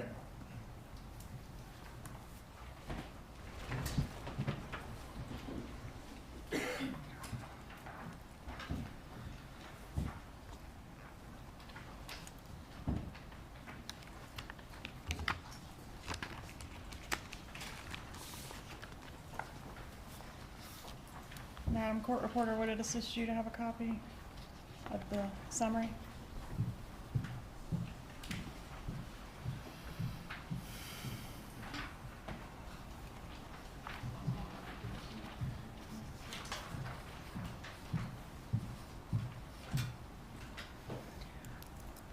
All right, we were about to listen to call 989. Judge, we're gonna advance the call to 8 minutes and 56 seconds, but I thought we'd start just at the beginning to give the jurors an opportunity to put on their headsets. We provided headsets for each juror with a number, and there's an accompanying volume control in the front here, so my suggestion is just to let everybody tinker with it and get settled, and then we'll move the That's call fine. along.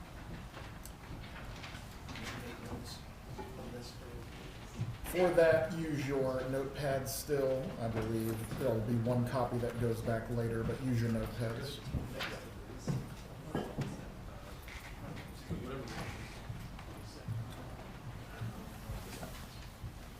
All right, start publishing. Let's let I think them- they're testing their audio using the headsets. Sir? She's right? What's, I don't know if I'll wear them for all of it, but just to make sure I can hear it properly. Probably so you can clearly hear. I think that might be your copy because that's his. Yeah. You aren't going to be left in the dark.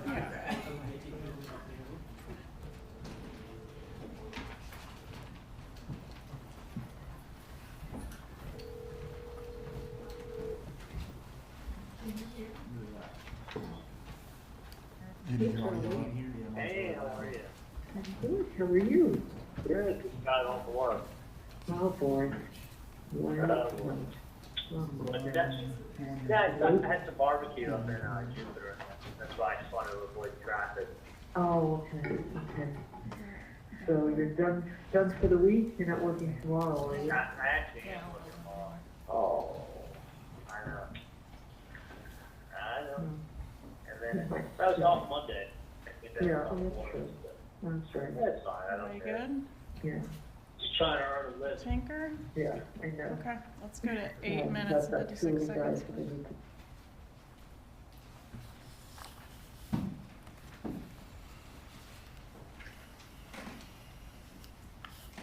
Because I'm in that demographic of guy who wants to date.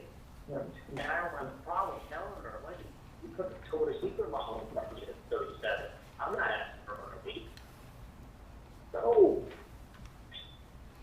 So it's how unusual a guy he is. Of course. Like, this is, and especially,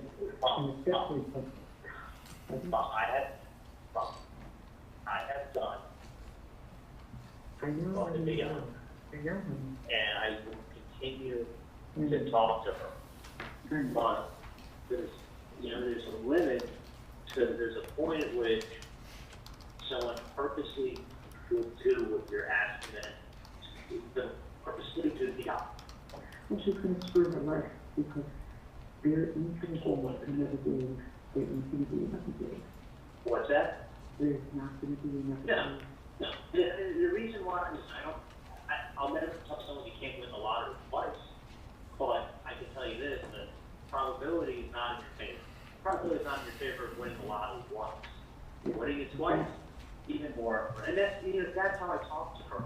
Because what happens is this. If that's what she needs to do. You understand when I don't ever offend her. Because I don't talk about her. I just say, Wendy, listen, if you put a 37-year-old Victoria's Secret model in front of me, I wouldn't want to get serious with her. Why? When I could do it with a 25-year-old. I said, a 25-year-old is going to be 18 in 15 years. I go, you want to buy a car with high mileage or low mileage? I go, listen, Wendy, you don't want to date a guy that's 50. You know why? Because he's too old for you. And he's going to be 60 in 10 years. And 10 years from now, you don't want to see yourself as a 60-year-old. I get it. So it is what it is. But you can definitely ask her why she's not going out with David because she was there with her when you said. I know. But it opened it for you. Of course. But just hear me out. I can talk to Wendy differently than anyone can. But even when I do, I don't reference it as saying, Wendy, in a million years I wouldn't date a girl like you with 2 kids. Because it's true, in a million years I would. What I would say is, Wendy, the Victoria's Secret model, I wouldn't have you set me up with if she was 37. And that's just, it's a double standard, but that's life. And she knows about double standards in life. It is what it is. So, all I can say is, like, when I talk to her and I put it in those terms, she gets it.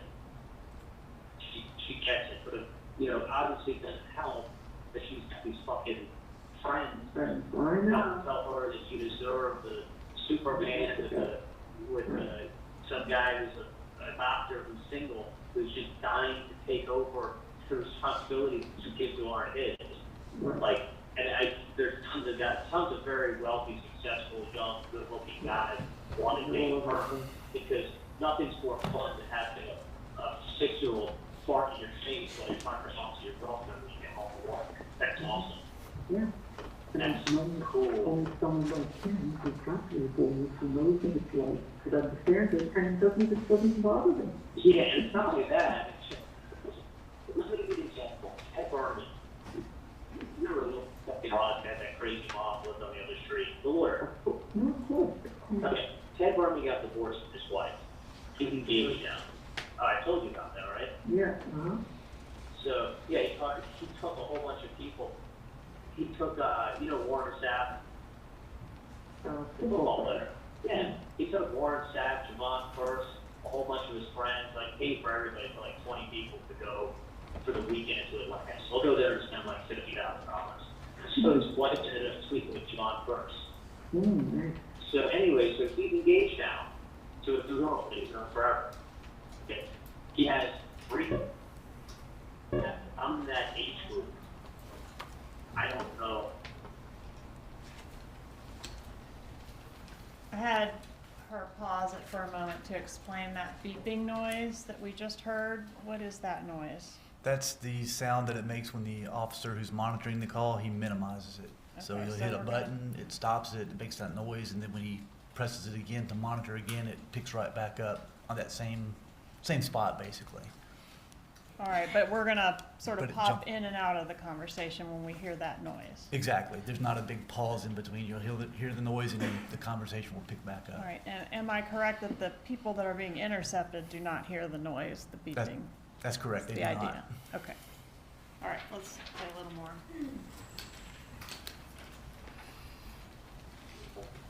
One. And I'm wondering if two, that one. I mean, yes, your kids are a blessing to you, they're more than somebody else. Yeah, that's right. But, I mean, listen, do I look like the kind of guy that wants to go home from work and talk to my 37-year-old girlfriend while her kid farts in my face? No, they're my nephews, I love them. But as far as dating someone, hell no. I want to go ahead and tell my girlfriend, listen, let's go away for the weekend. What time can you get off next Friday? Okay, I don't want to go like, oh, we got to deal with, can we get the in-laws to watch them, what their schedule will look like? It's not just Wendi, it's Wendi and the three boys. It's three people you're dealing with. So you can't, and you can, trust me, I know what to say.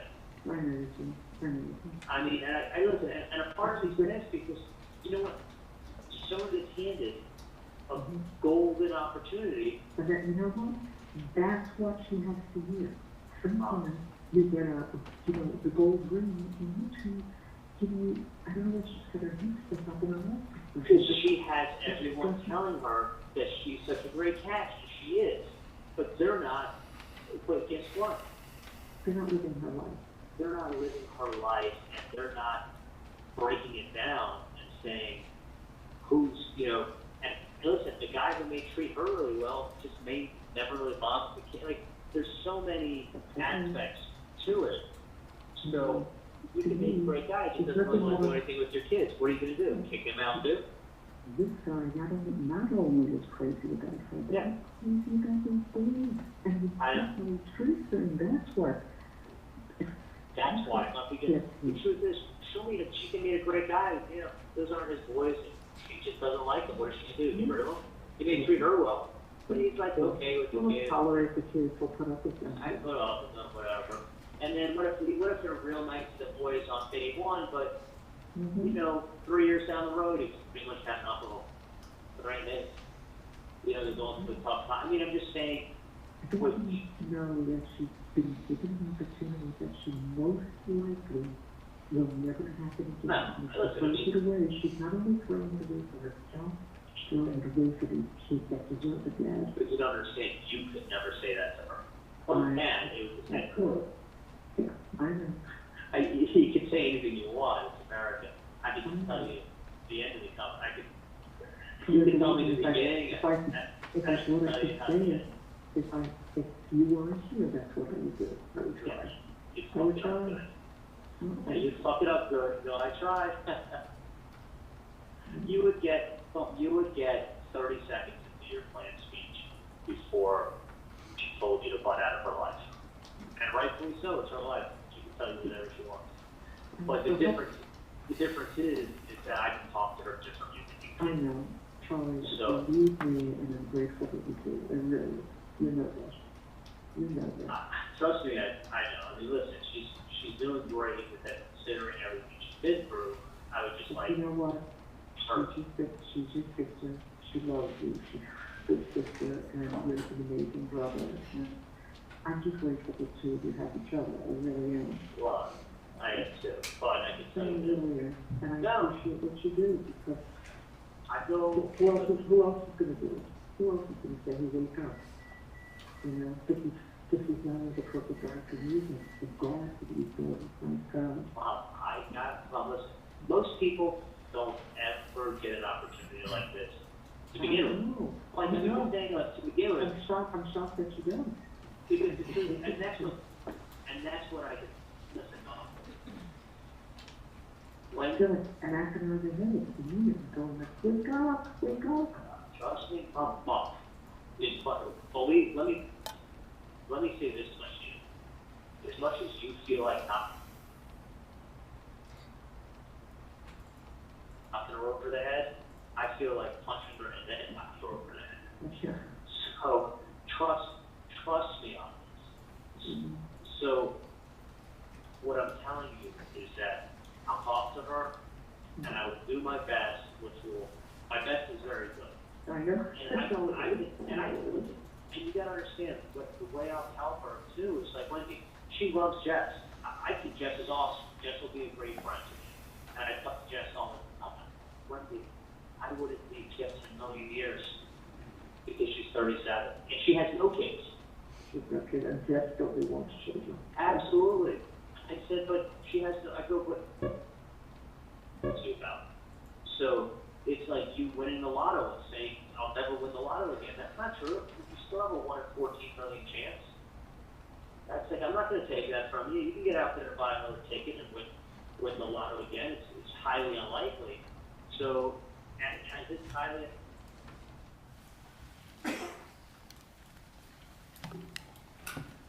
Okay, I think we get the idea. We're 2 years out, right, from Dan Markel's murder? That's correct. And who is Dave? Did you identify Dave through the course of the investigation? We did. He's Dave Atel. He owned he was a successful businessman and lived in South Florida. And is this the only call that happened to be captured on the wire in which these two are discussing Wendi's love life? No, it wasn't. They talk about Dave quite a bit. They did several times. All right, and they talk about Wendi's career options too, don't they? They do. And does the defendant, Donna Adelson, enlist Charlie to convince Wendi to do her bidding in reference to Wendi's career as well? Correct, she does. I'm going to publish call number 2873 at this time, Judge. You may proceed.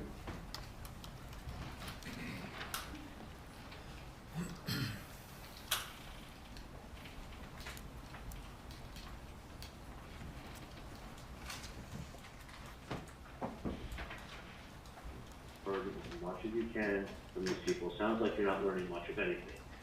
No, But I'm teaching myself. I would take the course. The course is, you could do the course in 2 different ways. I think it's either 1 week and then you take the course, or you could go like every weekend for a month and then you take the test. I'm not, like, yeah, but I'm not even thinking about that right now. Like, I still, you know, my counseling is being medical field, like, so I would be. Is this 2873? No, boo. All right, we'll come back to that one. Sorry, folks, wrong call. All right, are you familiar with the bump in this case? I am. All right, what's the bump? The bump is where we took an undercover agent and had him approach Mrs. Adelson with a plan. It was during the time of the investigation, we had evidence that linked Luis Rivera and Sigfredo Garcia to being the actual hitmen. So in 2016, we decided to created the bump to have an undercover approach her, pretending to be a former cellmate of Luis Rivera. Luis Rivera in 2016 was actually incarcerated in the Broward County detention facility and then went to another jail. So we wanted the undercover to pretend to be in a jail cell with Luis Rivera and pretend that Luis Rivera told him about the hit in Tallahassee with the Adelsons. Not with the Adelsons, but the hit that that was created, linking back because we had telephone calls going through, linking Luis Rivera to Sigfredo Garcia, then to Katherine Magbanua, then to Charlie Adelson, then to Mrs. Adelson here. So it was a ruse. It was a ruse. Designed to generate chatter on the wire. It was. It was 2 years after the homicide, and we started a wire, and we knew that they were not talking about the homicide anymore. So we wanted to we call it tickling the wire. And was the goal to identify, if the pattern that we're seeing that we think is the members of the conspiracy, is that right? Who's a member of the conspiracy and what are their roles?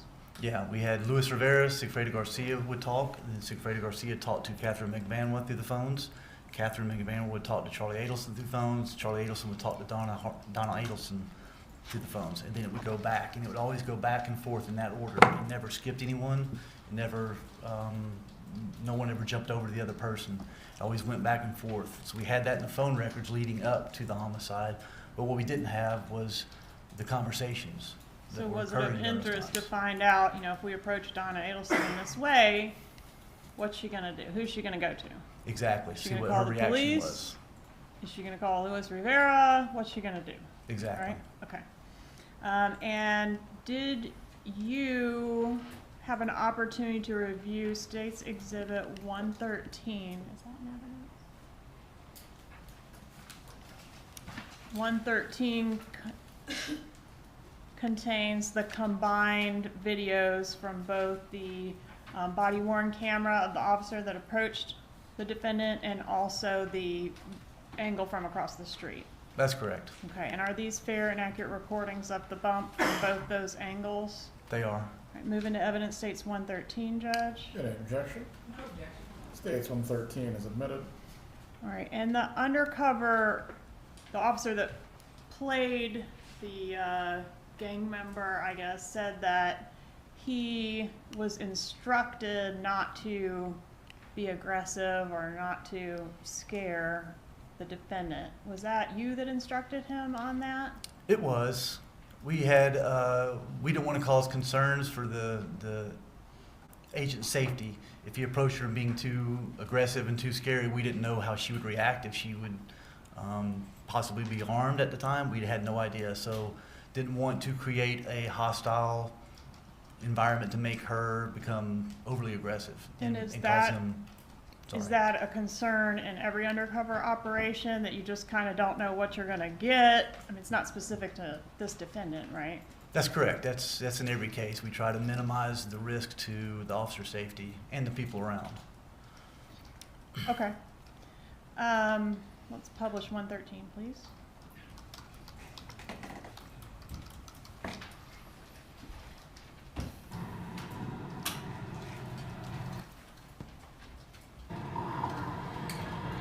Black shorts.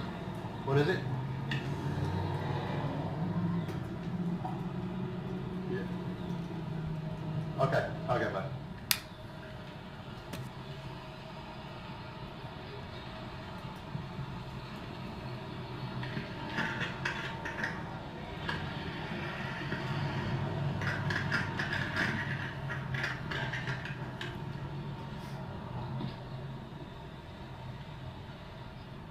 Excuse me, Mrs. Adelson? How you doing? Just want to give you this. Listen. You're scared. No, don't be scared. Listen, I just want to let you know that we know that your family has been taking care of Katie and her friend Pluto for quite some time after your problem up north has been resolved. And I want to let you know that my brother, he's incarcerated. He helped your family with this problem you guys had up north. And we want to make sure that he's going through some rough times. We want to make sure that you take care of what he's going through, the way you're taking care of Katie and Tuzo. Well, this will explain it. Thank you.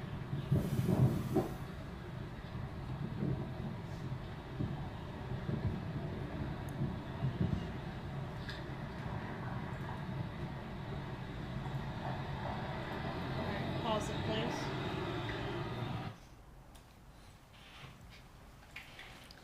Does the defendant remain under surveillance for some time after this?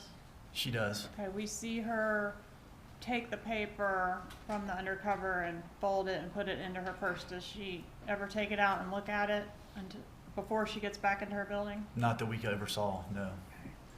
And does she make any phone calls once she goes back into her building? When she goes back into her building, she does. And who is the first person that the defendant calls after the bump? Charlie Adelson. All right, is that call A? It is. Okay, publish call A, please.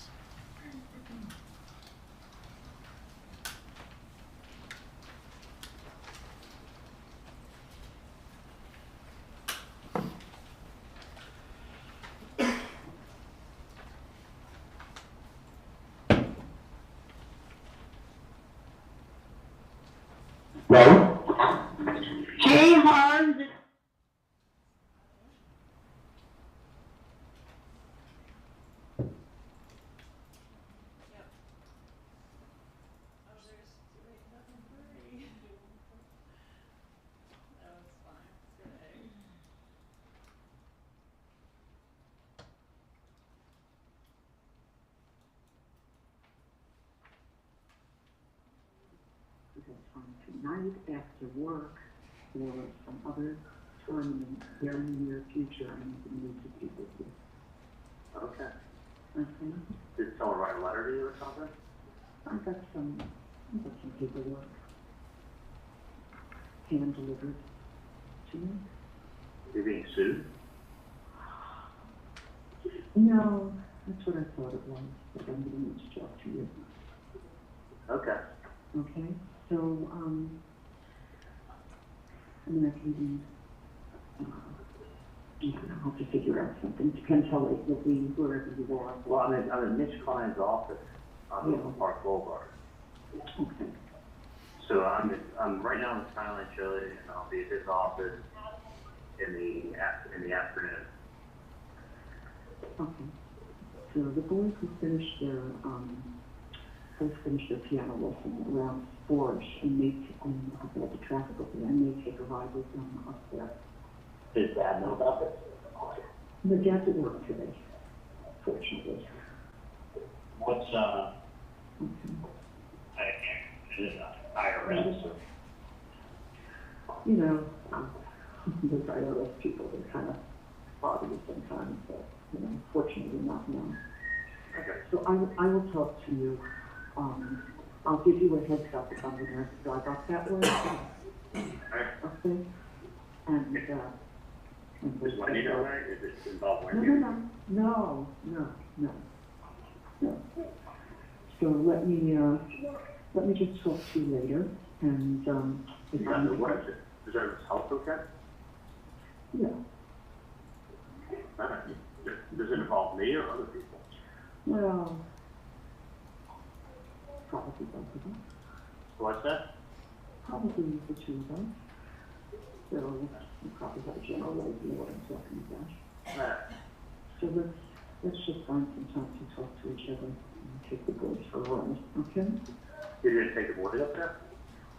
No, I don't think I can come home. I think I can get here till about 7 when Dad gets here. So this morning you talked to me today? Or tomorrow, and it's important. All right. Well, I'll be up at Mitch Klein's office. You want to come up? Oh yeah, so really late. I'm just concerned that I just have to get up there and get back in time for Wendi to get them. Sometimes she gets out a little earlier than that because it's kind of out here. Can I ask you a question? Whose paperwork sent from? I see that, that's great. It was something that came hand to hand to me. I exited the building today. Was it anonymous or? No, oh no, it's not anonymous. It's not anonymous. I just don't want to discuss it on the phone. Right, whatever it is, it is. It's silly, but if you want, I wouldn't bother you, trust me. Yeah, do you want me to come down to see you tomorrow? I have the day off. Yes, that would be wonderful. Dad actually starts later tomorrow. You know, he goes in at 1 o'clock. We both work out at the gym from 9:30 to 10:30. So whatever it is, I'll take a look at the paperwork. Yeah. I hope it's not the IRS. I just would like you to review it and give me some input as to what your thoughts are. Okay? So come down tomorrow. Dad leaves at 12, so anytime after 12 would be good. 12 tomorrow. Yeah, he leaves at 12. He starts at 1 there, so 12, 12:15. I'll come down and ask you that everything else is soon. That would be great. Perfect. All right. I'll talk to you later. Love you coming by.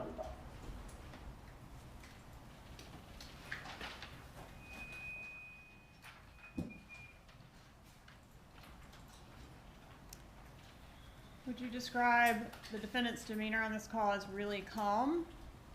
Yes, She says Dad's at work, fortunately. she does. Does she indicate that she's in fear on the call? No, she does not. She was handed a piece of paper that had an article about the murder of Dan Markel, right? Correct. That's what the interaction was about. That's correct. That's what he handed her and made reference to it. And when Charlie asked the defendant what it's about, what does she say?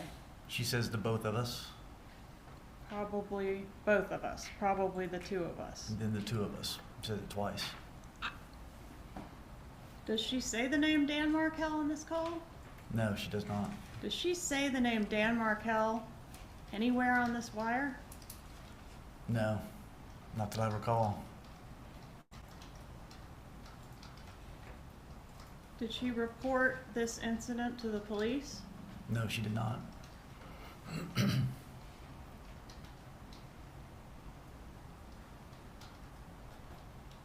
Is there another call shortly after this one?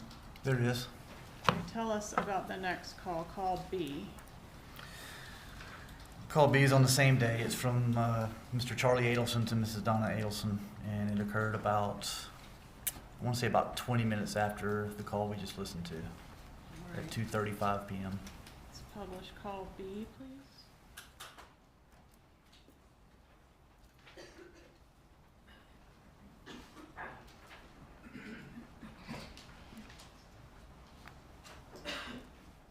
Hey, how are you? Good. Is it me not paying the sun tax? No, I'm kidding. No, listen, what was I gonna say? Do you mind paying my Brown & Brown insurance? No, it's fine.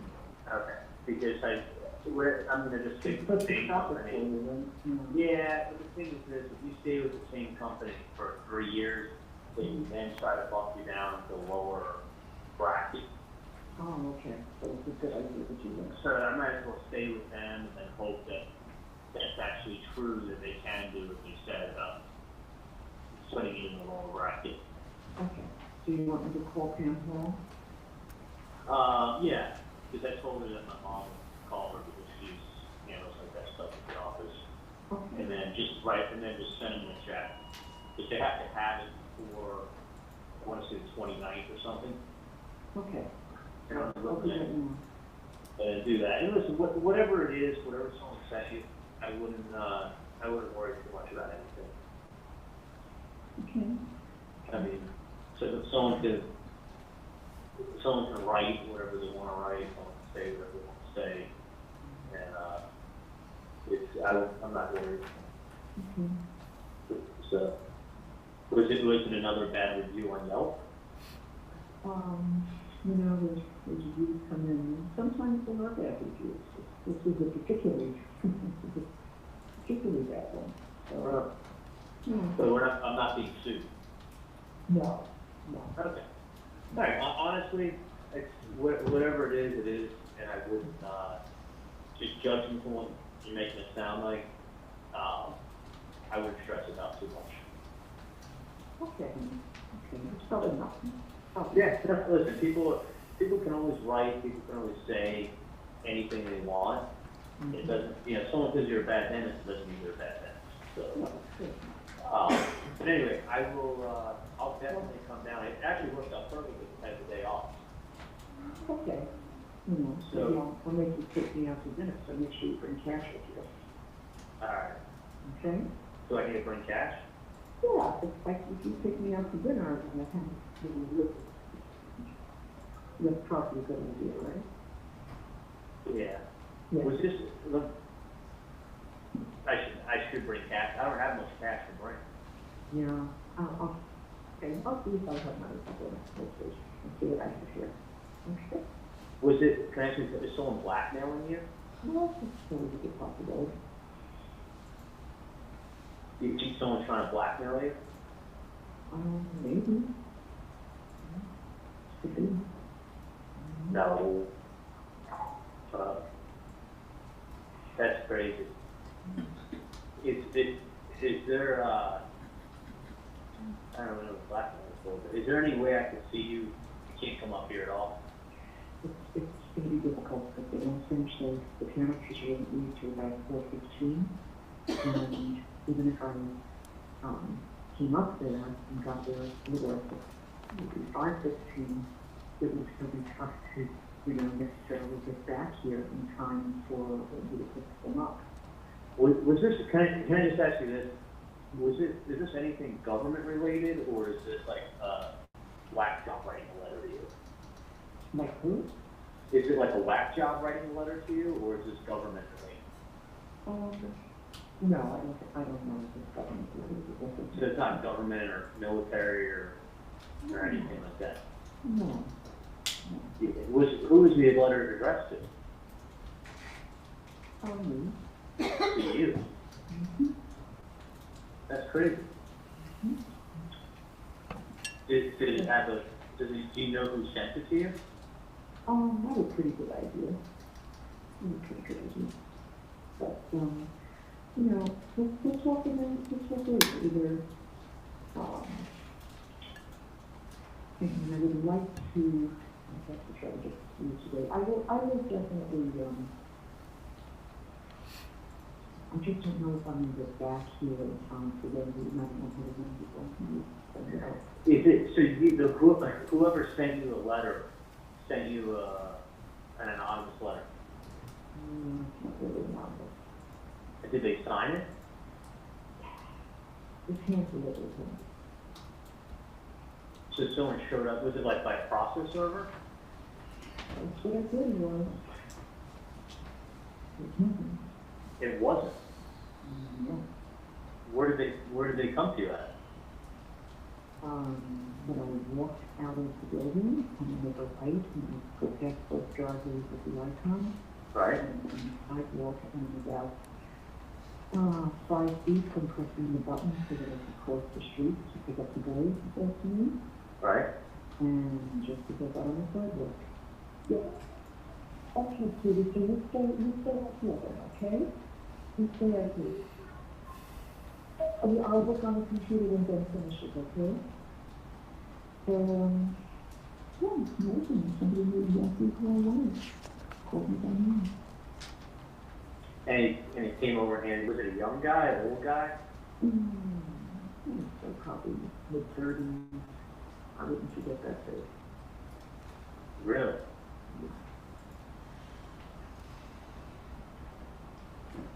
Johnny, I can make the attempt to go up there. I'm just concerned about getting back here in time and you know, when we say we're worried. I don't think it's a good idea for the girls to say we want to go to the you know? All right. And there's one that was doing the day and there's going to be a check for it. Well, I mean, you have to get into this stuff with insurance. I mean, it's crazy that someone handed you a letter like that. Mm-hmm. I don't know. Maybe we better just keep it you know, tomorrow, about 12:15, 12:21. Is the person like threatening you or anything? You know, you're never going to have it interpreted. So, let's not worry, and let's meet tomorrow. I think that's better. But let's meet tomorrow this afternoon. All right, let me ask you this. Do you want to take a picture of the letter and send me what someone sent you? No, not really. I'm going to do that. So it wasn't the government or the military or somebody, just some random person. Yeah.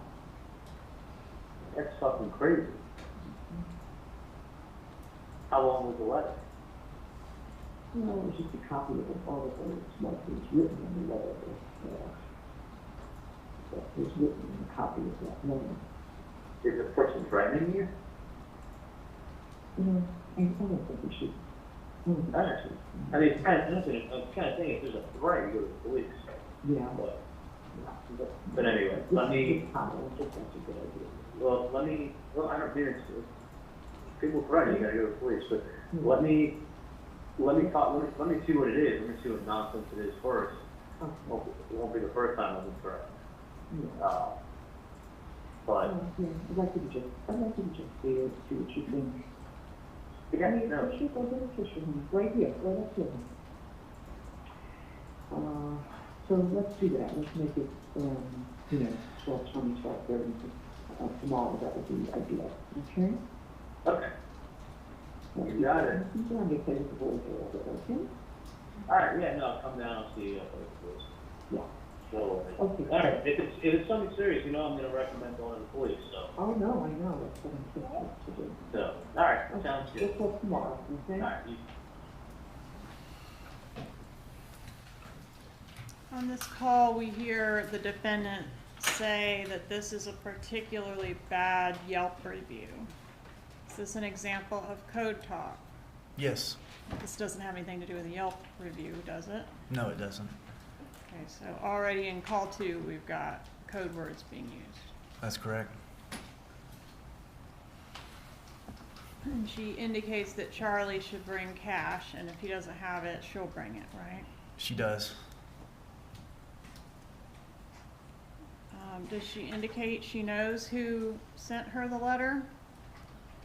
She does in a way. She knows who the person was by seeing him.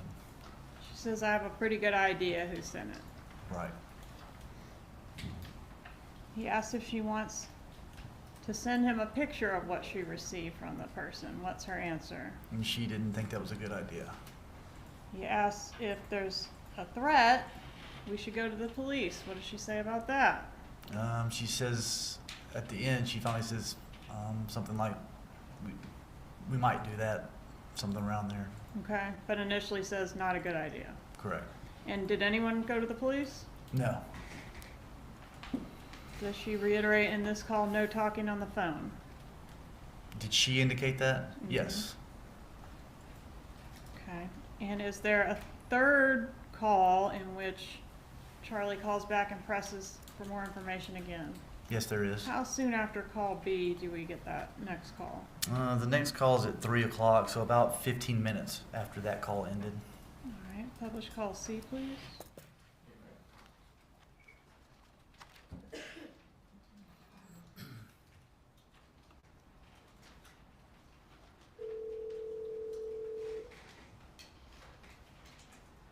Hey, Charlie. Hey, sorry about that. Quick question for you. Well, one thing I was gonna tell you is obviously don't talk about things in the apartment or any place. Oh, obviously. The other thing is, was the person black, white, Hispanic, What? and they just came up to you and they said your name and they handed you a piece of paper? No, no, didn't hand it right away. First spoke to me for a while and then handed it to me. Really? Mm-hmm. And they wearing hats, sunglasses, or? No, nothing. Nothing. You could describe them to a T. What's that? You could describe them to a T. No, nothing. Was the person nervous or were they angry or? No, calm as could be. Totally calm. That's really crazy. Are they trying to ask for money or something? Yeah. But if someone trying to, I mean, listen, if it's something like that, it sounds probably like you go to the police, but I may have to, but I'd rather talk to you first and then. yeah, I mean, I wouldn't, there's scumbags out there all the time that try to do stuff like that. Oh, I know. So, That's why, I just want you to see, because I don't want, not your father upset. So, don't say anything to Dad until I take a look at it, because Dad's probably about to Absolutely. on everything. That's what I suggested, after he goes to work tomorrow. Did the person give you any kind of like time frame or anything? No. Okay. But Yeah. it's clear what's wanted. What is it, kind of ask you, what do they ask for? I don't know, this TV is probably about 5. They ask you for $5,000? Mm-hmm. That's fucking crazy. Mm-hmm. Yeah, And then she, like an ex-girlfriend. Hi, Sandra. Good morning. Good. How are you? Good. Okay. that's crazy. Let me take a look at it, Mm-hmm. and then I'll go from there. Lincoln's on first. Okay, do that one. Yeah, that would be good. Okay. let me take a look, and then I'll, That's why I just thought, if you wanted to go to dinner, we'll see where we'll go. yeah, I'll go down in the afternoon, and I'll take a look at whatever, Yeah. whatever We'll go, today. maybe we'll go for a walk on the beach or something, it's gonna be nice tomorrow. All right, sounds good. Okay? All right, sounds good. Love you too, honey, bye-bye. Yes. All right, so this call, Charlie says obviously don't talk about things in the apartment or any place. One moment. What is the objection? His approach.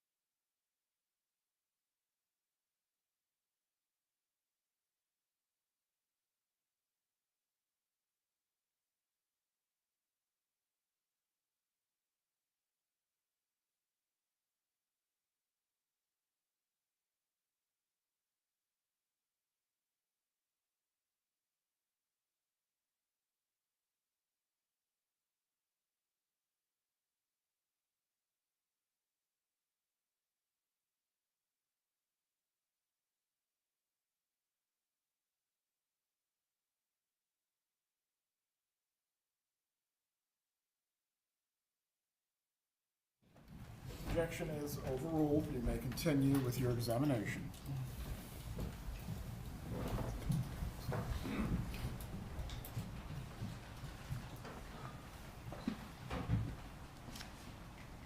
Oh gosh, where are we? Obviously, don't talk about things in the apartment or any place. And she says, obviously, right? That's correct. Why? That's a good question. Did you have the apartment bugged? No, we did not. Did the gang member have the apartment bugged? No, we didn't. And next, there's a statement, this TV is probably going to be about 5. Was there anything to do with the TV in this bump operation? Yes. Well, was the word TV mentioned to Donna Adelson when the undercover approached her? No, not at all. Did he say she was buying a TV for $5,000? No. Okay. So the TV, though, has significance in the greater context of your investigation? That's correct. How so? Charlie Adelson had supposedly joked to several people about buying his sister a TV as a divorce present instead of hiring a hitman. Right. And was that the same TV that also served as Wendi Adelson's alibi in the morning of the murder? That's correct. in this call that we just heard, Donna Adelson says that the person that approached her, quote, mentioned an ex-girlfriend. I'm going to object again based on the same thing we discussed at sidebar. Overruled. Please clarify your question. This Katherine been so as clear as the context. When Ms. Adelson is talking on this call that we just heard, she says that the undercover, quote, mentioned an ex-girlfriend. Does she say the name of the ex-girlfriend No. to Charlie Adelson? No, she doesn't.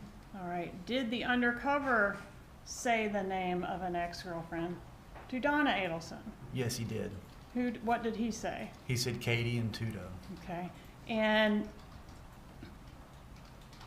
does Charlie have more than one ex-girlfriend? Yes, he does. He has a litany of them, right? He does. Okay. So when Charlie hears ex-girlfriend, does he, in fact, on the next call one of his ex-girlfriends? Yes, he does. Okay. And he has not been told Katie yet? That's correct. Okay. Who does he call? He calls Katherine Magbanua. Is that our call D, the next call? Yes, it is. All right, publish call D, please.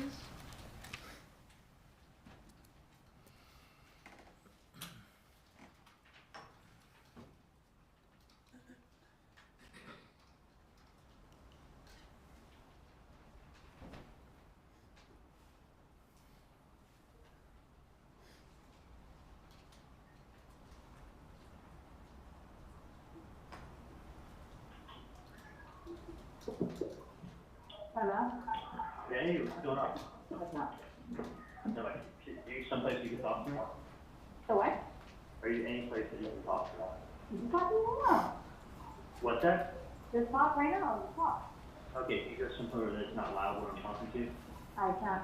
It's like loud, so I can't get out. Okay, I'm trying to walk outside and talk to her now. I can't even fucking get outside. Alright, leave it on.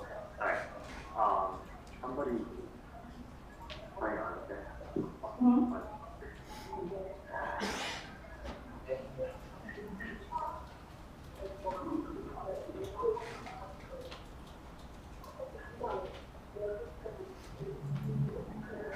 Can you hear me okay? I can hear. Okay, I just want you to listen to me. I'll be able to talk to you in person when I see you tomorrow. Okay. Because I don't know what's going on, Mm-hmm. but my mom walked the kids. I only heard part of the story, Mm-hmm. and I'm going to go down there and talk to her tomorrow to find out what's going on. Okay. Because she didn't want to elaborate, Uh-huh. but she said that someone approached her on the street, Uh-huh. called her by name, Mm-hmm. handed her an envelope with something in it. Yeah. And somebody was, she really wouldn't go into detail. I have no idea what this is in reference to. Uh-huh. But something regarding her son, something regarding his ex-girlfriend, and the person asking my mom for some money. What? Yeah. So I said, well, yeah. I'm like, first what you're saying, I thought it was like something involving the IRS or a payment Yeah. or something like that. So I don't even know what the fuck it's about at all. So somebody like bumped into your mom like that? Well, they came up to her on the street after she dropped the kids off at school. I guess she brought them to school. I don't even know. But they must know her routine. They must know who she is. Yeah. They walked up to her. They called her by name. They handed her an envelope. And she said they spoke to her for a few minutes. And then she said they were making reference to my ex-girlfriend. I have no fucking clue what that's about. Yeah. And then they explained that they needed to be paid some money. For what? I mean, that's not really want to talk to me on the phone. When I go out. But like, did she see the person? Was she like, she should have like, Oh yeah, asked her something? that's what I said. I said, someone's gonna try to blackmail you or something. Exactly, Right. right. And you're like, I said, you gotta go straight to the police. Because she's like, I don't even know what this is about. I don't want to talk about it. I go, well, take a picture and send me what it is. She's like, I just want you to see it in person. So I'm gonna go there. I can't even fucking go there today because I won't get out of work until 10 o'clock at night. yeah. So she's like, just. So you were stalking your mom?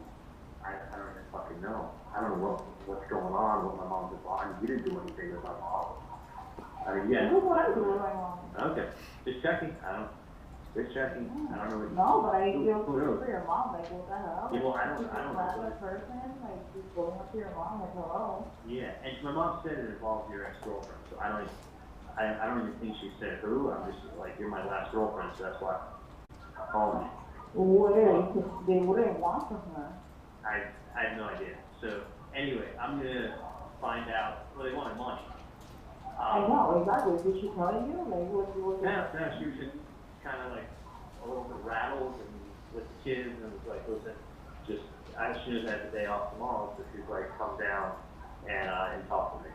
So I'm going down tomorrow to talk to her, and then I don't remember if it had anything to do with you. If they're mentioning you or if any reference to you, I'll keep you posted. Why not doing me? Yeah, like I don't know. girlfriend. Well, we'll talk. It could be anything, so I just assumed that. Exactly. But anyway, it doesn't matter. So I may want to see you tomorrow if it does have anything to do with you. If it doesn't, then I feel like a fucking idiot for even bothering, wasting your time. But if it Yeah, I does would have feel anything bad to for do- your mom. Like, what the hell? Like, I thought that was me. What do I call him right away? Be like, I know. I said, Mom, was the guy wearing mask glasses? Mom was like, no, I can take the person out one after the second. They came over to me. They spoke to me very politely. There was a white male in his 30s. No hat, no glasses. Just a white male in the 30s. Came up there and who she was. Addressed her. So, but anyway, neither here nor there. I feel like an idiot if it was some other text. But anyway. Yeah, did you have any fight with anyone over there or something? I don't know. I mean, maybe I should just be calling everybody today.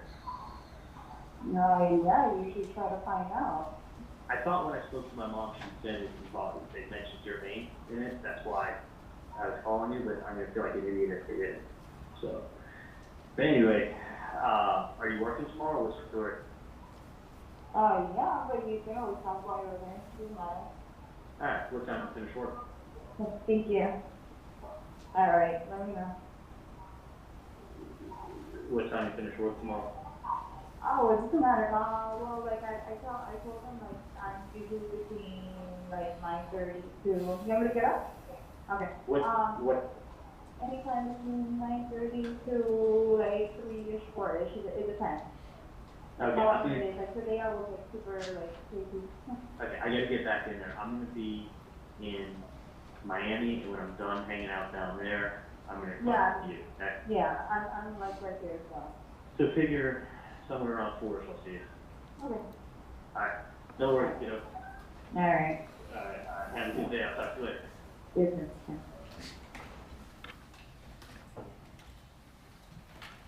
In this call, Charlie Adelson tells Katherine Magbanua that the man that approached his mother said, quote, something regarding her son and his ex-girlfriend. Did the undercover say anything about Charlie Adelson or Donna's son? No. Did the undercover reference Charlie Adelson at all? No, he did not. When Donna Adelson relayed to Charlie what the undercover did she say they mentioned you? No. But he deduces that he misremembers that it's about him. That's what it appears, correct. Did he proceed after this call to call any of his other ex-girlfriends? No, he did not. Did he speak to anyone else about this other than the family members that we're going to hear in Katherine Magbanua? No, he didn't. Right. There was discussion of an in-person meeting between the defendant and her son, Charlie Adelson. Did that take place? It did. When did that take place? The following day at about, I think it was around 1 o'clock. Is this April 20th, 2016? That's correct. Where did the meeting take place? It took place behind Mrs. Adelson's building. They actually met in the building, we believe, and then came out the back of it and walked down. There's a sidewalk along the water behind their building. And they walked along the sidewalk to a restaurant called Monty's, and there's a table out by the water, out by itself, just behind the restaurant, that they went and sat at and met there and talked. What, if any, efforts One were, moment, Ms. Copeland. Ms. Adelson, if you need your hearing assisting device, please wear it so you do not miss any of the evidence. Please ask your question again. what, if any, efforts were made to surveil or record the meeting between Charlie Adelson and the defendant? Yes, I had recording equipment brought in, and we tried to get as close as we could to them. They sat out away from anyone else across the sidewalk, right by the water on one side of them and the sidewalk on the other, and we couldn't get very close to them without alerting them that we were there. Were you able to record the contents of their conversation at that in-person meeting? No, we tried, but it was inaudible. There was no audio. Were you able to get any photographs of this in-person meeting? I was. Judge, at this time, I'd ask to introduce States 53. Any objection? No objection. States 53 is admitted. May I publish? You may.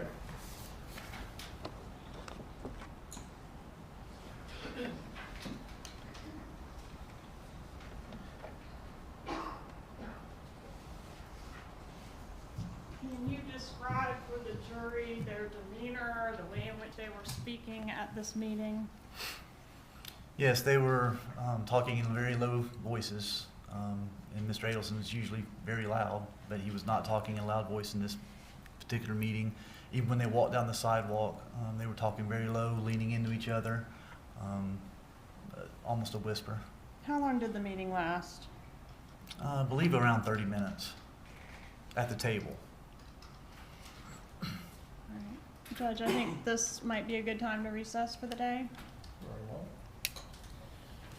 Members of the jury, we are going to take our break for the evening at this point. Once again, I'm going to remind you not to discuss this case with anyone else or each other. Also, as well, do not seek out any information or news reporting concerning this matter.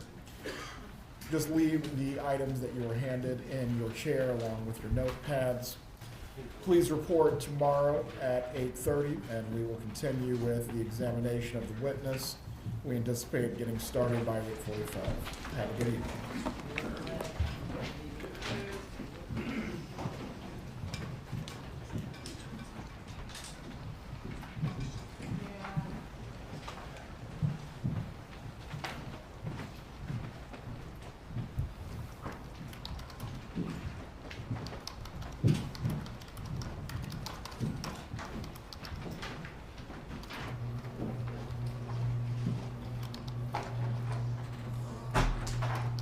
Everyone can be seated.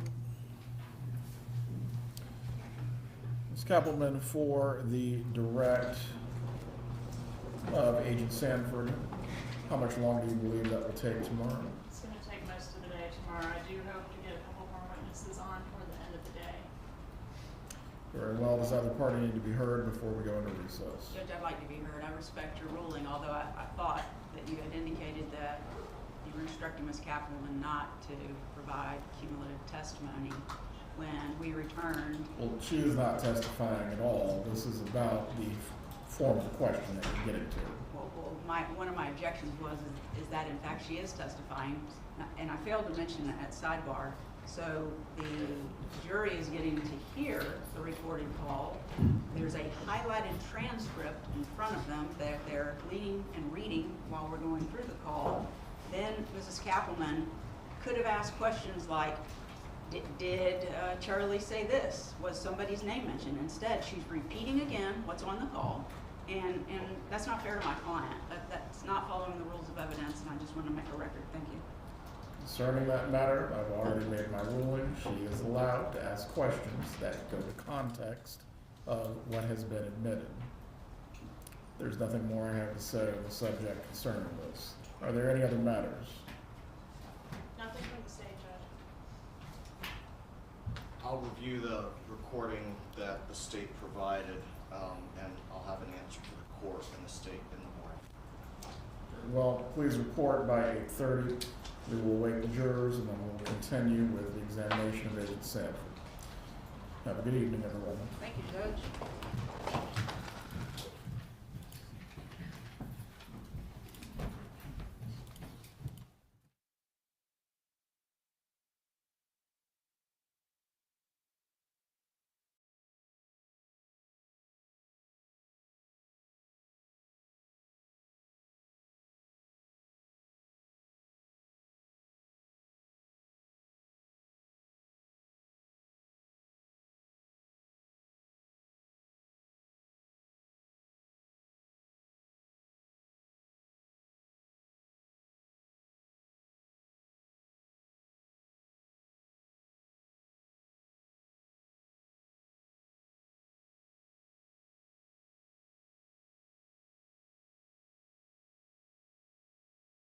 The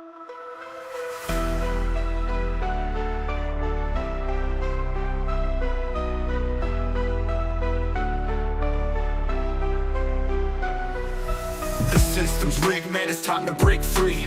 Eyes wide open, gotta see what I see. Standing on the front lines, fighting for the truth. Lift the veil of lies, it's time to be the proof. Take a stand, don't you back down. Raise your voice, let's shake the town. We're the voices that won't be ignored. Breaking chains, yeah, we're ready for war. With the power of the people, we'll make them see a world of justice, united and free. United and free. United and free. Marching with a purpose, we're taking it higher. Fighting through the struggle, igniting the fire. No more silence, we'll make the noise loud. Together in this battle, standing strong and proud. Injustice fades when courage aligns. Rise up together, break the confines.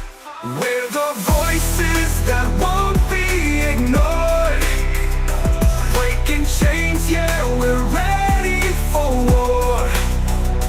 With the power of the people, we'll make them see a world of justice, united and free.